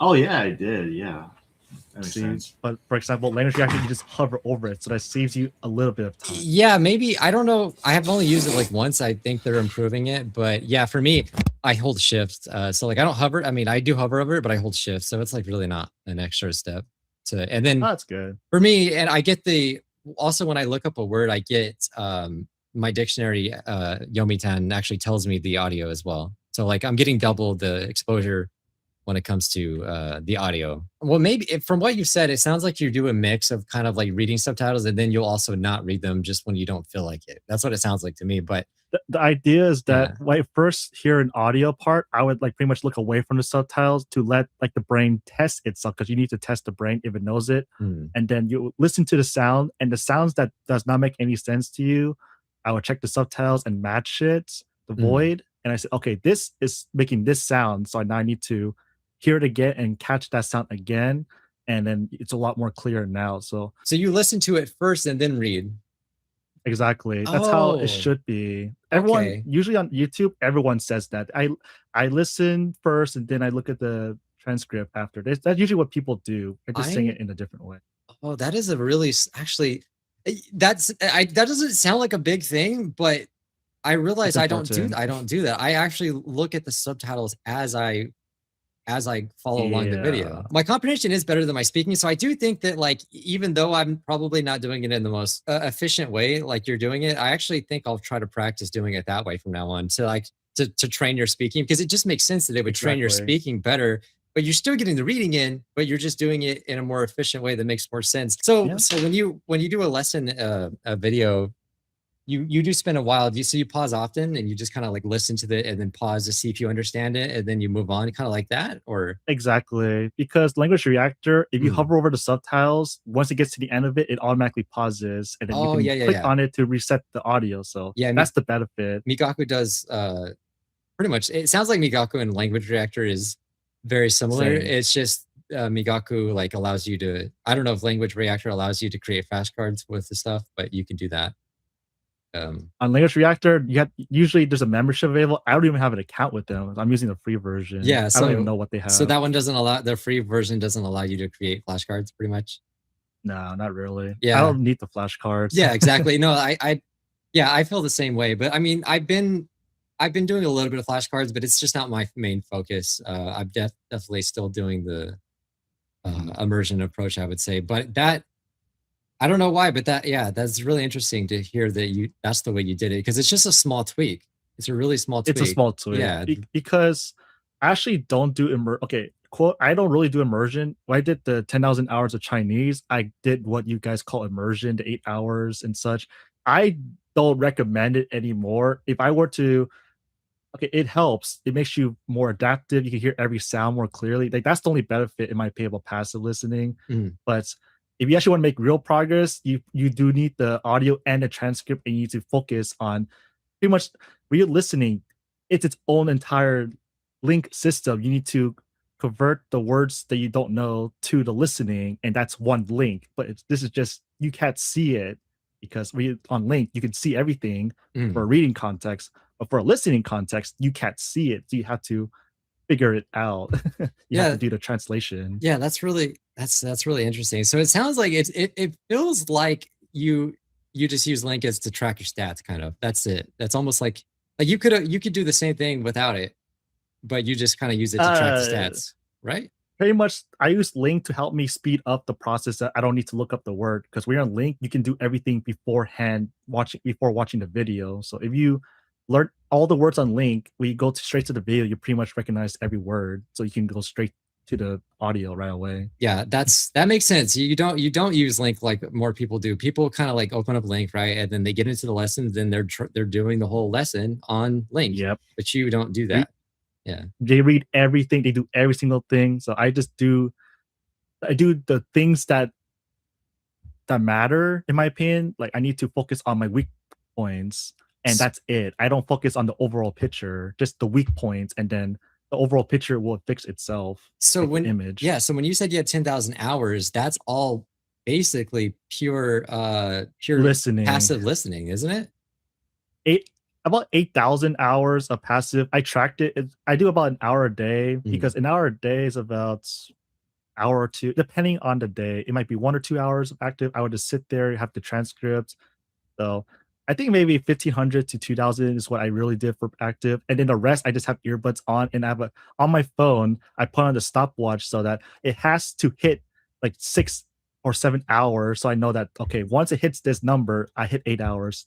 Okay, so that's how you actually track your time, is through a separate timer. Like, because I was going to ask, I was like, doesn't it bother you that you don't know exactly how many hours you've spent? Like, that's what I like about Link, is that it does track, like it's supposed to track like how much you've actually been studying. That's why I like to stay in Link, but it's really a mental thing. Like I just want to know, but you can just use a timer to do the same thing. Yeah, because the thing about Link is that if you want to keep track of your listening hours, or the overall studying hours, because I know you're at 2,000. Yeah. You generally Link, have exactly. You have to actually use the app and do listening activities in the Link to actually get that number up. But for me, if I were to directly put like 7 extra hours or whatever, that number doesn't go up. It just stays there, because it probably prevents people cheating and stuff to get into a higher leaderboard. Because people do care about the leaderboard on Link. Yeah. Have you seen some of the people on Link, the challenges? I think if I would have seen your profile, I would have thought you were cheating, but like at some point, but because like I'm like, how do people do this? But Yeah. there's this one guy, his name was like Orbifold, it's something like that on Japanese, and he has an insane like every day, it feels like every other day he's adding 1,000 words or something crazy. But like I asked him and he replied, gave me like a really detailed reply of what he does. It just sounds like he listens a ton and just reads lessons like over and over again. But I would like to do interviews with these people too. Like I want to know if they're real, like, because I'm like, how do you do this? I guarantee you they definitely use the keyboard. Probably, yeah. They're probably really efficient like you as well. But like, it's just crazy that you kind of came up with this all on your own. Like, yeah, because the more you do something, you keep always going to question yourself, can I do this faster? Can I get more results if I do something else? You're going to question yourself if you're making no progress. Because if you start getting to a point that you spend like 2 or 3 years and you still don't understand what the other person's saying, then the method is kind of slow. Yeah, I mean, for sure. So how many hours do you active study a day when you're hardcore? Just say like when you were like super back then? Yeah, like when you were like going hard on Mandarin, I'm guessing. Oh, I would wake up 4 a.m. every single day and then do my listening until 6 a.m. So that was my routine. So 4 to 6 a.m. I do like active listening. I'll use dramas or whatever I had back then. I would go to work. Before I get to work, I had told myself I have about 45 minutes to get 100 known words. So I would sit there in the break room and just try to get 100 words. But once that's done, I would put in my earbuds. Like my boss doesn't know that I put in my earbuds and I put Mandarin. Hey Neil, it's happening. Oh, never mind. He didn't. Did he? Okay, it says he uploaded 6 seconds ago. That's crazy. I've been wanting to learn about game design for literally years, and it turns out it's never too late to start. Epic Games has a beginner course. A tip for learners that want to improve their speed of. He made it public. All right. Let's see how final. Everyone that comes in here, if anyone actually watches and come here during the stream, it'd be super awkward because I'm just sitting here eating food, watching my own stream. I try to advertise this on Instagram as well. I just pretty much say interview with the Bijou Mike. And I was like, who the heck is this guy? Oh, gamer. That makes sense. Maybe I'm gonna try to record like certain parts of it.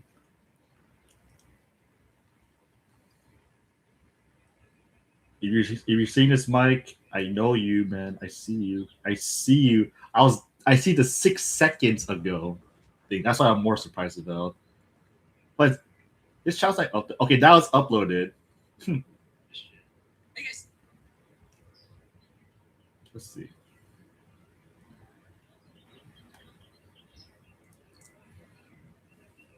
Record. Hey guys, today we're going to be doing an interview with Kevin, who has achieved over 10,000 hours. Hey guys, today we're going to be doing an interview with Kevin, who has achieved over 10,000 hours of listening in just 4 years of Mandarin Chinese. He's learned 107,000 known words using LingQ, and he's also learning Japanese as well. And his Japanese is actually like double mine is, which is really crazy because I think this is all just in 4 years. And if you thought that was impressive, he's actually learning like 10 freaking languages. And this is all using LingQ. So if you guys are unfamiliar with LingQ, it's a website that I actually use to learn Japanese. Guys, today we're going to be doing an interview with Kevin, who has achieved.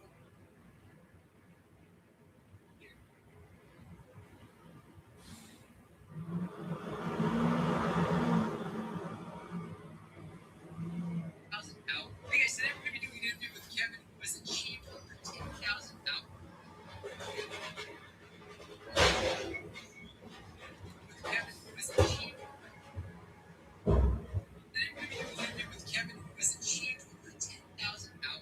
Of listening in just 40.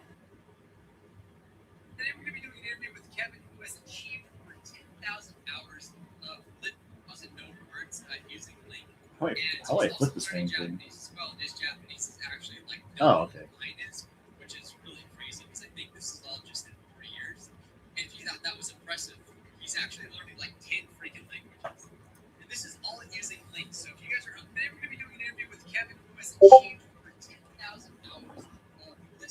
that him? Yep. It's public now. It's official. Was there when it was public 6 seconds ago.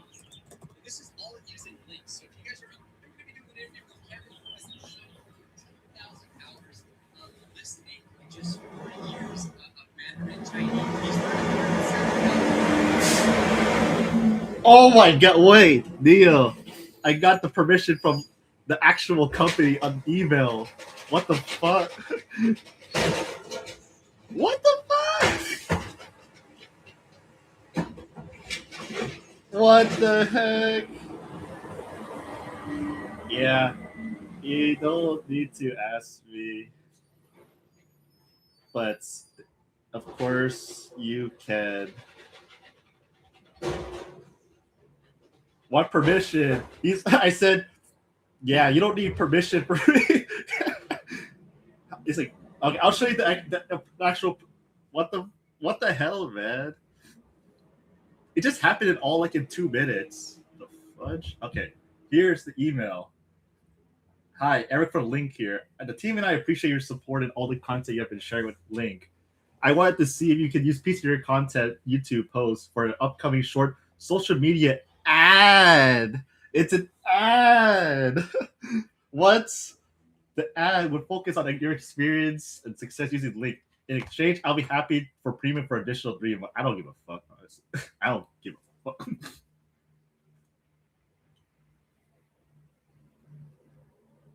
Dude, that's wild.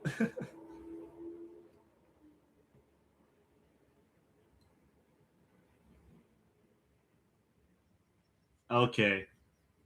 Now we're about to get. Give me that interview with Steve.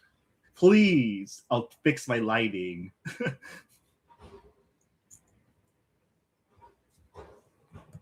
All right. We're becoming famous, everyone.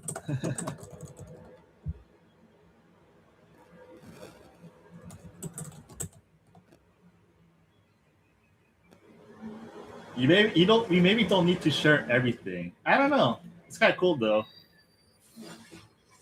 Hide that. Oh shit. Really? Hide that? Oh. Is it the email thing? Remove this contact and email and stuff. Good point. Good catch.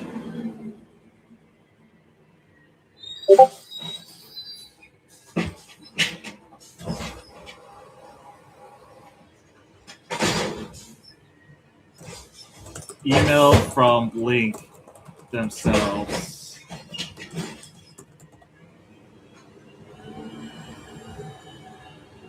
No, it's cool, but maybe it's not a good look on you to share personal combos.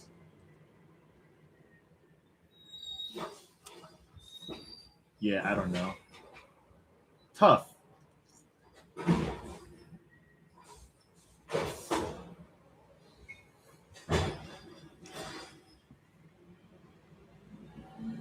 I think this is fine, right? It's just a simple email.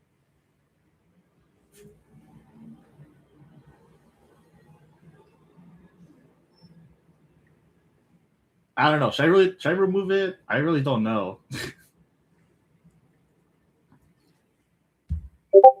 That's exciting.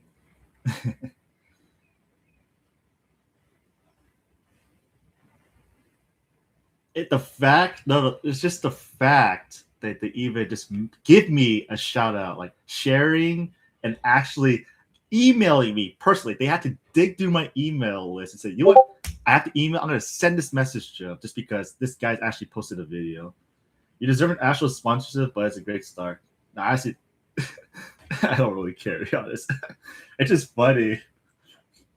But it is a good feeling. It's been 8 years since thing.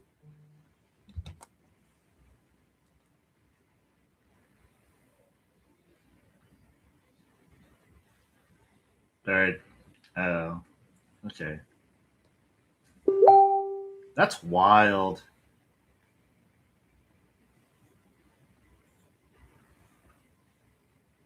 Got another one. Holy crap.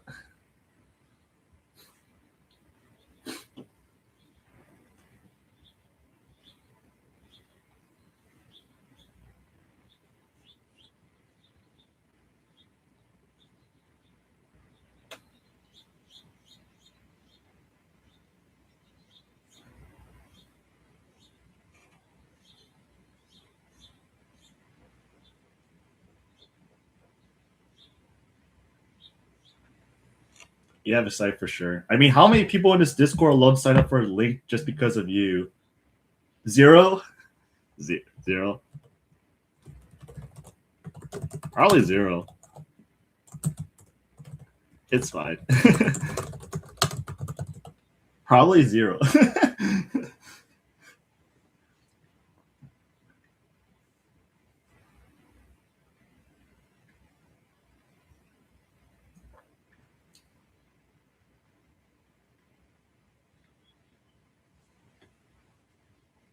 Okay, Zai, you're right. Sus. Maybe I should just cut out like Eric's name. Can I edit this, or am I just officially stuck? I'll just cut it. I'll probably just cut the name. I think that'll be better. Oh wow. Where's my Sharpie?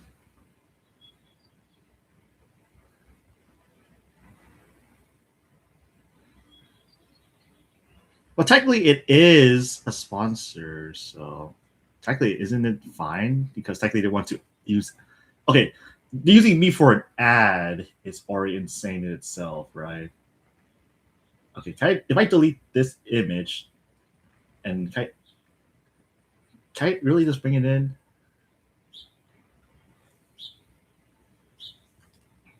Update it with more privacy, sure.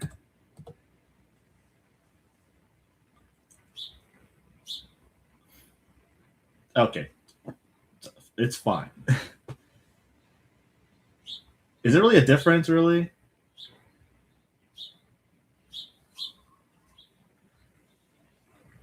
Yes, it's going to be awesome. No, the real deal, if Steve Coppin actually but the thing is I'm worried about is if he actually interviews me, he's like, hey, let's speak Mandarin. I'm like, shh, all right. You know, the confidence to speak like a million in front of a million followers is actually insane, though. Like, that's like the one thing I fear, because that literally puts me on the spot. I hope he just gives me like Bijou Mike's kind of interview, just asking questions. But Mike usually says the questions are random. I'm not sure if I can prepare for everything. I think Stephen, I would agree with many things except the methodology of using LingQ, because I'm pretty much like the most unorthodox user.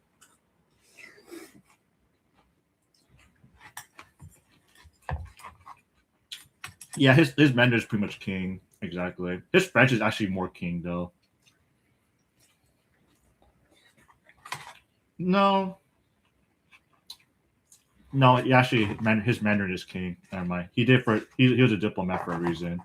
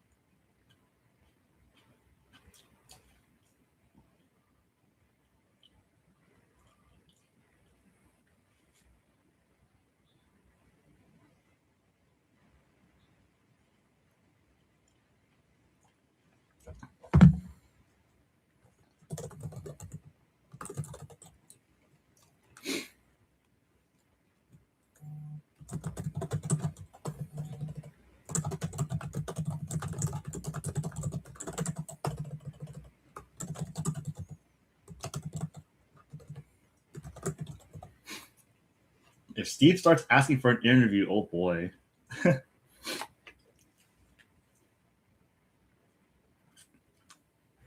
Actually, how many views does Mike Mike learns Japanese?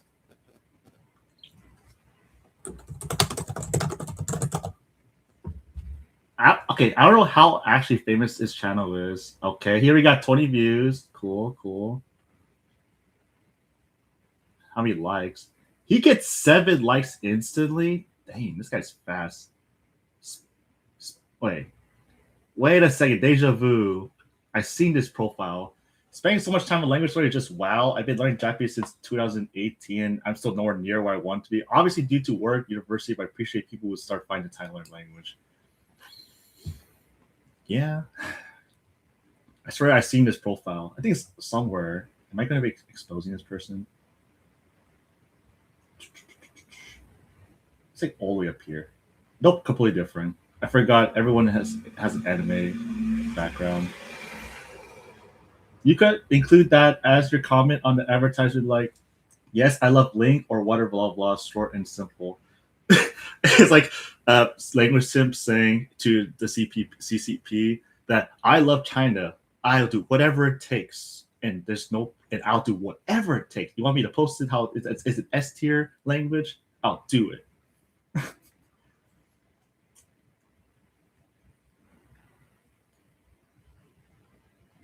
Okay, that's actually a very good way to get there, honestly. To actually get to Steve is a whole different story.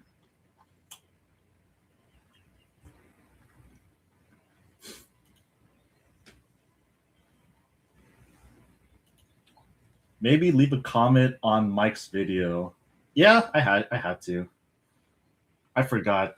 I never done this before. I actually never done it with a celebrity, which is even more scarier. Hey, Mike. I appreciate the time. I appreciate the interview, since this is our passion after all. I hope we can do a part 2 if the audience wants a part.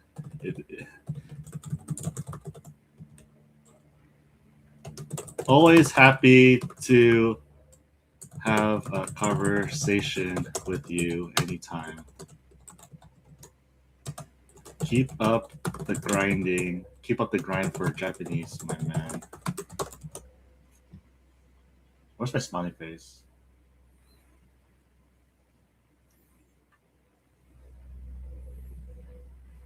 Okay, gotta look cool. Gotta look cool.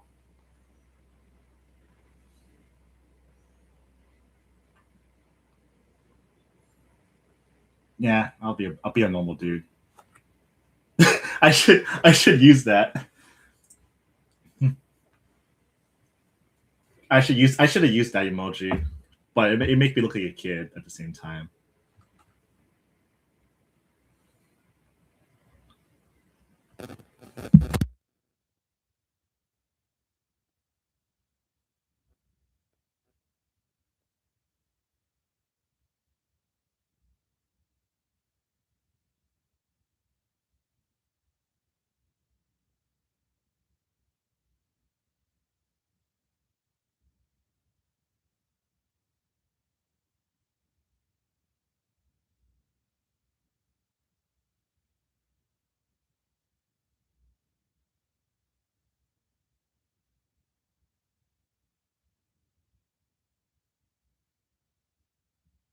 All right, I should actually post this video. Wait.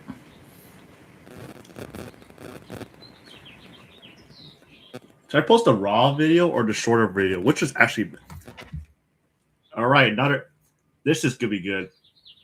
Thanks, Kevin. I've asked the team to add the 3 months extra to your account as well. Yay, 3 months extra. I'm about to pay for another 3 extra months. Yay. I have the yearly. Awesome. Appreciate it, Eric. As always. Because technically I am a member of Link. I'm a librarian, so I'm already technically an active member to begin with. Let's go. That's hilarious. Okay. All right, let's go on Link. Let's actually share that video on Link. How do we want to make this post? I was actually gonna I was making an introduction to post on Instagram, like being that YouTube content creator now, without the money part, because this is obviously for the knowledge. Hey, I forgot to ask, what is that green badge? The librarian. It's librarian status level 1.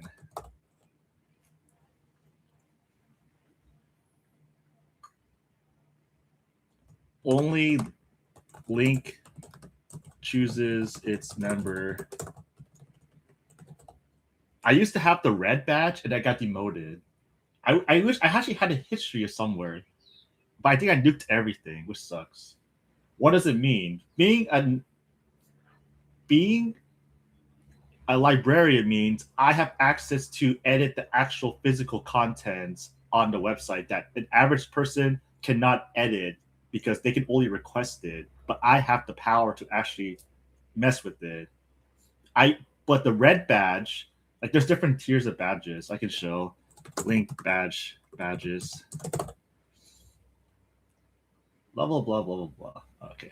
Wrong words. Librarian.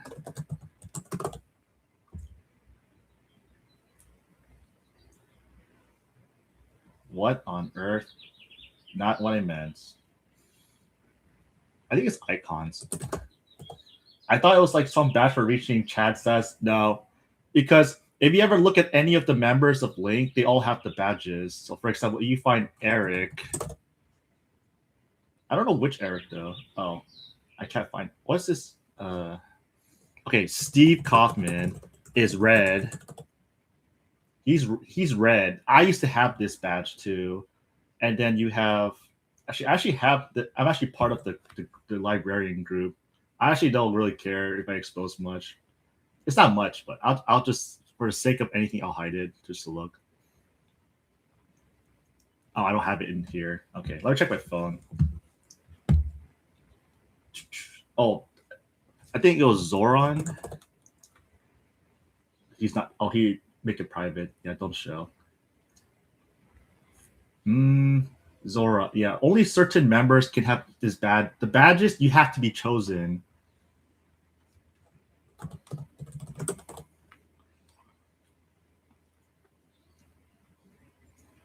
I don't know if I could. I wish I had an old picture of my history of having the red badge. Good old days.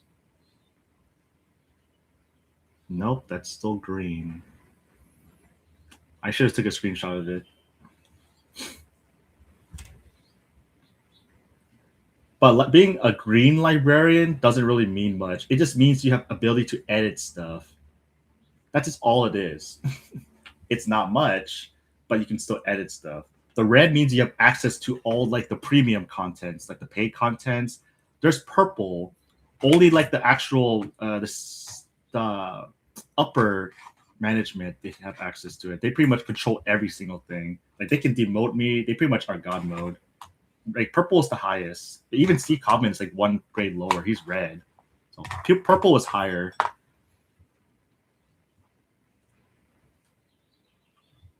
Yeah, they'll never show it.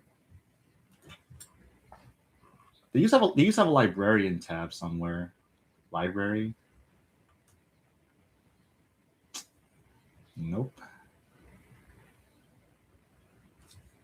Link librarian.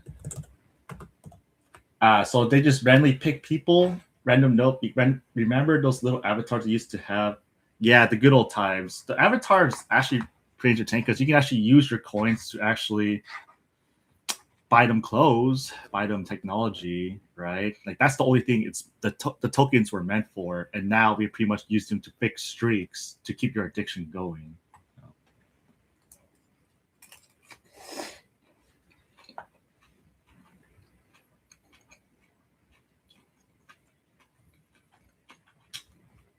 Points for librarians.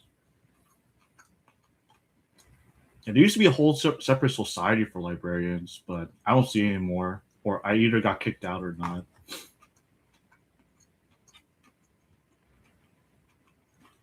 I definitely don't have access anymore. Have you ever seen a person, in order to become a librarian, they choose you because only like the most active members of the community gets the librarian.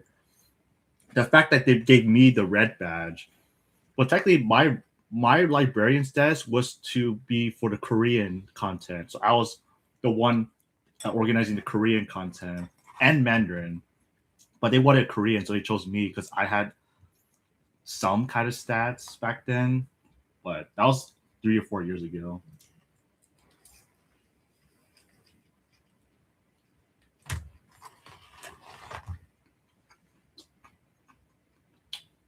Hey, Mike, is it okay I can just tag your username?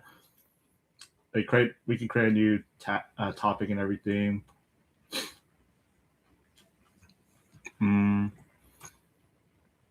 Interview with Scrub Taku.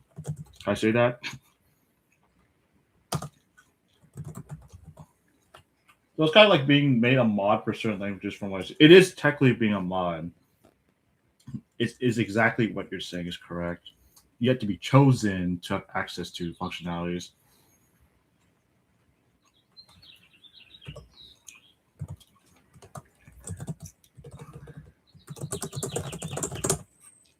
I don't know. Okay, Mike, when you had that interview with Steve, did they pretty much ask you they can use your video for advertisement? They technically did for Steve's channel, but they sent me the email from Eric about advertisement, like using permission, asking for permission to post the content that we made, or pretty much you made. I'm just the guy who gave you my recording, but you did all the hard work, so I appreciate it. Full interview with Scrub Taku. You okay if I say Scrub Taku, or you just want me just to say my Bijou Mike? Hey everyone. Recently, Scrub Taku and I decided to have a conversation about Link as a whole and our experience of using the application for, I don't know, 6+ years, for many years. We mentioned about our passion for language learning and talk about the Asian languages. If you guys are interested to hear a conversation between two active Link members, feel free to come and listen. No pressure. Thank you. I gotta say my signature phrase. Thank you. Happy hunt, happy learning. That's so cringe. Let's see. I'll probably just do this one. Oh, sorry. Oopsie daisies. I don't mind. It's cool for the video with Steve. I don't think we talked about that, but I'm very bothered. I'm not very bothered by it. I've actually done a sponsored video with them a few years back, though. Dang. That must be nice. Did they give me 3 months of free LingQ? Because that's what Eric offered me. Like 3 months. I got distracted. Now my noodles were cold.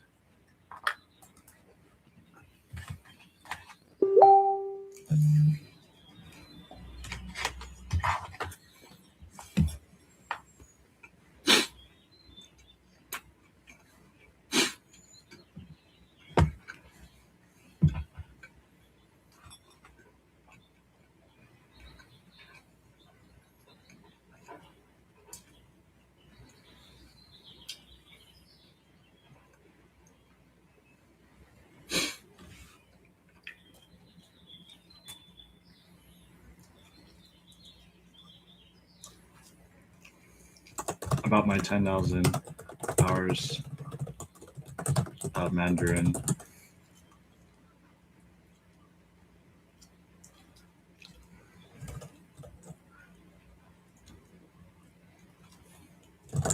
About 10,000 hours of learning Mandarin.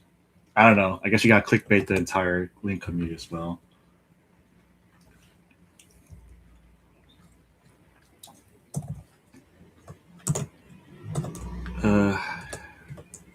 Video link. I still want to know if I spelled it right. Recently, Scott Tucker and I decided to have a conversation about LingQ as a whole and our experience of using the application for many years. We mentioned about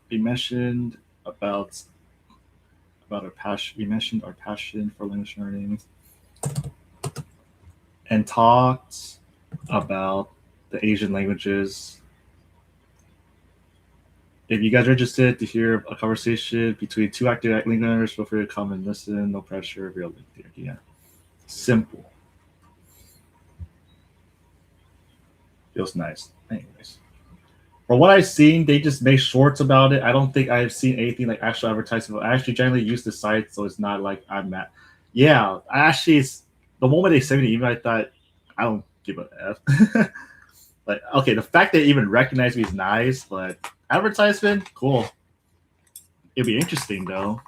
I don't know how they would use me for advertisement because I'm pretty much just a normal dude in the end. You're technically a celebrity, so that's a whole different story. Like, I'm just an average dude.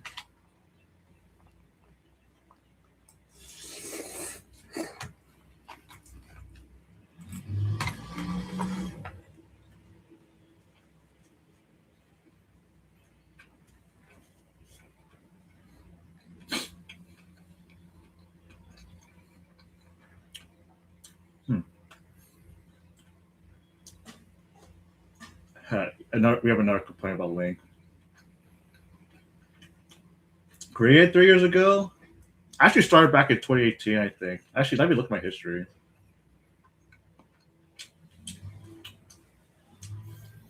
A D celebrity?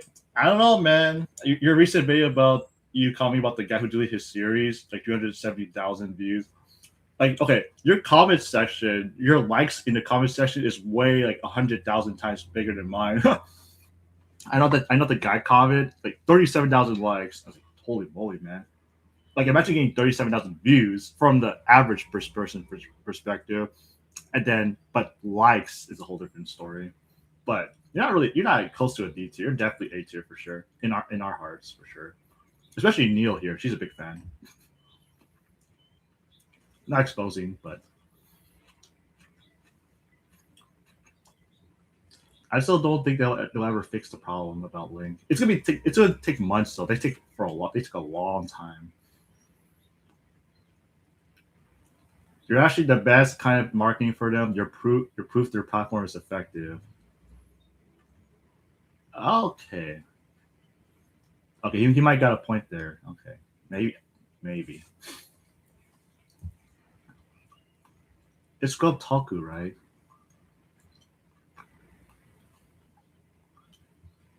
It's called Toku. I got it.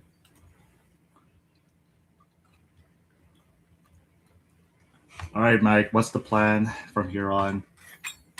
I saw like the post and everything. I'm excited to see like how that video goes. If they actually demand a part 2, I'll be so surprised. I also comment on your video, so if you feel like pinning it, just let you know I comment on it.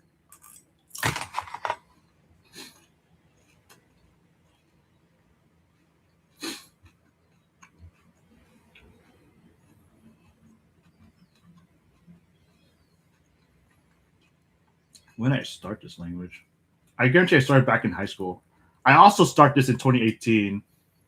Wow. Believe it or not, this is actually like my highest number for a while. So like, look at 2018, I pretty much stopped doing it for like 4 years. Look at this, 4 years I'm not touching it. My channel, I guarantee with my life, it won't grow as big. Just because all I do is stream the boring possible. Like, the people that only come are literally just there to ask questions. Because I'm technically just that one monk at the temple visit. I'm going to answer your questions, and that's it most of the time. Otherwise, you just watch me. I'm going to meditate and language study, right? Like, it's not like you're going to challenge me to a fight, right? Like Evil Dia would. That's a whole different story because there's no way. Because his Mandarin is definitely better than mine, the way he's shown in his videos. Honestly, I just do it for the fun. But Evil Dia, though, he's doing it. He has a YouTube channel. He has to pretty much prove he's the man. I think he's the man. He's definitely the man to me. His Mandarin's legit really good though. His listing's insane. Sorry, that's Facebook. Having a partner does distract. It's gone now.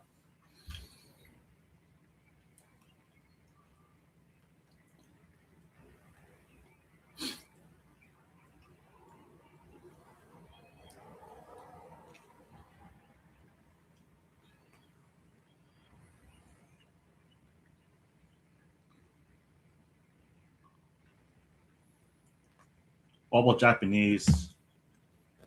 Let's see.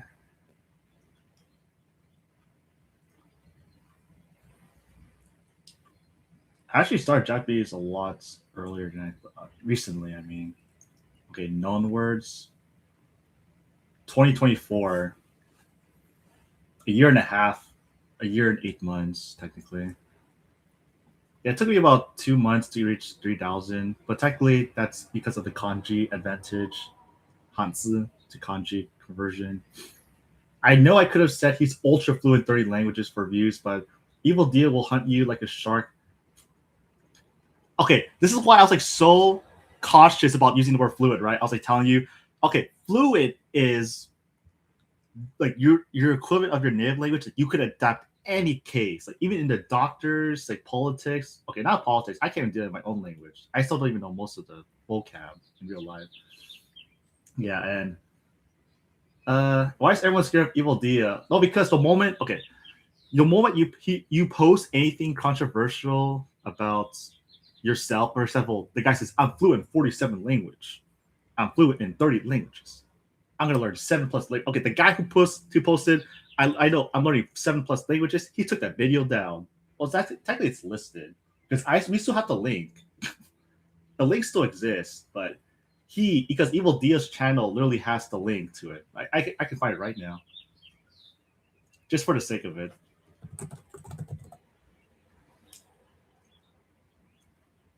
But wait. So okay, let me find this guy. Evil Dia, 7 languages. This one. Like the link is actually private now or unlisted. See, unlisted. I don't know why he took it down. See, he should have kept it. But to be fair, he only did 1 episode. Everything but Duolingo. Yeah, exactly. Like pretty much, if you make a bold claim, like if he sees my title, he's not gonna watch all my streams because my videos are literally 3+ hours. So he's not gonna sit there and actually listen to it. If he does, he's gonna pick like certain parts. I'm cool with it because, like, I heard that for some advertising, good attention is good attention, and bad attention is also good attention because you're still getting the exposure no matter what. That's why it's so funny when you do a bunch of rage-baked videos, you still get the attention from random people. Like they might come in with hate comments and give you down likes like Justin Bieber's Baby song, but you still get the views and exposure. That song is still pretty popular. My food is cold now. If I was bigger, I could never eat my food ever again.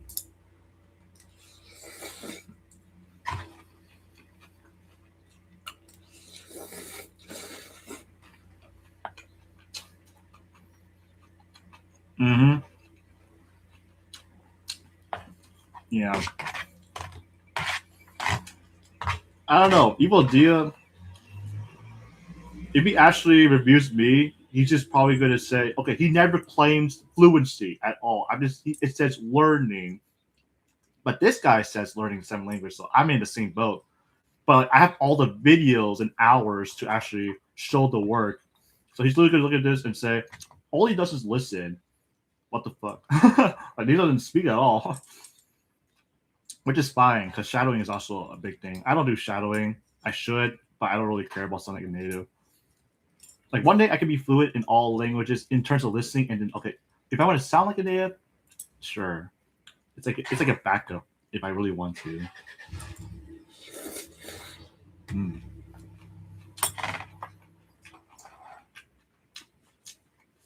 Right. I have like this chart still. I said, okay, my Mandarin. Okay, if he sees this Mandarin B2, he's gonna come at me maybe because he's also like B2. So he wants to compare. Like everything else, like A2, B1. This is all listening stats. Like this is all my made up world numbers. So he won't understand a thing. No one understands what pretty much what is going on here. But yeah, I can still claim my Mandarin is my most used language that I learned the most. So all the hours, man. It's like you can actually check my link. If you were sorry, only I can show it, but on Mandarin for listening, I was like super extremely consistent, like super extremely. Except this part, I don't know what happened here. What happened here? But overall, it's pretty consistent, right? Pretty consistent. Yeah, it's like a really smooth slope, like a hockey stick. It's pretty consistent. Yeah, not about lying. I just say that I'm learning it. I might not sound perfect because there's always gonna be a word I don't know. Even with 100,000 words, there's still gonna be a word I don't know. Like syringe, right? That word's pretty. I don't know that word.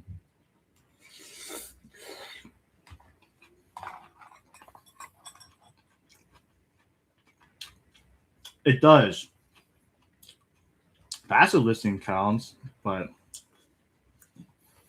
you know what the FSA? Sorry, what's it called? FSI language ranking. I think they have like the hours. Some no, blah blah blah. Hours required.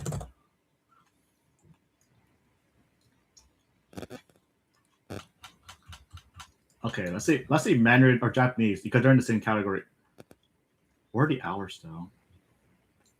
But if it says study time, it's one. Well, for you it says study is 1,000. Yeah, because I did all my active during it, but I used YouTube for the last 2 years, right? Because if you see my routine, I literally just used Language Reactor. So I'm literally never on Link to do listening. I stopped using Link to listen the moment Language Reactor existed. So the first 2 years is legit all active listening. I sit there with a phone on and I have earbuds. I just listen for 1,000. Like the whole 1,000 hours, it's just the actual active listening most of the time. But you can say it's like half, whatever, because you have that time is also used for learning words, right? So I did all my work mostly on Language Reactor, or second and third year I used Chinese dramas. So I legit had to. This was a lot harder. Yeah, because the listening comes from outside of Link, and you cannot track that. Like if you put like an hour from the outside, like if you manually put an hour. Sorry, like for Mandarin, if I like add 1 hour, this does not add up to the studying time because you can't prove it because people can actually cheat because Link doesn't want you to cheat your numbers, so they pretty much make it so that any numbers from the outside of Link is void. It does not count as study time, but your listening number goes up. See.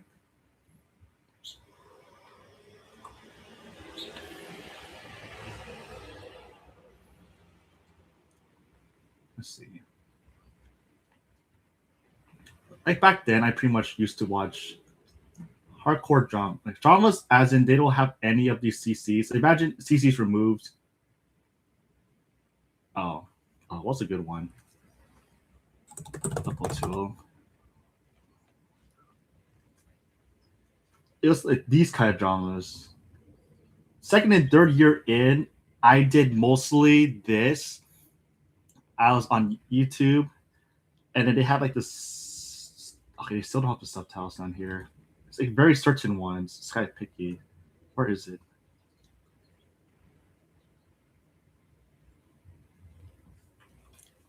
Because I can't play the audio or I'll get banned technically. Sorry, not banned, but they'll just stop my stream or I have to cut this part out. It's kind of pain in the butt. Oh, why is it so hard to find anything with like authentic? Sure. Perfect example. Pretty much I would match the sound. Sorry, okay. So imagine back then, 2 or 3 years ago, Language Reactor came to me on the 3rd year, and I had to do this manually. Exactly. Everything was outside time because I had like the stopwatch. I had I don't know. I had like the Bathurst Japan the hidden earbud to make it look like you're actually paying attention to the person, but in one ear you actually have the content. So pretty much I had this, and I had to pretty much play it, pause, and try to understand it, and not have to go back 5 seconds, which pretty much gives me the delay. It slowed down a lot until I return back to that same exact sentence and do the same thing I'm doing with Language Reactor now. Because Language Reactor lets you pause at the exact sentence, and you can repeat the exact sentence. But YouTube back then, you can only go back 5 seconds or 10 seconds. So I go back 5 seconds. So I might go way past before the phrase, and after pretty much all this this extra wasted time had to be waiting until I reach the part of the phrase I need to study. So basically, I reached like here again. So that I wasted like 2 seconds of my life, and that goes on for hours. No, that was like the 2 or 3 year, like 2nd and 3rd year method. 1st year, I pretty much used LingQ a little bit, and then it got very, very boring. Because the content on LingQ is actually extremely boring. Trust me, you do not want to stay on LingQ just to listen to stuff that they provide for you. It's better now, but back then it sucked badly.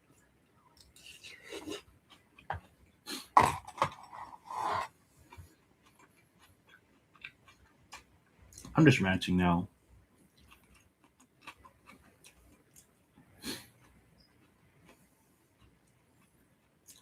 Reviews. All right. Where's Chinese, Japanese?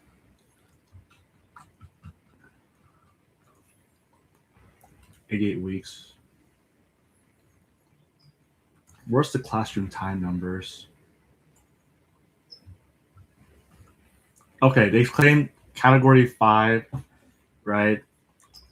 Like, this is my bold claim. Okay, this is 22 hours of classroom time. I would debate you have to do 2,200 hours of active listening. Like, this is just listening numbers you have to hit, separated from learning words, like the time. My opinion, you can count that, but realistically, this is to reach a B2 level.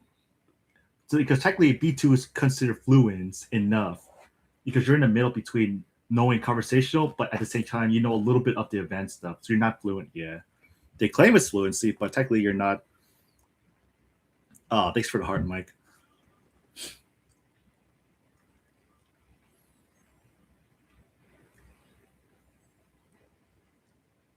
Giga Chad. Oh, your Giga Chad icon is hilarious.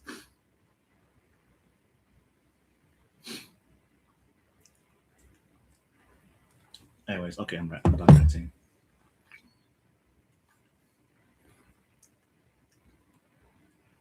Whew, stream's still going. How long have I been talking for? 5 hours, 40 minutes. At least I applied to like 8 jobs while I was streaming, which is convenient.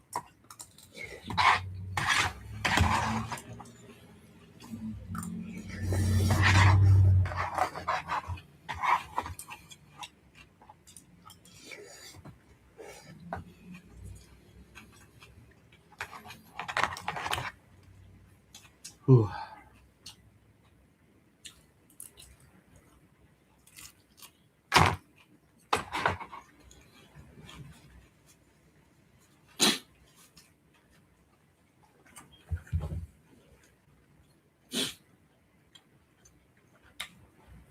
Wow, okay. The followers are going up. That's interesting.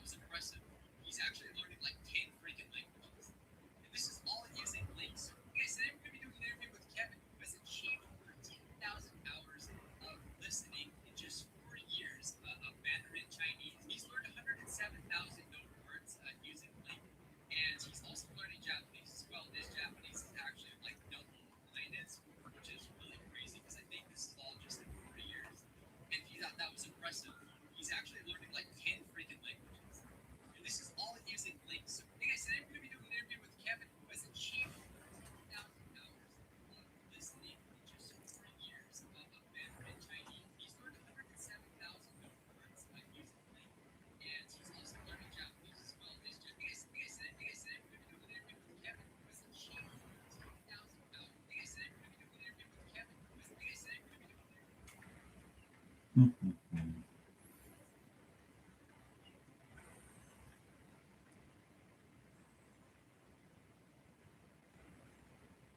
do you provide links for YouTube videos?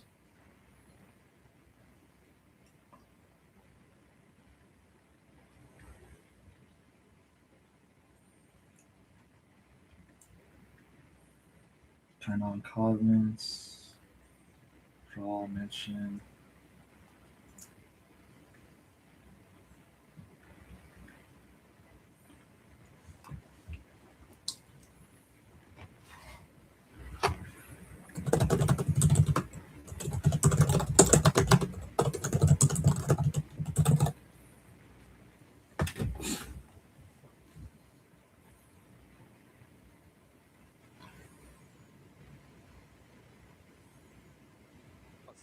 Instagram opens them in the awful built-in browser and people stories like this because Instagram opens them in the awful built-in browser and people can subscribe to your channel or like your video, but you can easily fix it. Create a story, tap the sticker. Sticker.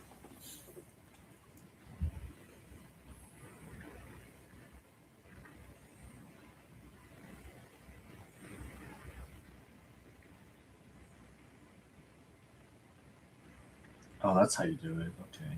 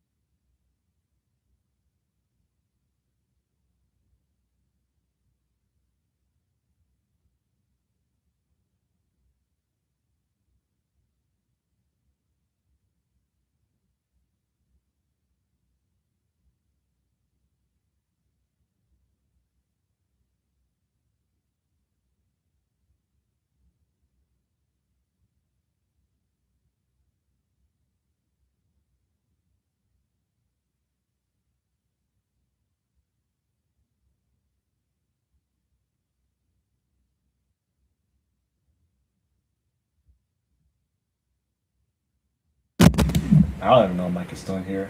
Nope. Oh, no one's in here. Got it. It's fine. It's fine. Mike, I don't know you're still in here. I actually got the guy you wanted about the Japanese thing. You're here. You know what? Okay, I'm in here. Wait, there's 8 people in here. Okay, this is starting to make no sense. But I'll take it. Anyways, Mike was mentioning about a Japanese user. Got him. I'll just do that. It doesn't really matter. I'll take it. Either way, I'm just gonna not pay attention. I got the Japanese dude who has like those crazy 50 million. I see. I was wondering if I got the right person for a moment. Everything's fired. I was about to go to bed by finding a notification in my email folder. Got it. Yeah, it's happening. Got it. You have time for random questions real quick? Or any time is fine. I literally went to his page. I don't know if you can actually stalk their page and ask them. So I legit stalked the guy. So I went to I don't know if I should. He's told me he wants to be private for like face to face, so I can only just ask him questions about text at best. Like there's no video interview, Mike. Sadly, you got unlucky. We got unlucky with this one. Let's see, Japanese. Orcud. Oh, he went down the leaderboard. Orbifold. Yeah. I literally said like this post, he actually replied, and then possible no face to face. Prefer anonymous. Better the terms also includes written style interviews. I generally prefer staying anonymous online so far. Oh, okay. I don't think I can ask him questions then. No idea.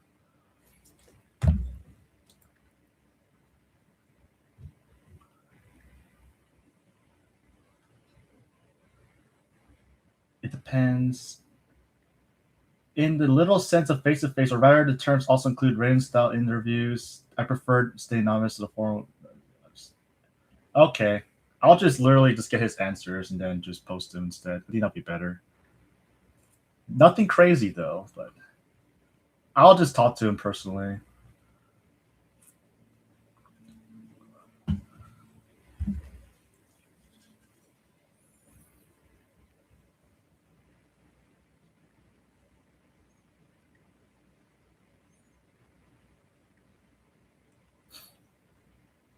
It'll be nice though. I might answer a few questions now. It might take a sense.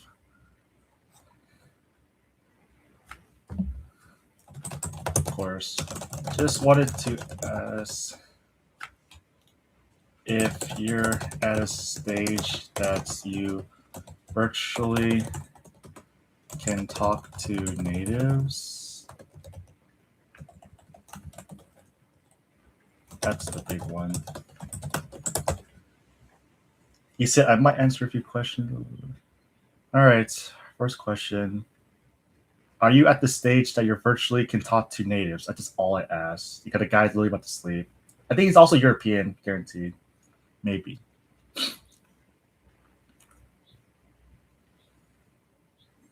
Yeah, in the future I would be careful with showing Discord just in case he'll tell you. Yeah, you're right. Sorry about that. I'm still new to these kind of things.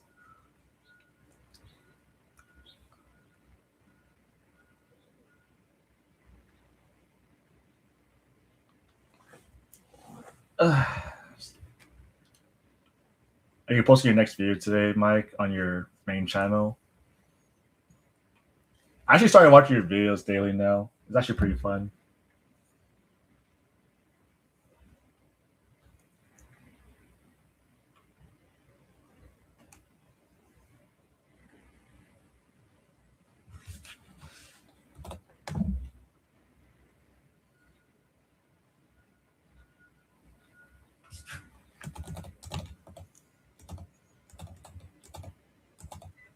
I'm pretty much going to end the stream like in 5 minutes. So basically, the moment he answers this question, I'm just going to end it here. Simple. I gotta go exercise. I get it. No worries, man. I post every single day. I just want to study all day though and get really good Japanese, which is what I should be doing now. Are you figuring out how to wake up early in the morning, 6 a.m. to 10 a.m. like you said?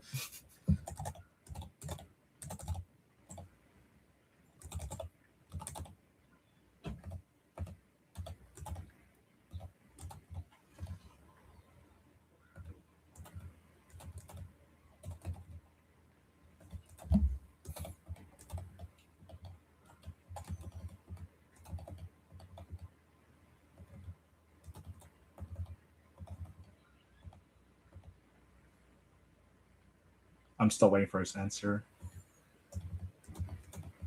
I just want this answer, then I can just call it here. I just asked him the most basic question, I think. Can you talk to natives? That's it. But that's a very complex question itself.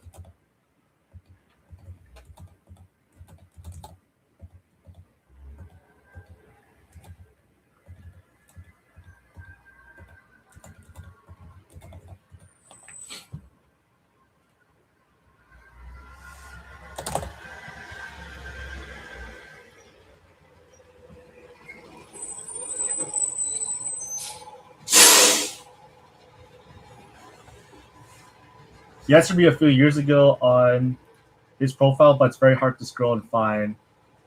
Years ago, yeah, because of all his every 1,000 words he learned, it always keeps getting further and further away from your actual chat. It's okay. He's a legend in himself. He's a whole different level, way beyond you and I combined, probably.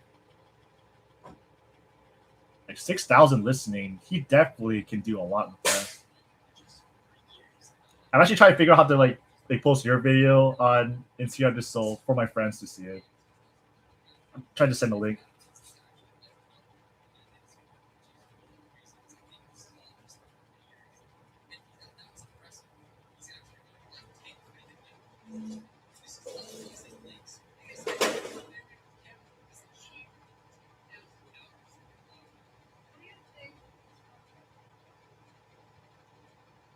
Still typing. Yeah, 50 million words.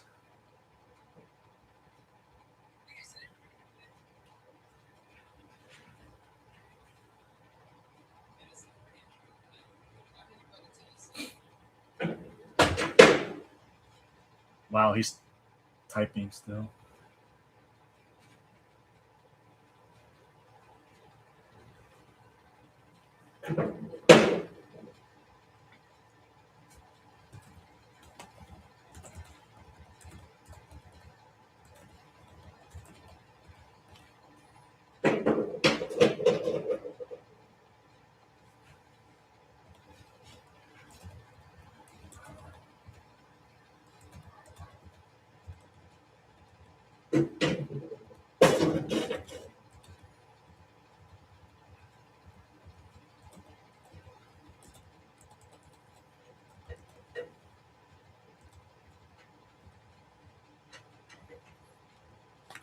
Based on his typing, I mean, I guess you could always use AI.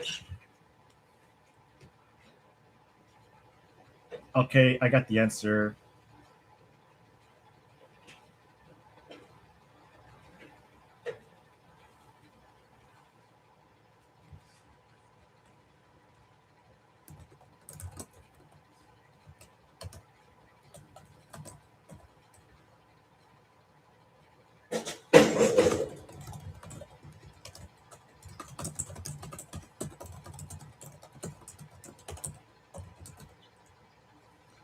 He says, if I need to reword it, he doesn't really meet native speakers that much, but he's able to understand them no problem. But when they talk to him, they don't speak fast. They pretty much slow down for him, but he's able to follow all conversations without a doubt. So he's pretty much like good, I guess. I just said, sounds good. I'll let you sleep now. Hope I can ask you more questions in the future at the end. All right, I'm going to call it quits here. It's been 6 hours. I'm just glad at least I sent job applications. Call it a day. All right, see you later, and let's talk again, Mike. It's nice to see you again, and thanks for visiting me, an average dude. So, all right, you guys have a good day. Like 1 second, 6 hour mark right now. All right, later.